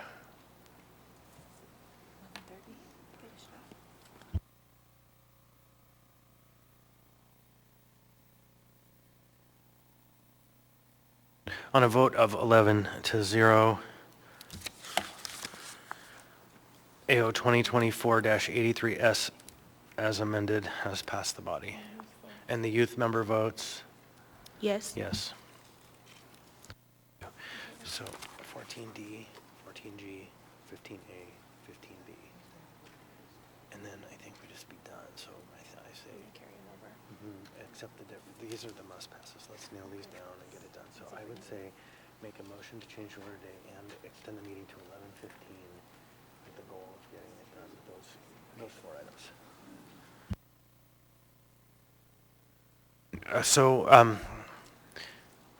Ms. Grady, normally we would have the youth member leave at 10, but we're getting into this practice of the new members, and so you would be excused an hour ago if you wanted to go home. So we can't make you go, but if you want to go, you can. And we do have a couple of alcohol and marijuana items that youth members don't participate in coming up. So now would be a good time. Thank you. Thank you. Congratulations on your first meeting. Ms. Alatel. Thanks, Mr. Chair. I move to change the order of the day to take up 14 Delta, 14G, 15A, and 15B, and extend the meeting to 11:10. Second. There's a motion to change the order of the day and extend the meeting. Change the order of the day to take up 14D, G, 15A, and 15B, moved by Ms. Alatel, seconded by Ms. Brawley. Any objection to the motion? Hearing and seeing none, the order of the day has been changed. We'll now take up item 14D. 14D is AO 2024-88, an ordinance authorizing a 2-year lease extension between the Municipality of Anchorage and ACS of Anchorage, LLC, for premises located at 182 Lindblad Avenue in Girdwood for police business office space. Public hearing on this item is now open. Welcome. Please state your name, what part of town you're from. You'll have 3 minutes. My name's Dustin Darden.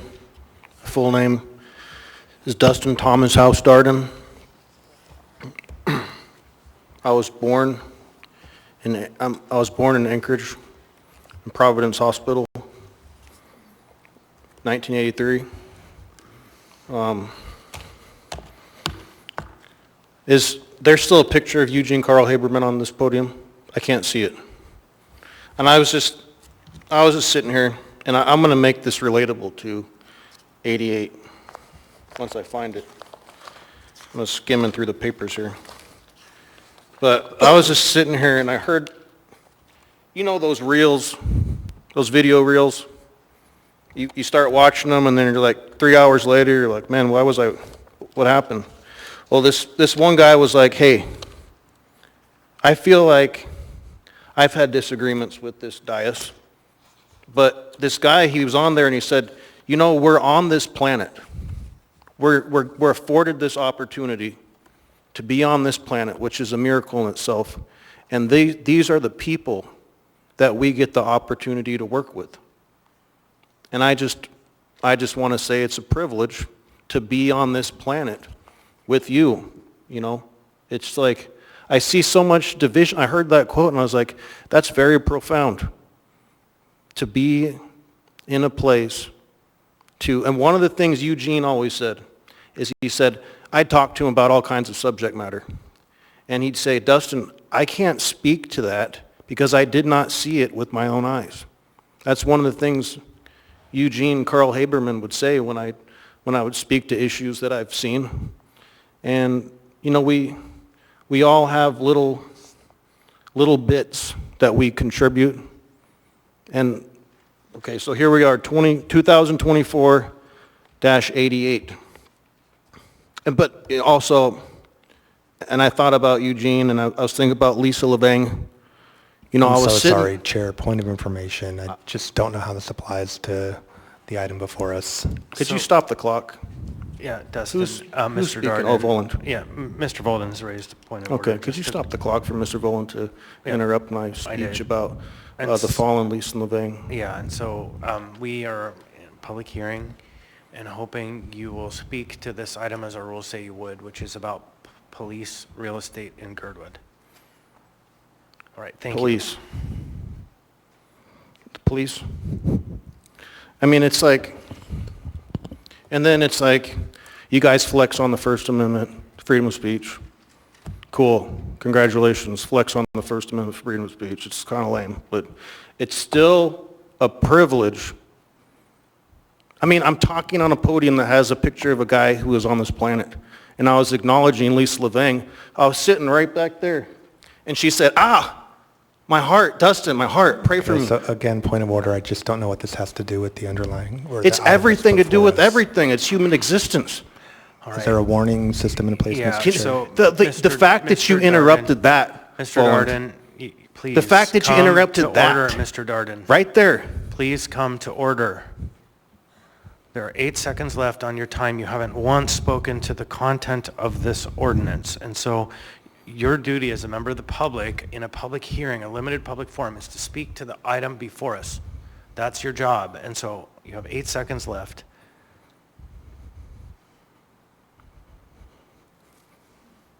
I love you guys. I pray for you. All right, thank you. Your time has expired.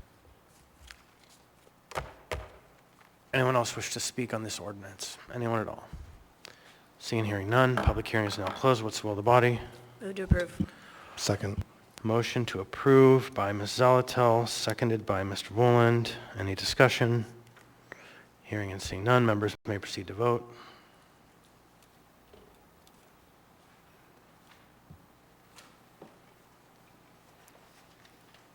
On a vote of 11 to 0, AO 2024-88 has passed the body.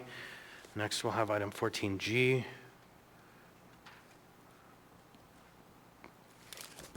14G is AR 2024-289, a resolution of the Municipality of Anchorage approving one or more master lease purchase agreement schedules and appropriating an amount not to exceed $760,000 from the proceeds of one or more master lease purchase agreement schedules to the Information Technology Department Operating Fund 607-000, an appropriation of said funds to the Information Technology Department Capital Improvement Program Fund 607-800 for the network lifecycle replacement and desktop lifecycle management. Public hearing on this item is now open. Mr. Darden. Okay, respectfully through the chair, Dustin Darden, resident of Anchorage, Alaska, planet Earth. What's the shape of the Earth? We're working on that. Now, in respect to Ms. Zalatel's and I think it was Voland actually more recently, about the content of speech.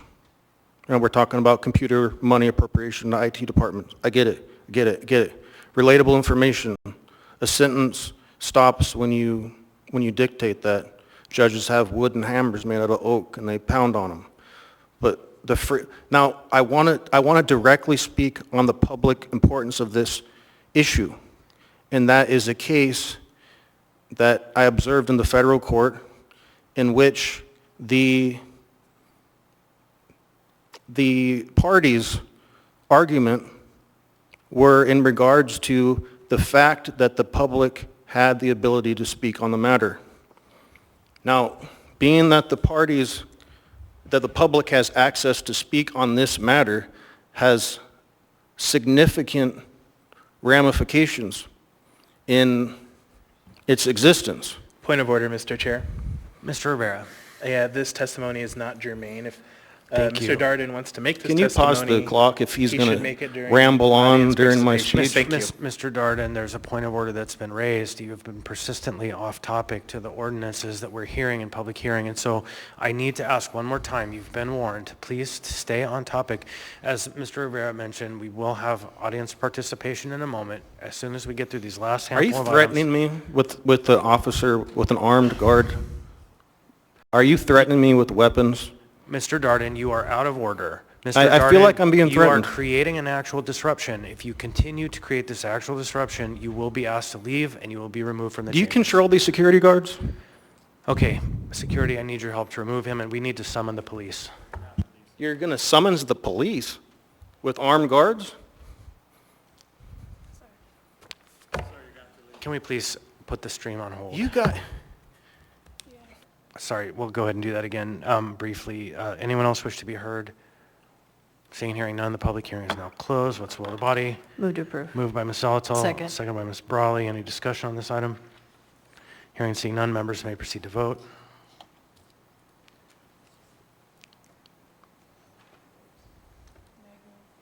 Yep.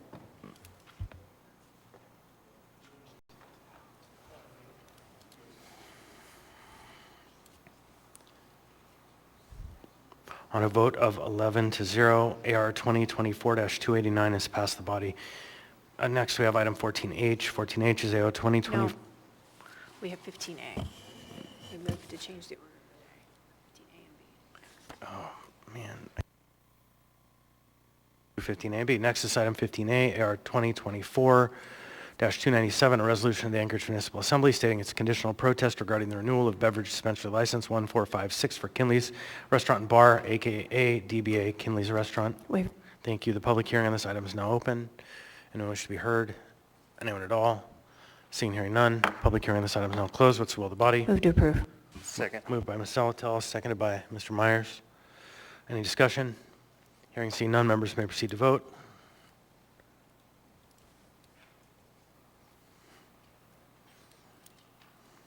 On a vote of 11 to 0, AR 2024-297 has passed the body. Next, we have item 15B, AR 2024-298, resolution of the Anchorage Municipal Assembly approving a modification to a previously approved special land use permit for Double Eagle Farms LLC, a marijuana cultivation facility with license number M10898, doing business as Double Eagle Cannabis. Waive reading. Thank you. The public hearing on this item is now open.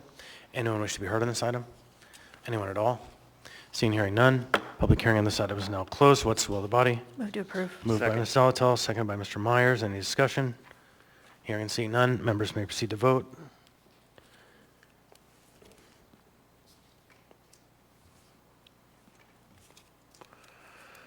On a vote of 11 to 0, AR 2024-298 has passed the body. Ms. Salatel. Thank you. I would move to take up items 14F and then H in the time we have, and then roll back up if we still have time. Second. Thank you. A motion to change the order of the day by Ms. Salatel, seconded by Ms. Brawley. Any objection to the motion? Seeing and hearing none, the order of the day has been changed. We'll take up item 14F now.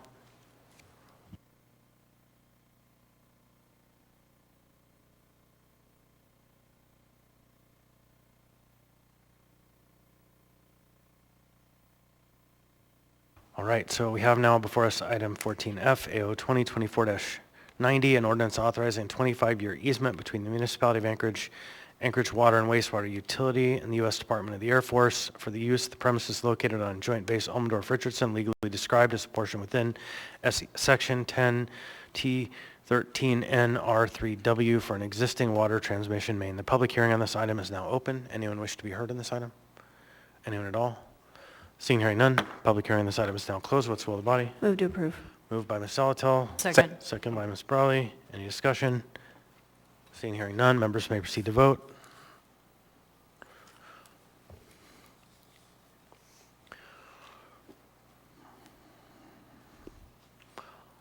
On a vote of 11 to 0, AO 2024-90 has passed the body. Next, we have item 14H. 14H is AO 2024-91, ordinance authorizing an 18-month lease with one 6-month extension option between the municipality of Anchorage, Anchorage Water and Wastewater Utility, and FTC Property Management for premises located at the Glen Square Shopping Center for construction, staging, and storage in support of the Glen Square Pressure Regulating Valve Project. Public hearing on this item is now open. Anyone wish to be heard at this time? Anyone at all? Seeing, hearing none. Public hearing on this item is now closed. What's the will of the body? Move to approve. Moved by Ms. Salatel. Is there a second? Second. Second by Mr. Brawley. Any discussion on the item? Hearing, seeing none. Members may proceed to vote.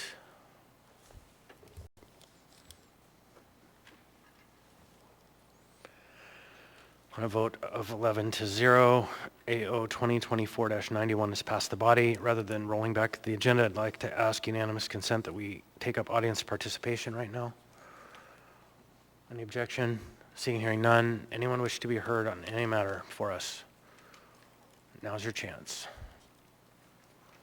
All right, then since we have no one, we have made it available, we'll pivot back to the last item.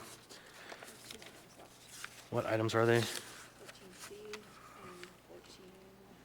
Item 14C is next, and 14E will follow. 14E is AO 2024-87, an ordinance authorizing a 5-year lease with 4 5-year options to extend between the municipality of Anchorage and Selco Partnership DVA Verizon Wireless for premises located on portion of 716 West 4th Avenue downtown for the continued operation of a telecommunication tower and associated equipment, PID 002-105-69. The public hearing on this item is now open. Anyone wish to be heard? Anyone at all? Seeing, hearing none. Public hearing on this item is now closed. What's the will of the body? Move to approve. Second. Moved by Ms. Salatel, seconded by Mr. Rivera. Any discussion? Seeing, hearing none. Members may proceed to vote.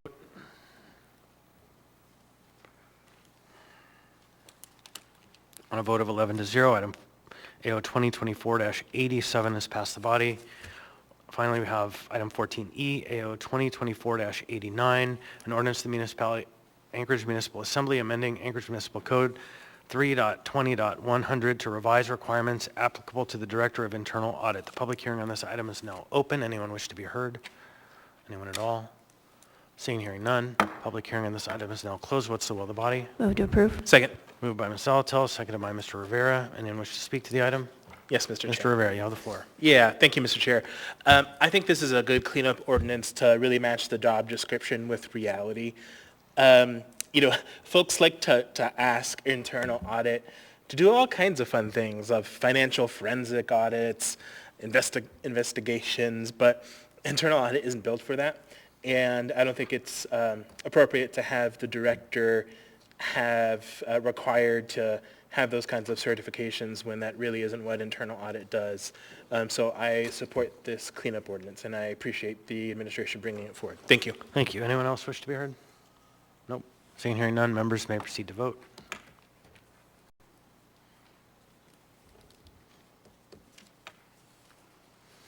On a vote of 11-0, AO 2024-89 has passed the body. We have approximately 3 minutes left. Member comments. Mr. Prisverdia? No comment. Mr. Salt? No comment. Ms. Brawley? Happy fall. Mr. Voland? No comment. Ms. Branca? Hooray for Katahdin Staples, the first Betty Davis East High runner to win since 1973, Don Clary. And East High Pool is open. Nice. Ms. Salatel? No comment. Mr. Rivera? Thank you, no comment. Mr. Littlefield? Thank you, Chair. No comment.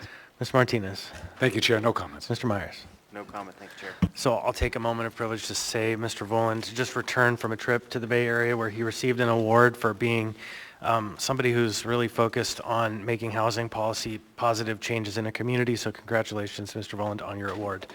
Other than that, I would entertain a motion to adjourn. So moved. We're adjourned. Thank you.